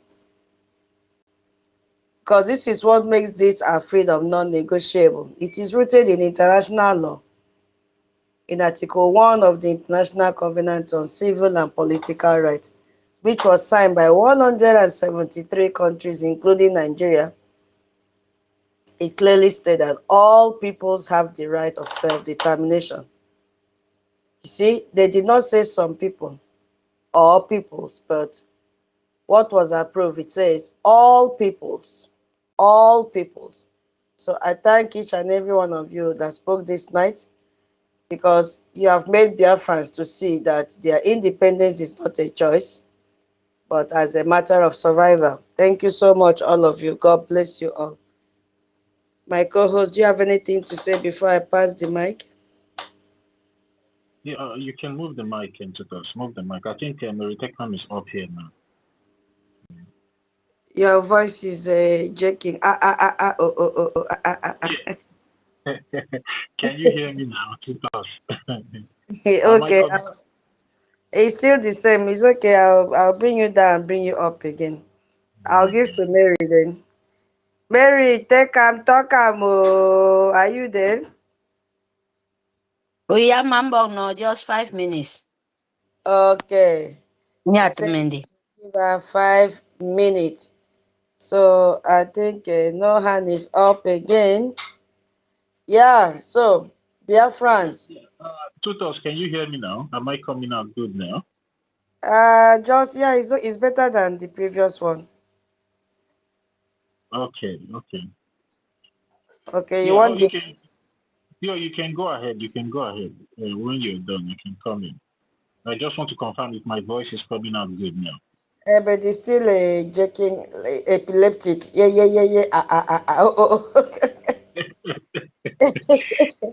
Yeah, but it's okay. We must continue.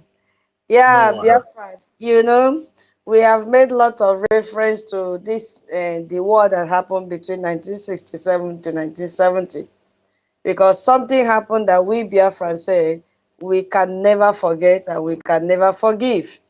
That is the Nigerian Civil War. Yes, or most people call it the Biafran Genocidal War.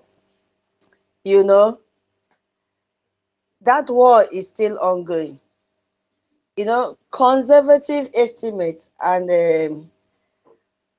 made a comment. They say only 1 million people died. But here is the part that, haunt them. Most of the Biafrans that died that time didn't die in battle. They died of starvation. Children died, mothers died, grandfathers, dying because food and medical supplies were deliberately blocked from reaching them. So now imagine someone told you to forget that past. Forget the past and move on from that. Imagine they told you to negotiate about whether such thing might happen again. Would you? The answer is no. You will never negotiate.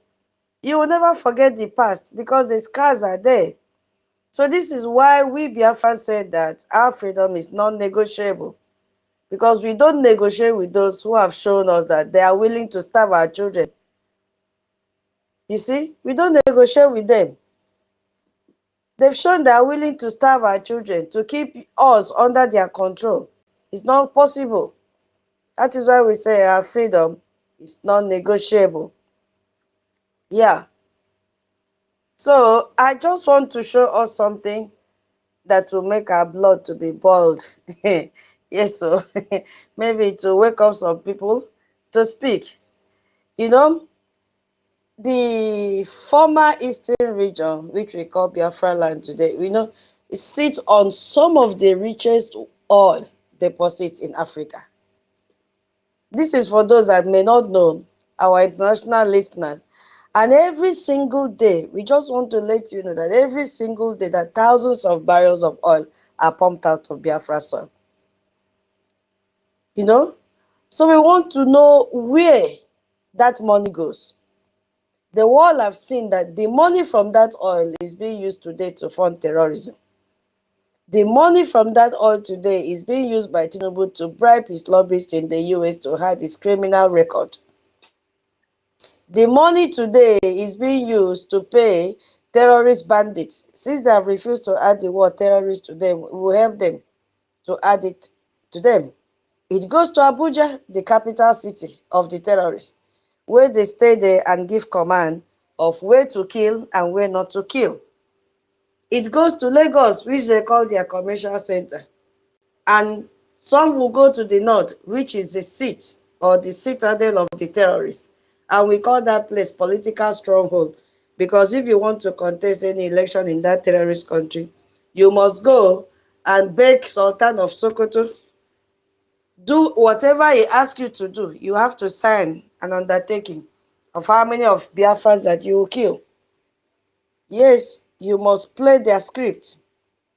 So while Biafra.Our makes Nigeria one of the African largest oil exporters, which the oil is even our own, Biafrans, our own community, lack this basic infrastructure. You see, that is why we say we must leave Nigeria. There are no hospitals. Right now, if you go to the news that is trending today, doctors have shut down hospitals. They have gone on strike. I don't know how many of you have seen it. It was 3 hours ago. Because these are hospitals without it. Will I talk about school? I saw a video yesterday that children were learning inside a pool of water, flood everywhere in their classroom, and their legs were submerged in water. Imagine the pathogens that fill that water. And if they are infected, there are no hospitals. They have shut down hospital. Nothing is functioning. But all the money is gone on terrorism, bribing Finland to jail our PM. You see, immediately these people started this negotiation with Finland. You people notice what our brother have made reference to. I think it was Brother Emeka that made reference to it. That beautiful ambassador from Finland, that sweet-looking lady was immediately transferred. You know, Finland, Nigeria gave Finland contract to whatever with their dam in, I think, Lekki. That was the channel that they used to transfer money to Finland. Give them contract and use that. Instead of direct money laundering, they just use that transaction to pay Finland to jail our PM. First of all, to detain him and then jail him. That is the script that they played. Because tell me, what is the relationship with Nigeria and Finland to give them contract? All these years, have you ever heard anything about the relationship between Finland and Nigeria? No. It started fully in 2024, all of a sudden. We saw this script playing out. And they gave them contract just to see a way to channel the money to Finland so that Finland will see money to use and support Ukraine. That is what played out. So we must leave Nigeria. We cannot. So our freedom is not negotiable. Because what they are doing with their resources is not fair. They are stealing from us. And you don't expect us to negotiate with thieves about whether they should stop stealing from us. No, we don't negotiate with them. The best thing is we need our freedom to walk away and govern ourselves the way we want. That is how we want it. And we decide for ourselves because we know who we are. We are Biafrans, we've never been Nigerians. You know, our culture is also under attack. It's also one of the bullets we've been receiving. Because culture is not just about tradition, it is the soul of a people. Our languages have been there for over 3,000 years ago. And we all know this. But what is the terrorist government doing? They have suppressed, in fact, if you even go to some, most of our family houses back home, you will hardly hear them communicate in their Biafra language. They speak English. In Nigeria today, our children are discouraged from speaking their native language in schools. There are no more teaching Igbo. There are no more teaching Efik. I just saw a curriculum that somebody shared yesterday in Facebook. They've put Islamic studies and then they bracket there for those that are non-Christians. But what will happen after some time? They will now compel every child to learn, which is what we are seeing in Europe, that they must learn Islamic studies. You see? So they barely mention anything about Biafra in any textbook. So our culture has also been one of the bullets that we have received. And this is cultural genocide in slow motion. So when our own culture is under systematic attack, we don't negotiate. We don't negotiate. We have to protect it by any means necessary. So it means having our own country where our own language, our own custom, our own history can flourish without any apology from anyone. I think, Mary, you are ready? Yes, darling. Okay, please go ahead. Thank you very, very much. Mary, Mary say yambre tongpa ke ida gente ke ade di taya na ama nongpa sembo yambre. Okay, kaiso. I ne cabrena. Okay, kaiso yang open ma open. Kaiso open ya wala. Okay. Okay. Okay, Now, me open. Mwa brena. Bre ya iko. Okay. Ya nte me ya akpoko. Because it's about my people. This is hold on. This is a meeting that was held by traditional rulers in the old Cross River State. They are talking about Biafra. So they know who they are. So anybody from old Cross River State saying, I'm not a Biafra, I'm not a Biafra, or old Akwa Ibom State, you are a mumu, you are a fool. And you are still under the spell of Nigeria. These are your elders that gathered. Sorry, I only played the audio. You can't see the video of it, the visual. So these are elders that gathered and they are so proud to be Biafrans, telling the history of Biafra. So some contains English and some Efik. So but just bear with me. Let me just play it. Mary, no, add 2 minutes. Okay. Kaiso yama. Hold on. Why is it not making? My brothers, is that so? We are coming for. But first and foremost, Biafra with restoration. We already fought war 1967 to 1970. When people do hear Biafra, people don't believe. They only say that your papa there don't fight, but he couldn't succeed. You tata. Are you ready to succeed? I tell them, sir, I'm going to succeed.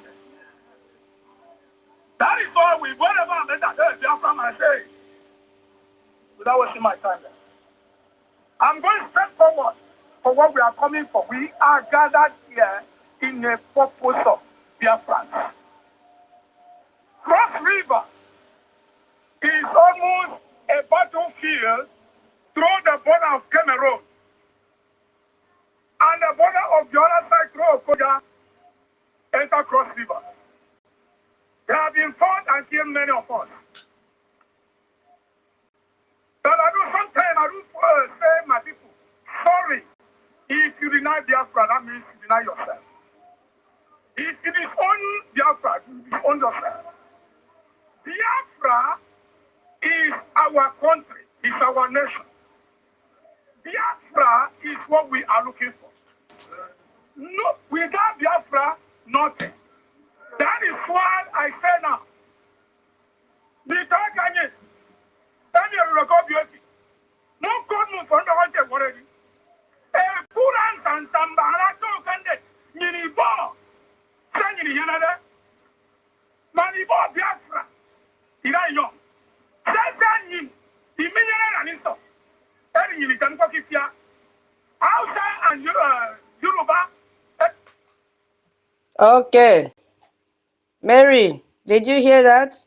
And I believe let me just explain that last part that he spoke in Efik. I hope you can still hear me.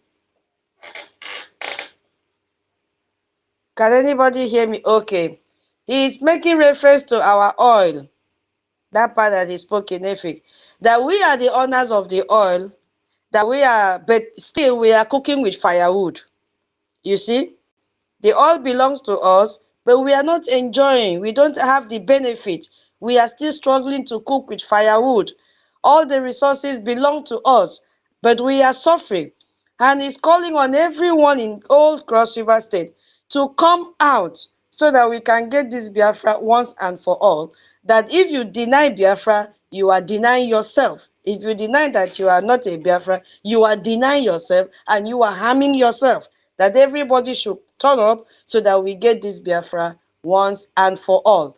I believe we heard the English part of it. So Mary, please go ahead. Hello. Mary? Okay. Yes. This song we yama. Thank you very, very much. May the gods bless you. Continue. Because what we are doing is not a joke. Maybe some people take it as a joke, but it's not a joke. It's something happy. It comes with happiness and bitterness. And they like it or not. Decide with the people who choose side of bitterness, it's less for them. The people who choose the side of happiness, it's less for them too. Thank you, Uyeyama. Sesongo, Ekomdo, everyone. Ekomdo, our leader. Masi, Namdi Kalu. Ekomdo, Itiade Kondo, our prime minister. Ekomdo, our APM, Masi, Nkenkere, Abasi. Ekomdo tutors. Ekomdo Tochi. Ekomdo, our brother Emeka. Ekomdo, my sister, sweet friend. Oh, Nkiki. Good evening. Ekomdo, Mr. Snow, our minister. We are so many. We just go to the topic. I'm so sorry. You guys, I know, we love, I love to go everyone name here, but the pronunciation sometimes is difficult for me. So I'm so sorry for that.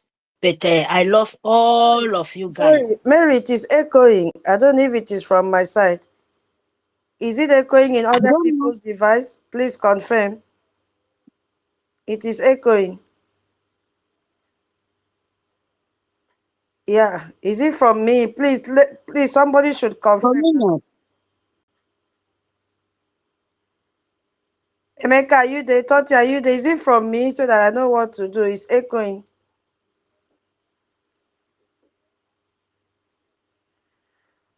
Okay, Mary, go ahead. Nobody's. Okay, I'm good. Okay. Emeka, Mary, is that good? Do you have two devices with you, Mary? No. Okay, continue. It's okay. Continue. Maybe I should go out and come back. No, continue. It's okay. Okay. Thank you. For me, I can hear well. Sorry, I don't know. But I'm not. So, my people, good evening, everyone. Yeah, let me just keep it. Biafra license, Vincent, and Stanley, Finland. Okay. Reggie, Freedom for All. Oh, Mommy Betty, yes. We are so many, Ben. I will just keep my eye like please, my people, I'm so sorry. Let me just stop here before I will make mistake. Let's go to the topic. Yes. Biafra, Nigeria, bully, can silence Biafra. Nigeria, killings, the atrocity, their own future young youth killer. They kill the young youth future. You can't stop Biafra. They even kill even Muslims self. Go to this north. They are running tester. You know, they are jumping and then they hawk bomb. Then they hawk a back. In my language, I don't know how then they call that tree. I don't know how to put it in English. Then they hawk bomb, then they hawk a back, then they hawk hukum because of Nigeria. And it will happen to them because they don't want to say the truth. Do you want me, Mary, to pity you? Please, Biafra, let me tell you something. Oh. Because me, Mary, I can't pity those people. To be honest to you, I wish they would open bomb like this, say open fire. The Fulani from Sahel, from the north. I wish God Almighty, and I hope, and it will happen. I'm telling you guys the truth. To tell you guys my mind. I wish where those, even in the Yoruba land, serve. I mean, where then they call Ruruwa, how then they call them. I don't care. Believe me, I don't care. They need to test it. You understand? They know what they are doing. And you're here. We Biafra, we are dying. Why them themselves sending the Fulani to us, standing with the evil Fulani Britain to kill Biafra? I hope and I know one day the God of Biafra, he never delay and he never less. You understand me? You people, if you know, wake up for very fast to talk of your own life, not even Biafra anymore. Because after all, we are free. To tell you guys, we are free. You will only manipulate and you're killing and you're bullies and you're bullying your own grandchildren and your future. Not Biafra anymore. And you can't stop Biafra. Yes. And I'm proud to say it. You like it or not. And it must happen. And one day, not only you people, even the Asu Rock, very, very soon. We are God of the Almighty God, the God who created heaven and earth. Now still the terrorists will bomb. I'm sending them to bomb the Asu Rock. If they want that they are not to become jihad, they should bomb Asu Rock. They should, blow everything down so that the Sultan Sokoto will take the northern Nigerian government. If you don't know where the money coming from, idiotas, Fulani, Boko Haram, ISIS, you're going to kill small children, innocent soul. Why can't you kill your wife? Because you understand English. You say you are Nigerian, you are one, but Fulani cannot speak even one English, even come or go. Are you not ashamed? You people are making those educated fool. I'm asking. I'm not even talking about my people, 40 state, the round route in the village. I'm even conclude the ones where they sitting, where no come and go. Where come out for the village, come the year una. Una they beat me, go and come. That is the people too I'm include. You understand? When you go to the village, you will be dying like hell, but you can't stop Biafra. You understand? And I'll have to make it very, very clear for you people. Because Nigerian killing in the north, they have ISWAP, they have everything. You know about it. You allow the celebrity, the president, the useless sucking blood to confuse you people. And you're there in pain, very, very painful. And you say Biafra is your problem. Believe me, Biafra will be your problem to the rest of your life. I'm telling you guys the truth. I don't need to say I'm telling you the truth. That is, Biafra will be your problem. Anybody will say Biafra is my problem. Hey, Biafra no want to come. Biafra will be your problem. Biafra will be your problem in your sleep. Biafra will be your problem when you're sleeping and waking up. Do you know why it will be your problem? Because the dead people will be facing you. You will not have rest. Because you ask yourself, why Biafra will be my problem? Oh my God, Biafra will be your problem. There is different way Biafra can be your problem. By you seeing the dead people marching in your head. By you seeing, even when you drink up, your family will be into hellfire. Then Biafra will be your problem. I will explain to you, I don't hide mouth, so that you would not know. If you think you don't know how Biafra can be your problem, there is different way Biafra can be your problem. Because you can't stop me. You can't stop the spirit of Biafra. You can't stop the dead soul. You can't even stop the desperate people. crying like hell, but they don't understand. They are in hell. They are in punishment. So you bullying and killing and burning houses of innocent of Biafra, even in the Lagos, in Abuja, those people want them to burn the houses. So you don't misunderstand me. The richest people, the politician, want Nigeria to burn their evil money. If you make your money in the right way, go to your land and establish your land and make your land look for where you are living.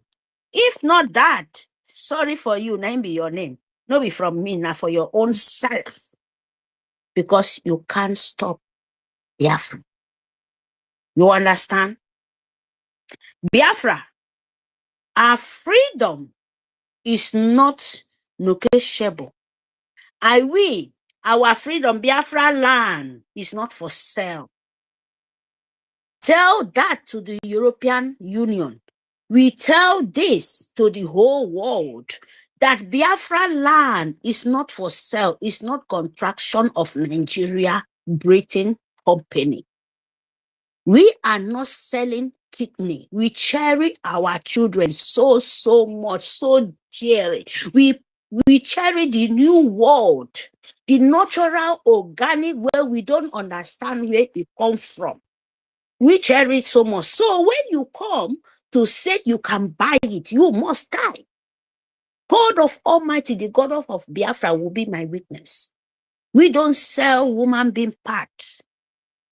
We don't sell our freedom to the people who kill our grandfather, betrayed them, throw them in the river, make sure they die with very, very painful death. And this is the time to pay you back. You like it or not. You must understand this. Biafra is not for sale. Biafra is not construction of Nigeria. Biafra is not a company. Biafra is not where you can treat a woman being like nothing.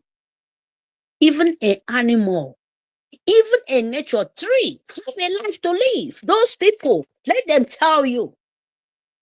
And you buy your system, destroy you. You sold your soul to demonic and demonic. I don't even know how to describe you people. You don't mean to live as a woman being in earth.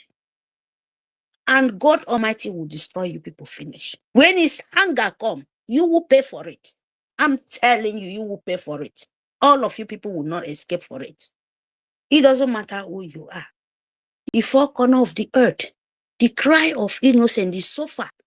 We are here asking, oh, wait, do you know the people passing pain, crying for death to come, crying for life to live? But you people don't understand at all.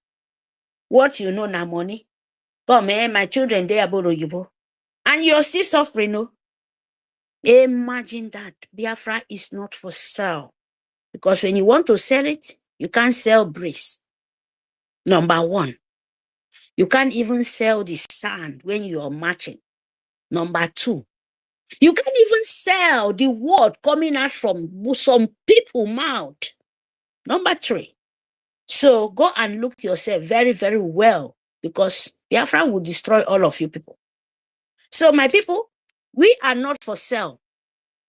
We Biafra, we cannot negotiate with any demonic empire of demon in four corners of the world. If you want Biafra, let us decide what we are. And we already decided before you to say it, because you signed it. That is the truth. It's going to finish it, our leader. He not only Nigeria hold him now, you people should say the truth. The four corners of the earth leader, not only Nigeria, not only Arab country, not only Arab nation. You people should say the truth now. You understand? You should say the truth. To you to know, when they told you, you try to buy everything. You try to change everything, but you cannot change the spirit of the land. idiotas. So my people, I stop here, please. Let me just tell you people, fund your life. Biafra is not for sale. And we can never stop. Even though now one finger, believe me, will swingle your eye like this at you. Watch out for your score. But it can never remain that way because we are so many. We are so many, and we will deal with you people. It doesn't matter how he longs, how he shot, how he cuts, but Biafra must restore. Even tomorrow, next tomorrow, but you must pay for it. Fund your freedom. Fund it, because it's not only physical or spiritual. You must stand with your feet. Invite those things you need to visit them. Energy, good energy. Invite the nature to enter you, to use your eye to open. When you fund it, because it's physically, it will fight. And the spiritually too. Yes, my people. Don't let anybody confuse you. Because when you're seeing it in the spiritual, you have to perform practical. So that you will have the strength, he will switch you. You would, your body will move. Please, my people, I beg of you people. We are not weak. They've been trying for our forefathers. You remember? I want to stop here, please. They cannot stop. So what is there is only what we to do. Is only we to know. Face them with your feet. Two things. Two things. You know what I mean? Good and bad. The Biafra is the good way. And good always destroy. Because if you think you go do good, they get patient. Patience is the key. Good things you deserve patience. And you deserve the glory. You deserve wisdom to you to destroy, because it's fight. Good thing, if you want to decide wisdom, you have to be patient. And you stand with your feet and you stand with the truth. You can't carry two things, climb up. Thank you very much. I stop here, my people. Please. Thank you for the opportunity you give it to me. Adiara, thank you very much. Niteka, because thank you very much. Ekamdo sesango. Abang wani dongi boom. Thank you for speaking to Biafrans. Thank you for letting the world to know that Biafran freedom is not negotiable, because we don't negotiate about our own right. Is not possible. We don't negotiate about our right to exist. We don't negotiate about our few children's safety. We don't negotiate about our cultural survival. We don't negotiate about our economic future. Mbano. I see. And we cannot even negotiate with people who have already shown they are willing to kill us just to keep us under their control. Thank you so much. Thank you. God bless all the speakers. Yeah, I want to wrap up with our APM's speech last night. For those that did not listen, let's continue and then we call it a day. Thank you, Honorable Minister of Information. Biafran, really appreciate all you're doing, you and the entire media team. Biafra is here. Biafra is here. Greetings, all citizens of Biafra. Greetings to all our allies, all our well-wishers. Those that wish us well, we wish them well as well. Those that have come to take our life, they will not sustain. Rather, it will be the other way around. Freedom is not given. Freedom is taken. You work for it. You fight for it. You fight for what you believe. You fight for what you hold so dear. you answer your name. My name is Mazi Ogechuku Nkere, and now we answer my name. Honorable Minister of Information here is Mazi Soni Abarawa, and here we answer his name. Biafra is who we are, and we will answer Biafra. We will not be who we not. All the doubting Thomas, all those that are doubting if what we are doing is real, if Biafra is worth fighting for, very soon, shame on them. I don't know where they will hide. But the fight that we are fighting is for all Biafrans. Either you're with us or you're not with us. Please, if you're not with us, don't come our way. Don't try to sabotage this movement. Not everyone will be a freedom fighter. Not everyone will fight for the freedom. Not everyone have the energy, the capacity. Not everyone is tough to fight this great cause. Some are weak, we understand. Some are lame, we understand. Some are dumb and deaf, we understand. Some are liability, we understand. People in this category let all be fighting for you. Don't come trying to destroy this great cause. And if you're trying to sabotage this great movement, you will be held accountable.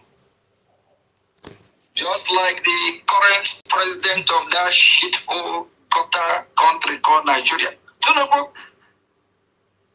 crime is catching up on him. He can't even visit United States of America for now. I'm playing because there's nobody that wants to speak. Maybe at the end of the day, we may call it a day, okay? So let's listen to IPM. He's a very, very dangerous man. And very soon, Shatima as well will not even be able to visit United States of America. He can probably visit all those terrorist states. Nawa mi ba ako no fang tang ko ye iko bibi mbok iko kangin no bienye ako nge. Funny thing is that Okay. the same countries I'm a have now no more time. I mean,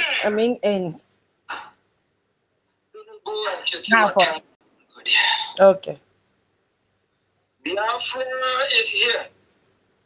A lot is happening.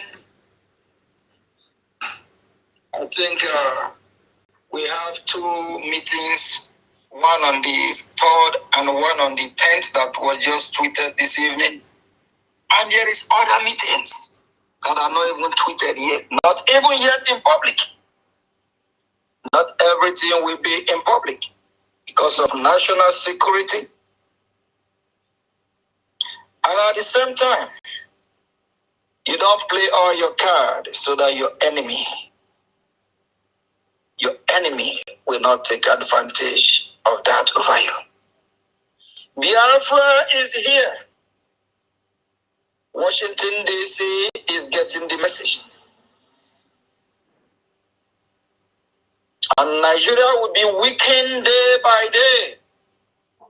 A lot of more sanction is coming from the United States of America. Very soon, October, very soon, it will be in public.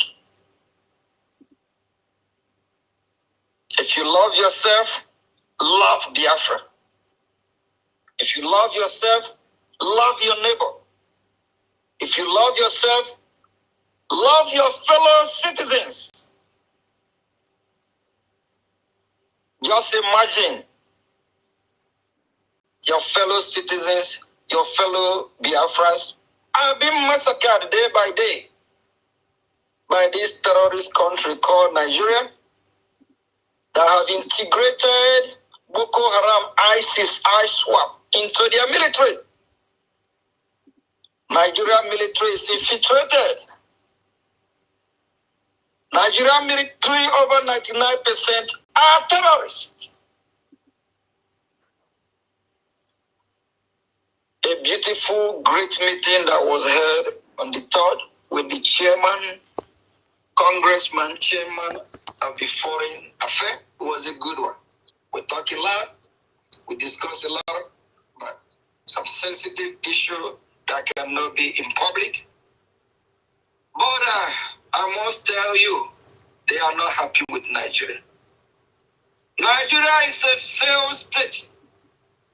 21 years ago here in the United States of America, I came across somebody who told me 21 years ago that Nigeria is a failed state. It's playing out day by day. Why is it among all countries of the world, every country is slamming Nigeria with sanction? Over 90% of the countries of the world don't want to. Minister Betty, your hand is up. Yes, I was kicked out, so the co-hosting left with it. So I don't know if I have sent it again. okay. Let me Yeah, I sent it. let me accept it then. Okay. All right, let me continue to play. Now, I thought you wanted to say something. Oh, Onyeka, you want to say something? Yes, I actually want to say something. Okay, go ahead now. Go ahead. Thank you so much. All protocols observed. Wonderful Biafrans. We can never stop saying what we are saying, but in between, I have to make this short but quick announcement of Ezani State Town Hall meeting on the 19th of September 2025. The time is the usual time, Biafra time, 7 p.m., and the venue is on the Zoom. Ezani State is my own state, and I have attended many town hall meetings, and I will be expecting you people to come and patronize us, to come and work with me and support me on my state. We all know that whenever APM or the PM is on this virtual visit to all these states, it translates to funding. So as you are coming to support me, dip your hand right inside your pocket and make sure that you come that day to support. We all know that if we are saying that their bullet cannot silence us and our freedom is non-negotiable, it is our Eje and Ejema that we do the final talking. So we need Ejema and Eje for now, so that our expensive freedom will not weigh us down. When you do things in group and in unity, it will be lighter on everyone's head. So, fellow Biafrans, join me on the 19th of this month, September the 2025, so that we will do it the way we usually do it. Thank you so much, Tutor. Thank you, Toti. Thank you, Uncle Denamba. Thank you, Mary Telkam. I trust you. You did very well the other day. Thank you, Emeka, and my honorable rep, Nki. Thank you, Snow, my wonderful COS, the original. Thank you, veteran, Cyprian, everybody. I can see Chichi and every other person, OJ, Sorry, I don't have my glasses on. But the thing is, all of you here are loved people, wonderful Biafrans. Even our enemies, we welcome everybody. Biafrans are very decent, polished, and responsible people. We do not hate anyone, and we don't preach it. We do not get ourselves involved in violence because we are not violent people. As you can see, Nigeria have sold themselves out. Because when you are pointing one finger at someone, just check carefully where are the rest pointing back at you. They've shot themselves on the foot. They thought that they want to Islamize. Who is talking about Islamization or Christianity or Judaism or anything at this dispensation? Even the originators of this Islamic religion, in Dubai, if you go there today, you will see all of the religious homes and churches and temples everywhere. They welcome people. They are now civilized. They now talk about development. But Nigeria that cannot produce even a toothpick, they are talking about Islamization. It is not in Biafra land. I think Biafra land will be their last bus stop because it will never happen. It can never happen. They call us dot. Yes, we are dot. But when you come, everybody will see you that you are there. But they will not see you when you are leaving. So you use your tongue, Nigerians, controlled by Fulani, use your tongue to count your teeth. They will see you when you are coming, but no one sees you. You become invisible when you are leaving. You become silent, cold as ice when you are leaving. Because we haven't done anything to you people. We know that when they amalgamated Nigeria, Oduduwa, Biafra, and the North in 1914, they say 100 years, as if 100 years will never come. 2014, it came to be 100 years, yet they are not allowing us to go. How can foreigners come to your country and hold you hostage? Is it not a shame? That is the business for those who are answering Nigeria. But for us, Biafrans, no. We own the land. You cannot dictate for us. Or you go back to Futajalon where you belong. You don't belong to us. You are not even our neighbors. Because I don't know where your tribal land or demarcation or territory starts or where it ends. So your bullets, since 1926, that you started fighting us, your bullets can never stop us. 1967, you killed us in mass. Your bullet can never stop us. Until date, we are still unaliving our people, using all methods, even using foreigners, corrupting countries. That is Nigeria for you. We don't want to be associated to you. We fall in parallel line and we can never meet. So my people, don't forget 19th of September, 7 p.m. Biafra time for Ezani Town Hall meeting. Thank you, my wonderful Biafrans. I love you all for your resilience and your tenacity. Our resolute, nobody can tamper with it.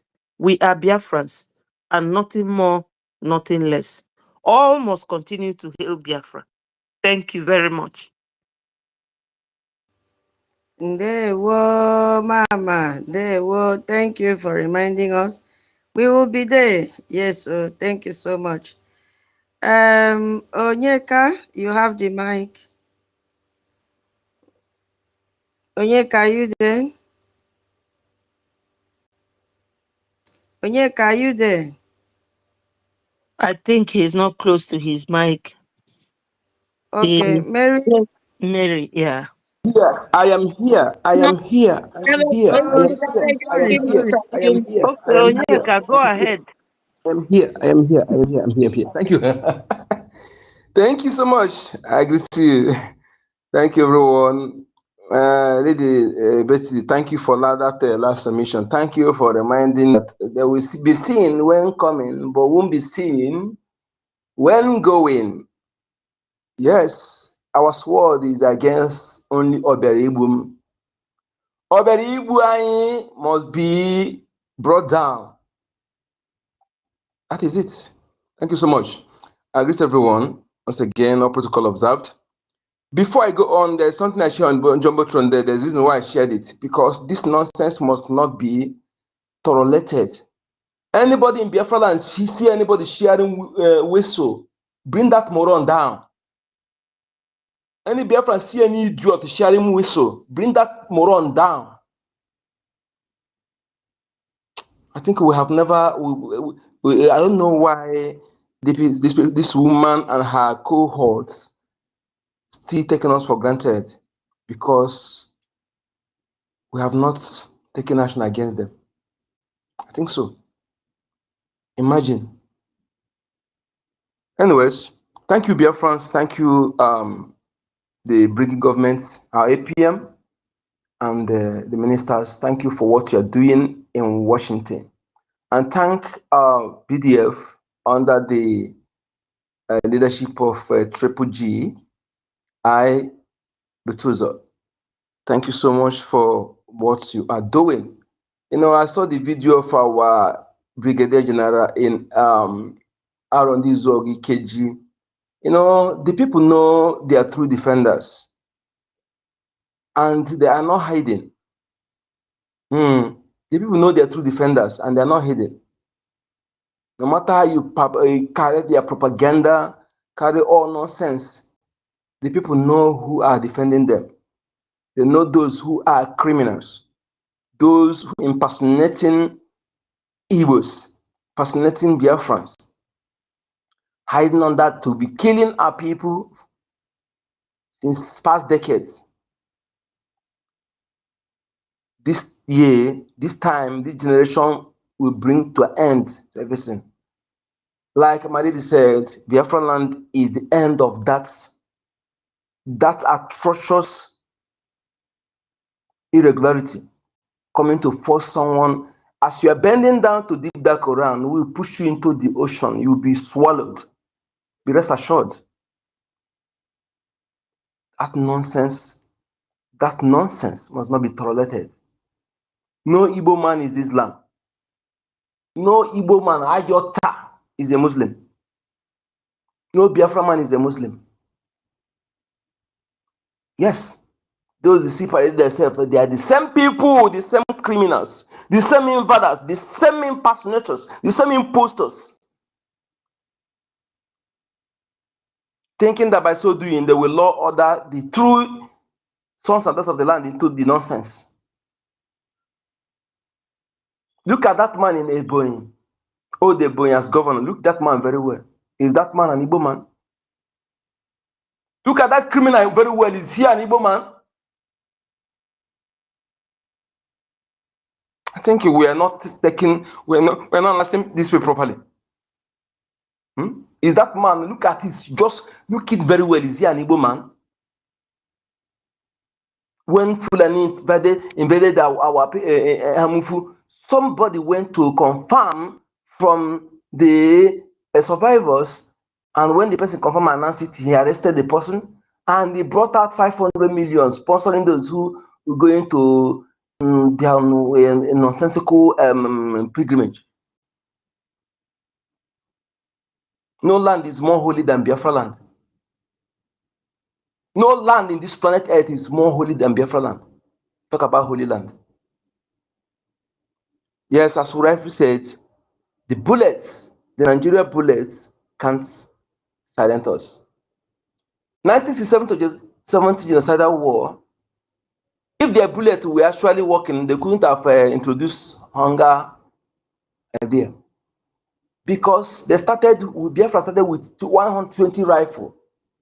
They sent Awolowo to go and spy us. Awolowo came back and told them that they had only 120 rifles. Only 120 rifles. Yet Biafrans, Akani trained Biafrans volunteers, they were hitting them. Bob! The moron will fall, they take their bullet, their gun. You know, we're targeting them and taking their gun with bare hand, barefooted. You know, when they see that the reverse is the case, when the one says 2 weeks to finish Biafra, you see that not what they think. Oh, you know, even before the Obuligbe was built, you know, with all the ammunition, everything, they couldn't silence us. You know, the bombardment by Egypt, by then USSR, everything, they couldn't silence us. They can't forget Abagana ambush. No one, nowhere in the history of the world, you know, Abagana ambush dealt with them. They couldn't silence us with gun, with their bombardment. Under serious bombardment, Biafra engineers built things Nigeria is not even close to half of it since their fraudulent flag independence. Instead of them to, you know, take advantage of those ingenuities, what they do, they destroy the blueprints. That is a message to our people to tell you that this thing that is happening here, you see today, has been planned even before the genocidal war. You know, they destroy it. They destroy the research center in UNN. Despite that today, every science and technology university was, the man behind Obuligbe is the one who established it single-handedly. But did you see anything like that in any news? Did you see anything that they name after him? You're supposed to know that these people, even the people that are not close to him, talk about our Louis Odumegwu. Did you see anything they used to immortalize him? Which man from the north that is close to Louis Odumegwu? He's self-made. Is it that of monopoly? Dangote, is he supposed to be a rich man? Be among the rich people? How can you, even if you give him Imbe in Biafra land, give him monopoly of money products, he will become billionaire in Africa, the richest man in Africa. Give him monopoly. Nonsense.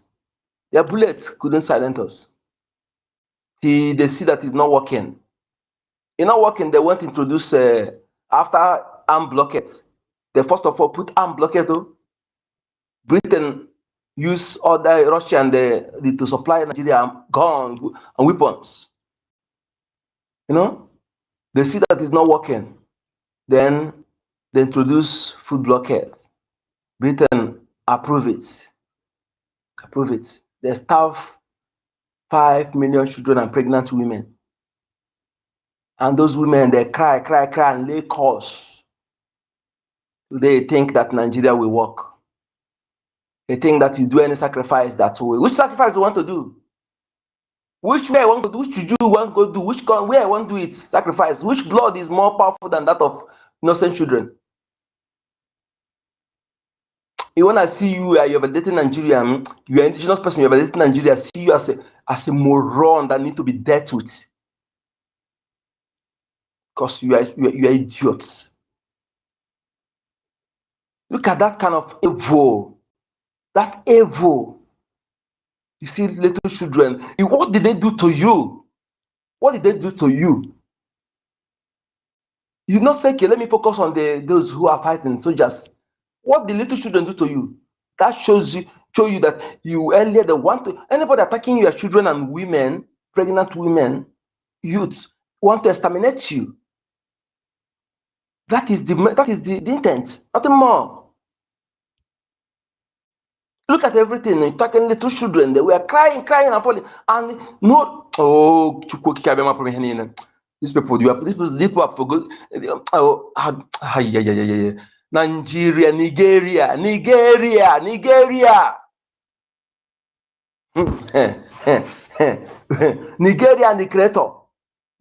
the creator. Hey.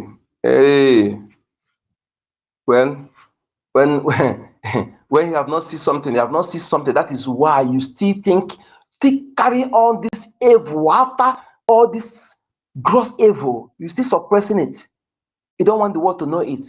Because there's no way Biafra genocide will be discussed without Britain sitting next to Nigeria.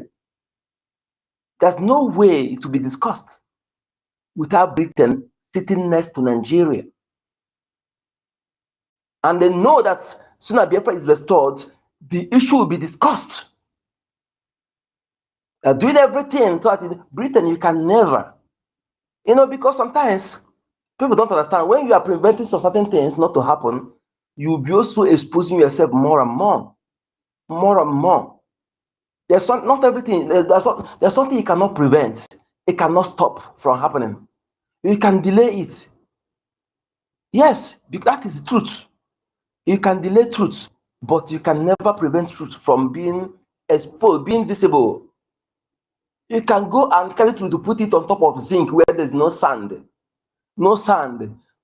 The nature will carry sand on top of that zinc, and the rain will fall, and that sand, that truth will germinate on top of that zinc. Yes. Carry it and put it on the rock where there is no water. It will germinate. That is what it is. What Biafra is. Every evil have done, everything will surely come to, and the more you are suppressing it, the more your evil is being exposed. Wise oppressors. There are wise oppressors, so yes, and there are foolish oppressors. Wise oppressors knows when to let go. When the oppressed victim have had it up to their neck, no longer space to accommodate that oppression, they will decide either let go or dead. Then the wise oppressor will observe that. Then they will form, when they observe that, they don't even allow that stage to approach. They will let the oppressed victim go and build bridge of friendship and in fact, and reserve themselves little respect from the oppressed victim. They will turn the oppressed victim to ally, they have some respect for themselves. But foolish oppressors ends like the historical Pharaoh and his army in the Red Sea. I think Britain is that example of that foolish oppressor. Thank you for having me. Good number.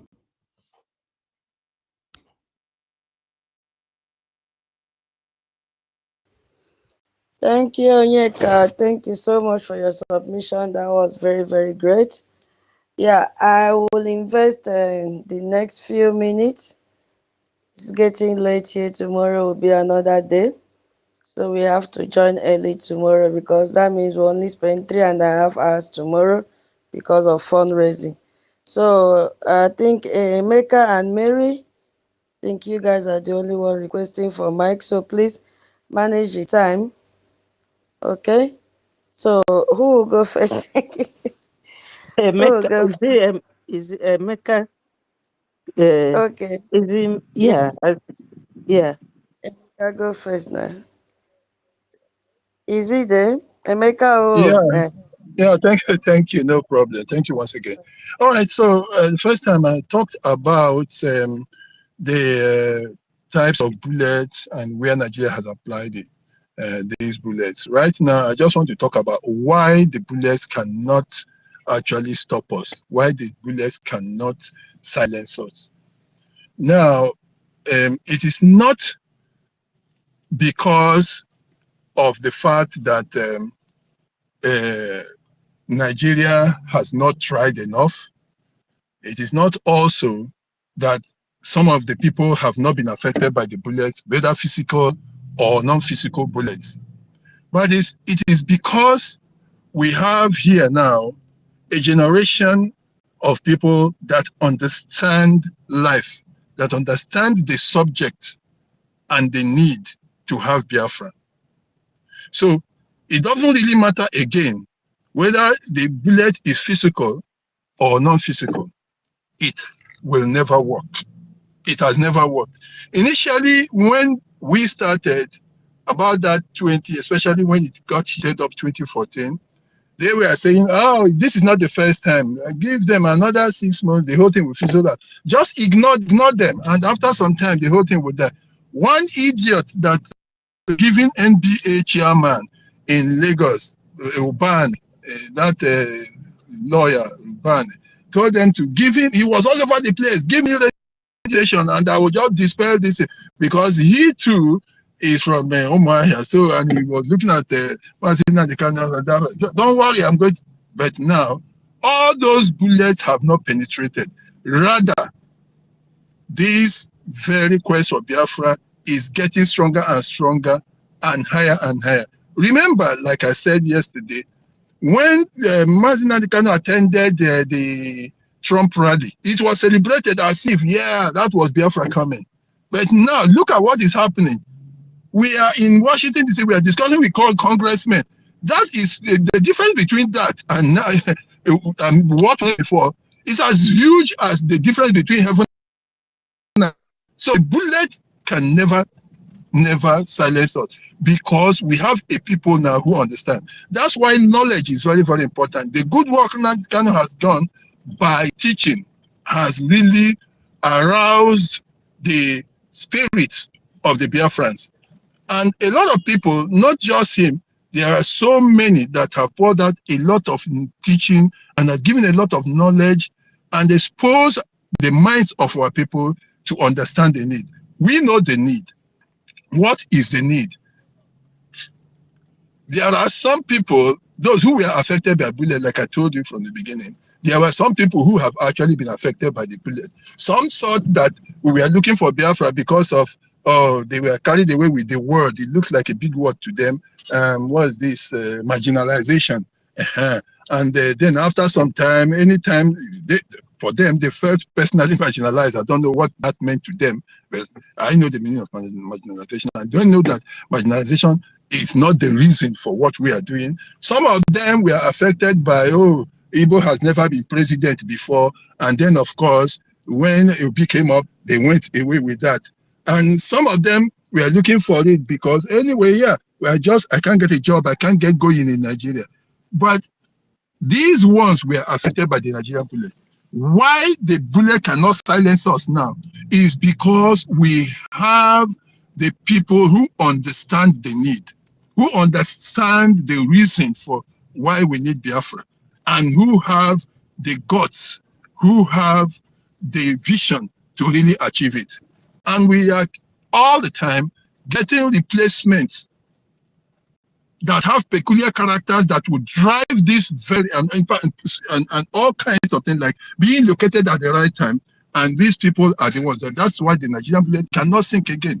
Even the physical ones, when you look at the BDF, you look at the character of the people that are there. There is a young man I normally see, when he is interviewing those, he stopped along, he asked them, are we looking like people who are scared? And the person he is interviewing will say, no, you are not scared. That shows you the kind of people we have. We have people who understand, and even what he says is true. He said, we are looking for our own life.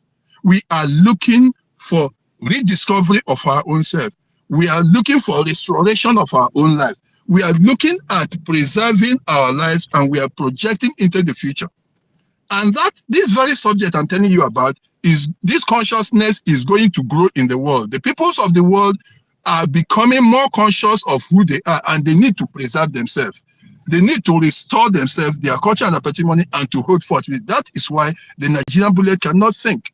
Musa and all his cohorts, even Britain, Finland, and all those people can keep on trying, but the spirit that is behind the struggle is too high. And it is better strengthened with more knowledge. So I will encourage, like you said, we don't have more time, but this is really a part of it I would have loved to enlighten more people on and expatiate more on, because this is part of why is it that it cannot sink? Why are we looking for Biafra?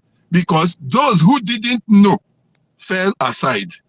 There are some that joined because they want food, and you can see them following the Ashebi. There are some that joined because they are looking for position. Those ones get affected by the bullet, and they are following with the horde, they are going with her. But why it cannot stop us, even now, even with the ruling, which of recent, the 1st of September, you can see that the bullet hasn't still silenced us. And that is why we are here.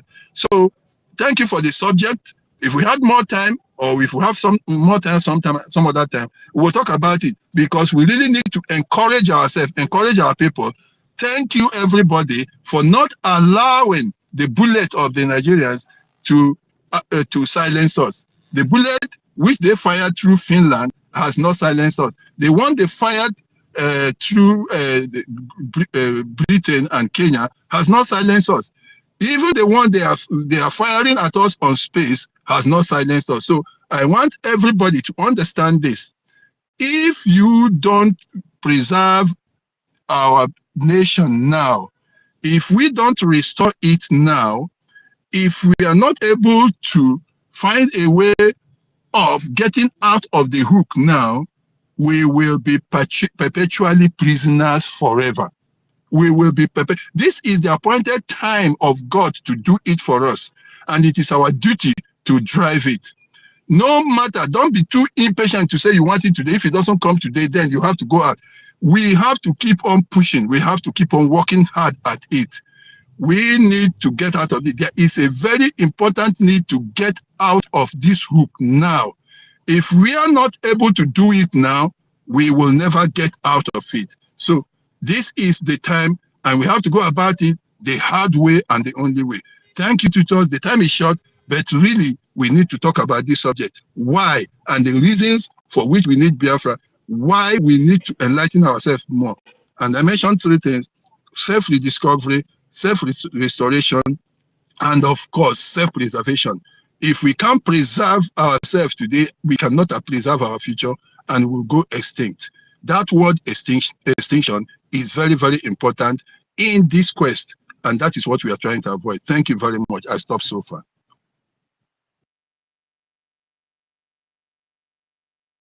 Thank you so much. Thank you, Emeka. We always appreciate your submissions. They are very educative. We appreciate you so much. Thank you. Mary, you have the mic. Thank you, Mommy Betty. Thank you very, very much. You are Good evening. welcome. Good Thank evening, you. everyone, again. Yes, my people. I just want to speak my language. I'm so sorry, because this topic is very, very sweet. Go Yeah, and ahead. Yes. Go you'll ahead. be the last. You'll be the last speaker. Okay. Thank you. I will not take much time. Yeah, go Mm? ahead. Go Most ahead. of my language, okay. Our language, Biafra language.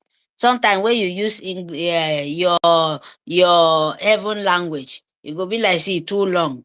You know, one language you go fit just talk like 5 letters. So my people, it's not too long now.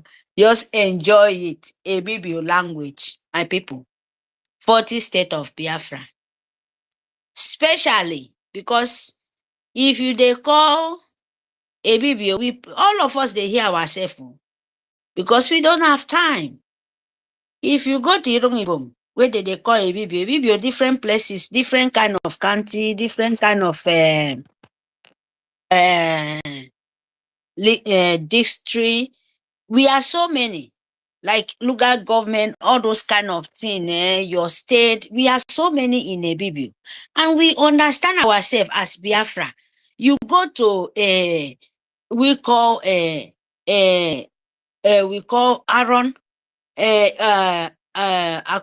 Akpakudo, you know. Now we are so many there, we understand ourselves. You go to Ogoja, believe me, all we understand ourselves. You go to Eket and they call Ekpakwi, believe me, we understand. Oh, I should not, even this Ogoni, we understand ourselves because he mixed with Ogoni. If I tell you, Ogoni, Ikorabasi, this our own this they call now River State as a Ibocha. You understand? If you go to Eleme, you go to Eleme, with Ogoni, you cannot separate it. Andoni, you enter the like Ikorobasi. They speak, you go to Andoni. If you speak Andoni and Ikoro, you cannot even, all of us, when we want to come to general language, we understand each other. You go to Cross River, where I want to retire now. Let me tell you people, and Ngwa, like person like me, I be a person, we drink the same water with Ngwa, with my Igbo brother, Igbo sister, Igbo grandmother, Igbo grandfather, drinking the same water and fetching the same water, firewood. In Igbo speaking Biafra, if you go to Ebonyi and you go to Cross River called Ogoja, Akampa, Ukep, they are just one. They speak the same Cross River because my grandmother from Cross River, they have their language where we say their old language as Cross River, Ogoja, like Ikom, all those things. They have their own dialect as Biafra. And if you turn back to come to Igbo speaking Biafra to Ebonyi, this Anambra, they mix their languages and the Cross River. Which one are we talking about? Nitekame. Edi yang ni wong edi tangi kome. Yakburo maswa of Sul government of Nigeria. Because Igbo no me. Ena food yonke sefu kwekere. Mekoboro. This word mintambo. Iko mintangami. Nitekame. Mbok. Ndaba se yong ikpe mufubo 40 state of Biafra. In Yeromio, this is the time. In Yeromi, this is the time. Because Afomabon told me, who kimo, if you said he's not concerned you when the time reach. Aya obegi ni emadi. Pangata frequently, koya obege. Sebon told me, you go ebote me, ebon told me Nigeria. Your bully, your now for say that wo. Bully ebon to me for anamana monto me a bullet for a wood I destroy. And one of I destroy your fampo. Since 1914, 1967, it would be war you genocide. A wood to move on to in frame. Did they stop Biafra? She called me a tangaroro. Give that bullet and everything, bully, name it, sucking blood, selling your future, bringing Fulani from Sahel with cow before they said water this, before they say land this, they kill you like you're nothing. Who would fear table food young, food even animals say mo kamake nang inang mo kamake do wo spiritual ye do gidio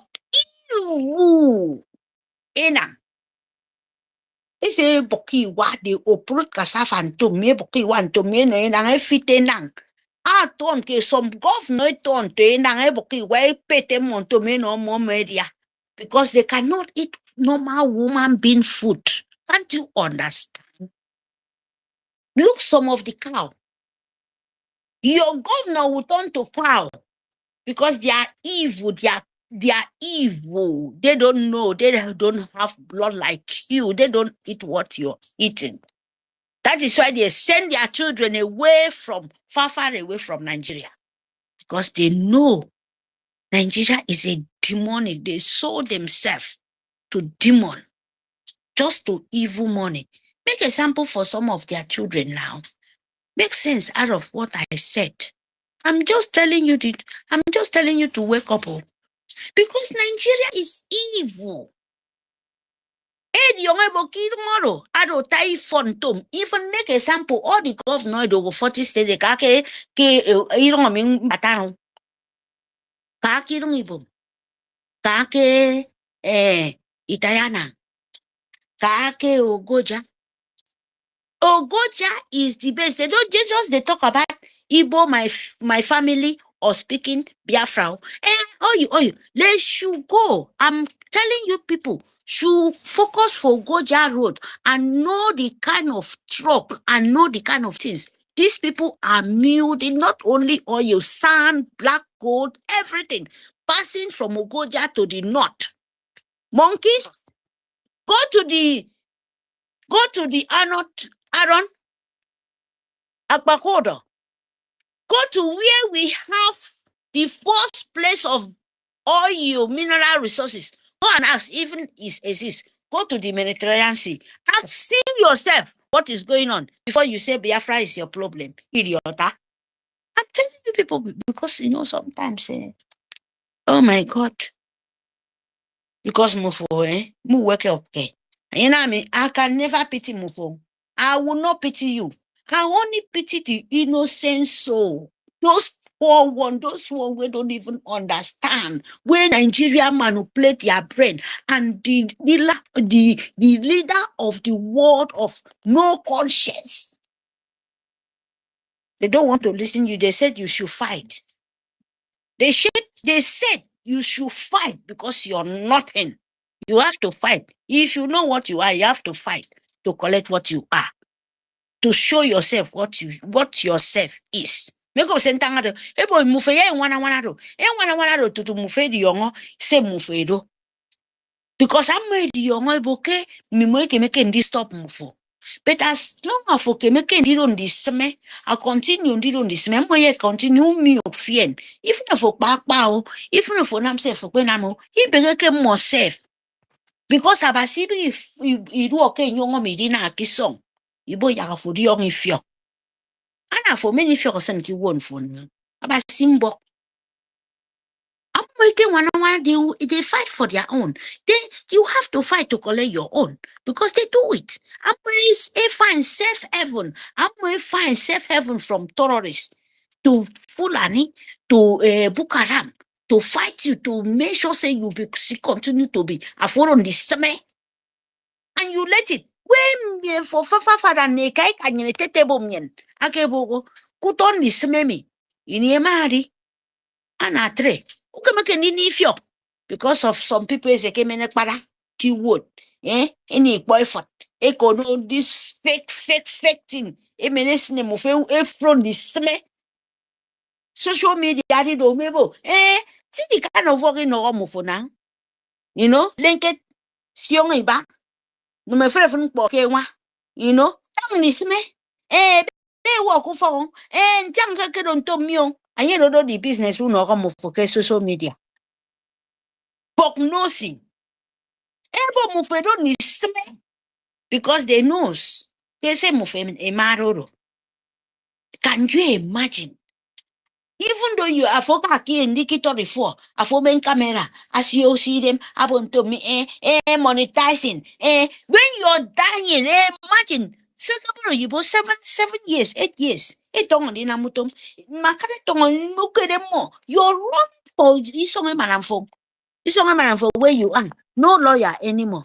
Now, monetizing of woman being even 10 years will come out and tell you, if you wear your shoe like this, you go monetize, you will not fear the cocky media. But you forget that you're dealing with your brain. The people who give you this thing, not even to give you advice, to you to say, oh, open your mouth, say, hey, Fulani is killing for my land. I'm it's only on me. It's only on me. In Lagos, you go pay a money of 25 million, just a renting of house, your house in the village. How do you got? Imagine you're posting shoe in the media, fake. Yeah, but yeah, monetize to maku your brain to forget that Fulani is gone. When they take jihad, when Fulani, let me tell you something, what you're playing with. You monetizing, I don't want this media. You way be you way. When they give you one cup of one thing, I follow this me. You would not coffee, when once they buy you who they fear going to mute themselves for everything, you know what will happen? They will turn you to that jihad, economic jihad. That blockage, that time, this one, he will be the one. If you make them, they cut your hand. It is happening today. No, beside they talk about, but that time it will be by force, because once they declare one of Nigeria of jihad of Fulani, empire of Muslim, empire of jihad, no be just Muslim. The one is Yes, again what Mary, thank so thank you. who me afondido yo pokubonfo. You no go wear mini skirt. You no go say you no go see where to wear your long head. Ani anya me for odo to me bikinam monetizing. Aso Uno off and chance me. You better you wake aso up. aso You can make up okay. when you come back. Yeah, there's a young Okay. train. Oh. Yeah, that down because it need them. Sha. We go Yeah. talk next time. Please, thank you very much for this thing. Thank Please, you. my Thank people, you. welcome. Thank you so much, Mary. God bless you for your submission. Itayana and Ilongibom and all the Bibio territory you people have heard say about one Mary Tang. Yeah, one idea to support Biafra. Yeah, Vincent, I don't know. You use 3 minutes to speak to Biafrans. Tomorrow is another day. I wanted you to end with Mary. Vincent, are you there? Please be very brief. Reg and Fraser, I'll share 5 minutes with Okay, the two of you. Vince, okay, 6 minutes. Vincent, okay. 3 minutes. Reg, 3 Good, minutes, okay? Thank you. good evening, sir. Yeah. Good evening, everyone. Good morning, good afternoon, depending on your time zone. Thank you all for the good work you are doing. It's not an easy work, but I thank you. Say may the good Lord continue to give us the strength to continue to come out to speak to our people and to the world, to tell them about what is happening, how the Nigerians are trying to look if they can stop us with their bullets, but which they can never, because we have come to collect that belongs to us. The topic said, BRGIE, Nigeria bullets can't silence Biafra. Our freedom is not negotiable. Yes, Nigeria and Britain bullets can never stop Biafra.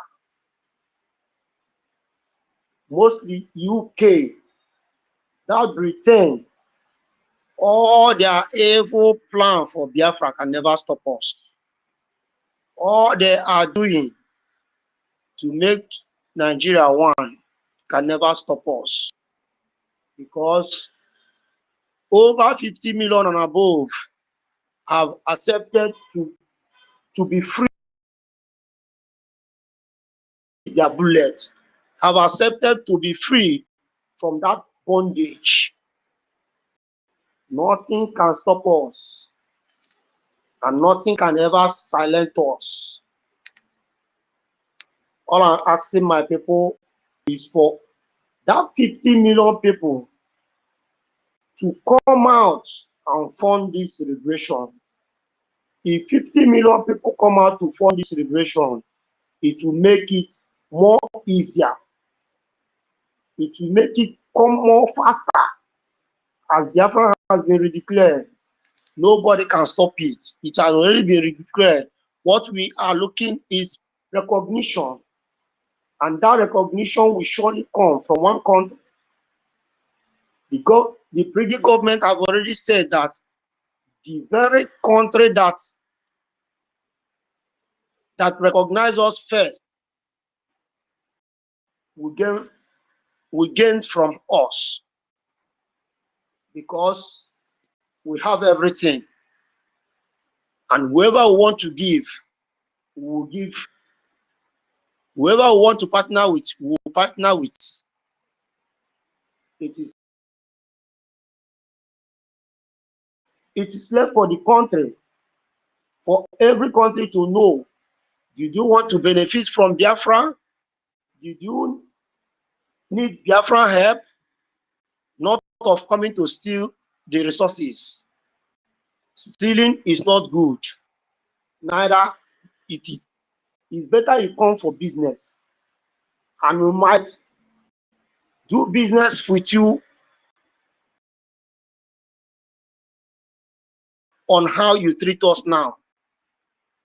But if you treat us hard, we cannot partner with you. But now is the time for every country to show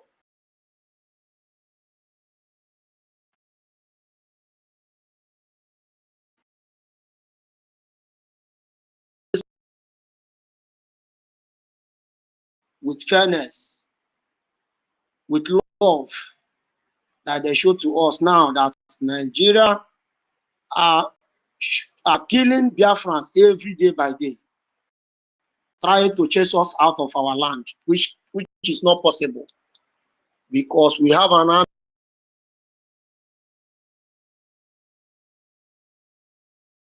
fighting hardly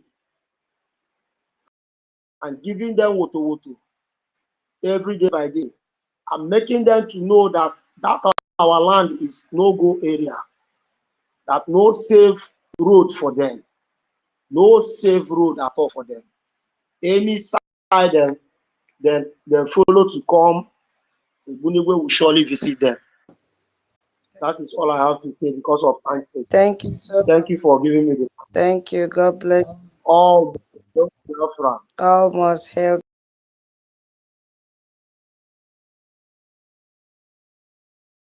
Yeah, Reg and Fury, you have your 2 minutes, please.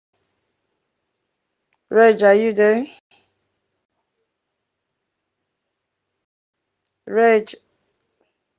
Yeah. Yeah. Go ahead, All you right. have 2 minutes. 2 minutes, please. Thank you. Okay, thank you very much. Thank you for your time. Thank you to all the great Biafrans that are present here.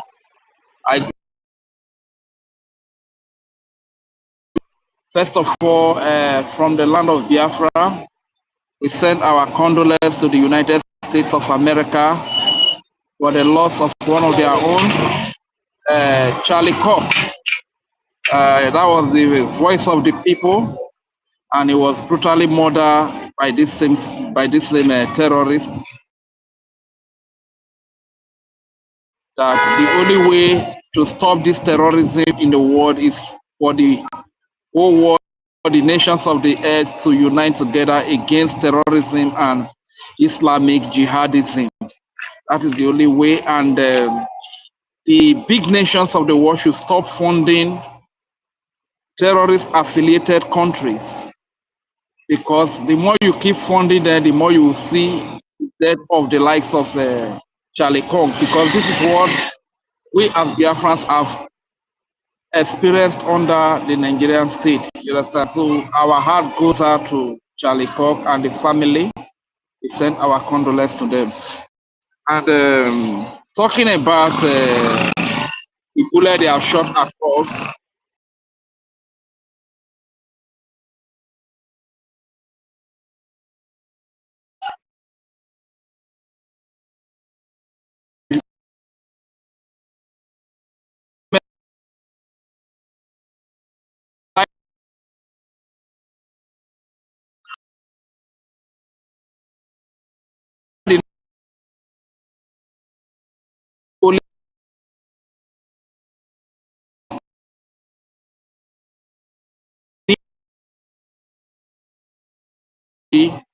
no terrorist in uniform or in rag will be used by a foreign entity owned by a foreigner, managed by strangers, and a few of our recruited gullible to work for their interest to come to our land to kill us. Hence, no matter the amount of bullets that you shoot at us, no matter the number of bullets you shoot at us, they remind us one thing, that this ideology, which is inspired by freedom, this ideology which will make our children to be free from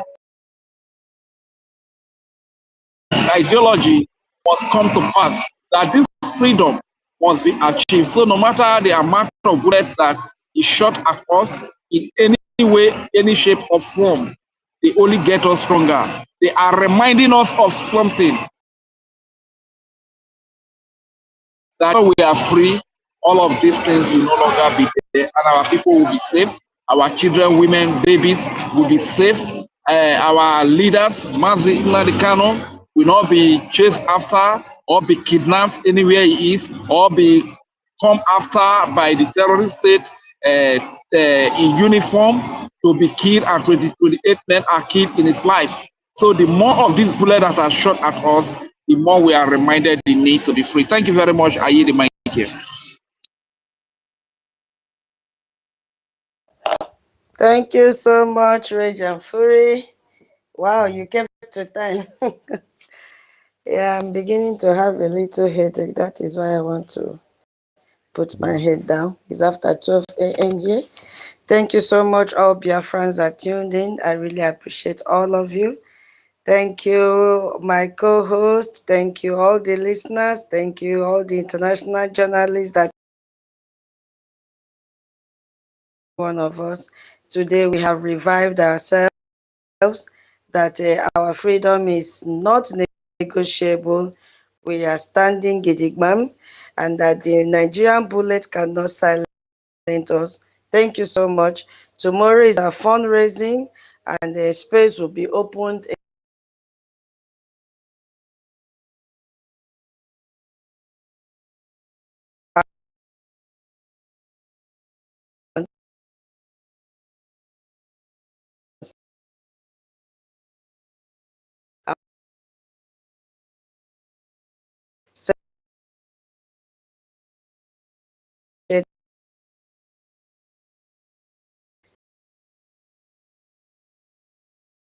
Nobody should take any whistle from Honorable Fulani. Pass the message to your family members back home, your cousins, everybody that you know. Nobody should take any whistle from Honorable Fulani. If not, they will be killed. Yeah, they will.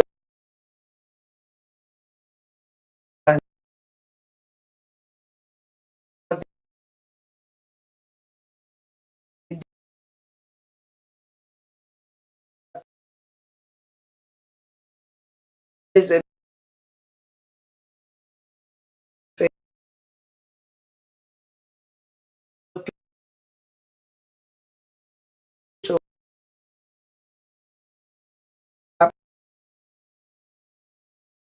as a result of our Congress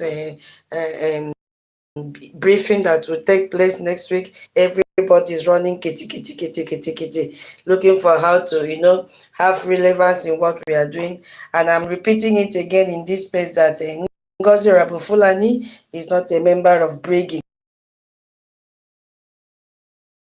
Whatever she's doing there, she's doing it on her own. She's not a member of BRGIE. No international journalist, international organization should go to her for any information. She has been sued to court for fraud because she has been extorting money from Biafrans. So she is not a member of BRGIE. She knows nothing about what we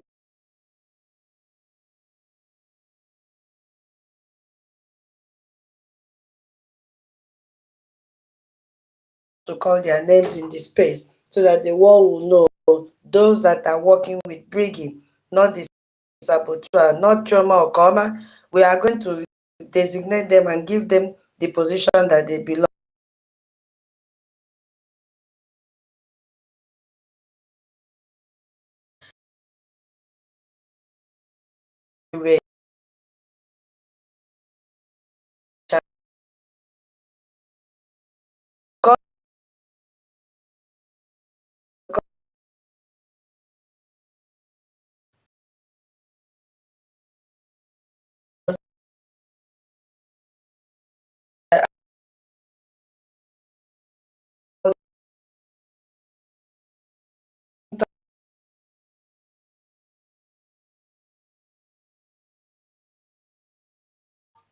Good night.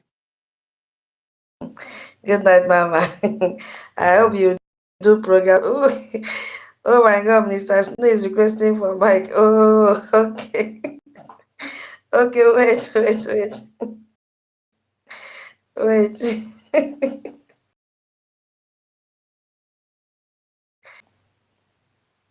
Original CEO is you have the mic. Yeah, maybe you have an announcement for us. Please go ahead, sir. I know your Your one eye is closing now. The other one is about to close. I'll let you go.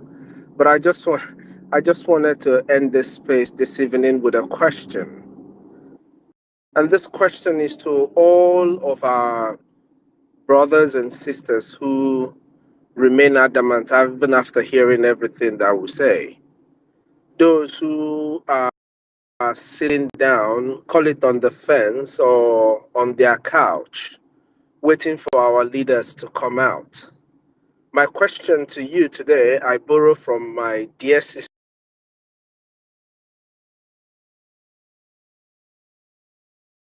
sitting on the fence. Are the Fulanese who are killing our people, are they sitting on the fence? The terrorist Nigerian state that continuously come to our land to massacre our children, our mothers, our sisters, rape them in their farm and prevent our men from going to provide for their families. Are they sitting on the fence? The Nigerian terrorist state that communicate or commune every now and then on ways to put us.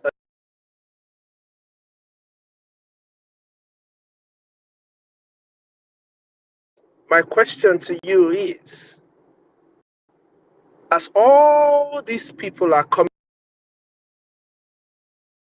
everything they have, as they collect, extort money from our people to keep killing our people that are back home, who is funding your security? Who is providing security for your families back home? My brother, question. Who is providing security for our families back home? You answer that question and let it be the food that you will sit on, the drinks that you'll be drinking. Let this question always sink into them, so that when you drink that your champagne, you remember there are people back home who are dying. When you eat your rice that you went to your fridge because there is light, and got stew that you made 2 weeks ago because there is light and everything stays fresh. When you heat it up and eat it, remember there are people back home who, even though they might have something, go out and cook at night because of the terrorists that come and kill them at night in their sleep.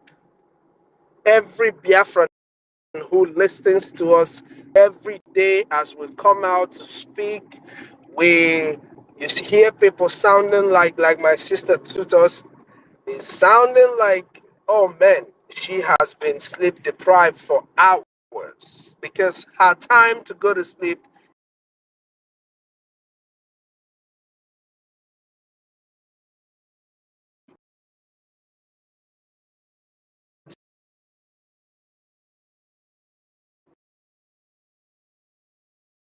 in making sure that our land is secured, in funding our freedom.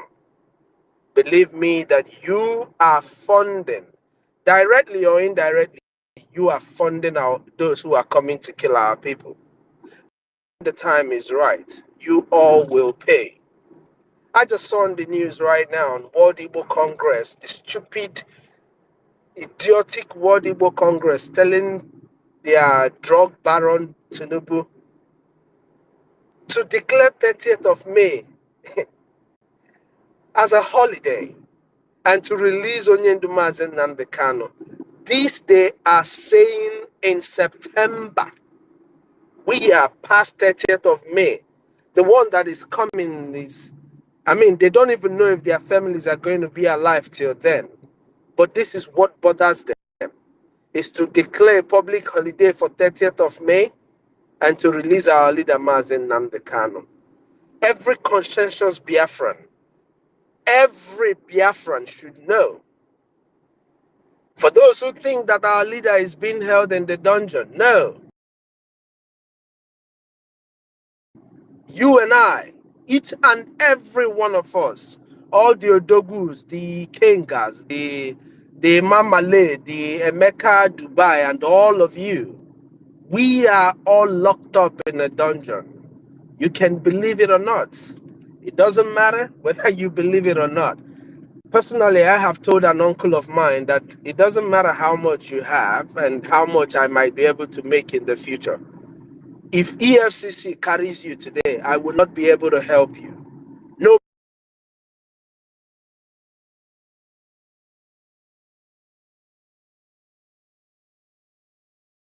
them as a crime. We must do everything in our power to destroy Nigeria. To destroy Nigeria and her workers. We must destroy Nigeria and her workers, which is the terrorist APC organization and the PDP terrorist organization. That comprises of all their politicians because they switch from party to party. So we know all of them to be APC and PDP. As a conscientious Biafran, do your part, support the Liberation Army, fund our recognition, and everything that will help us get Biafra. It is our duty. We must not pass this down to our children. Again, I want to remind us what Fanon said. You can never get your freedom fighting in the ways that will suit your oppressor. The oppressed can never express the need for their freedom in the ways of their oppressor. I want you to always remember that.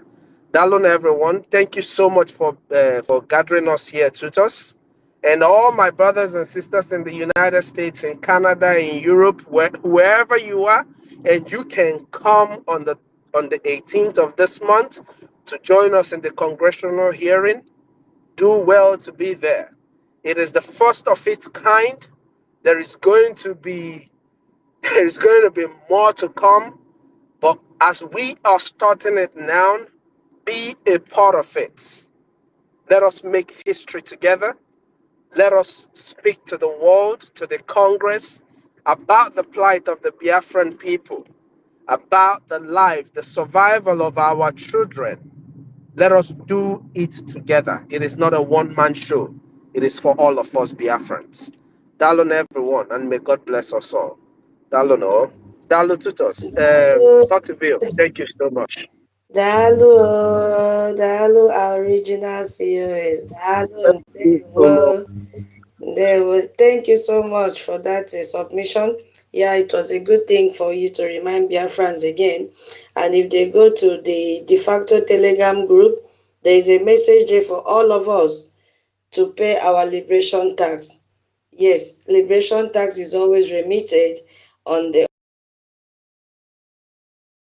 What are we waiting for? If you have not paid, go and send your liberation tax. There is no fixed amount. Go and read. And if you have not joined the de facto government in Telegram, what are you waiting for? What are you waiting for? That is where you get information about what is happening in the homeland. So you have to align yourself, identify your admin in your different states, and then pay your liberation. Being used to, you know what it means for our defense. They need a gemma more than any other thing. So please endeavor to do that. If you are rich enough in the de facto, you can pay for your family members back home. Yes, because we in diaspora, we have a role to play when it comes to financing our freedom. You can do that, and you know how to take the money back as well. Thank you so much, everyone. So please,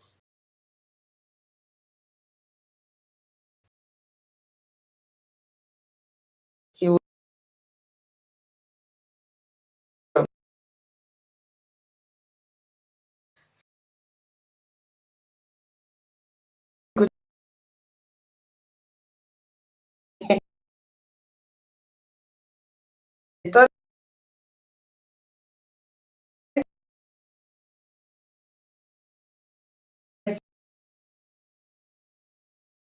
my mouth is saying talk, but my eyes are closed.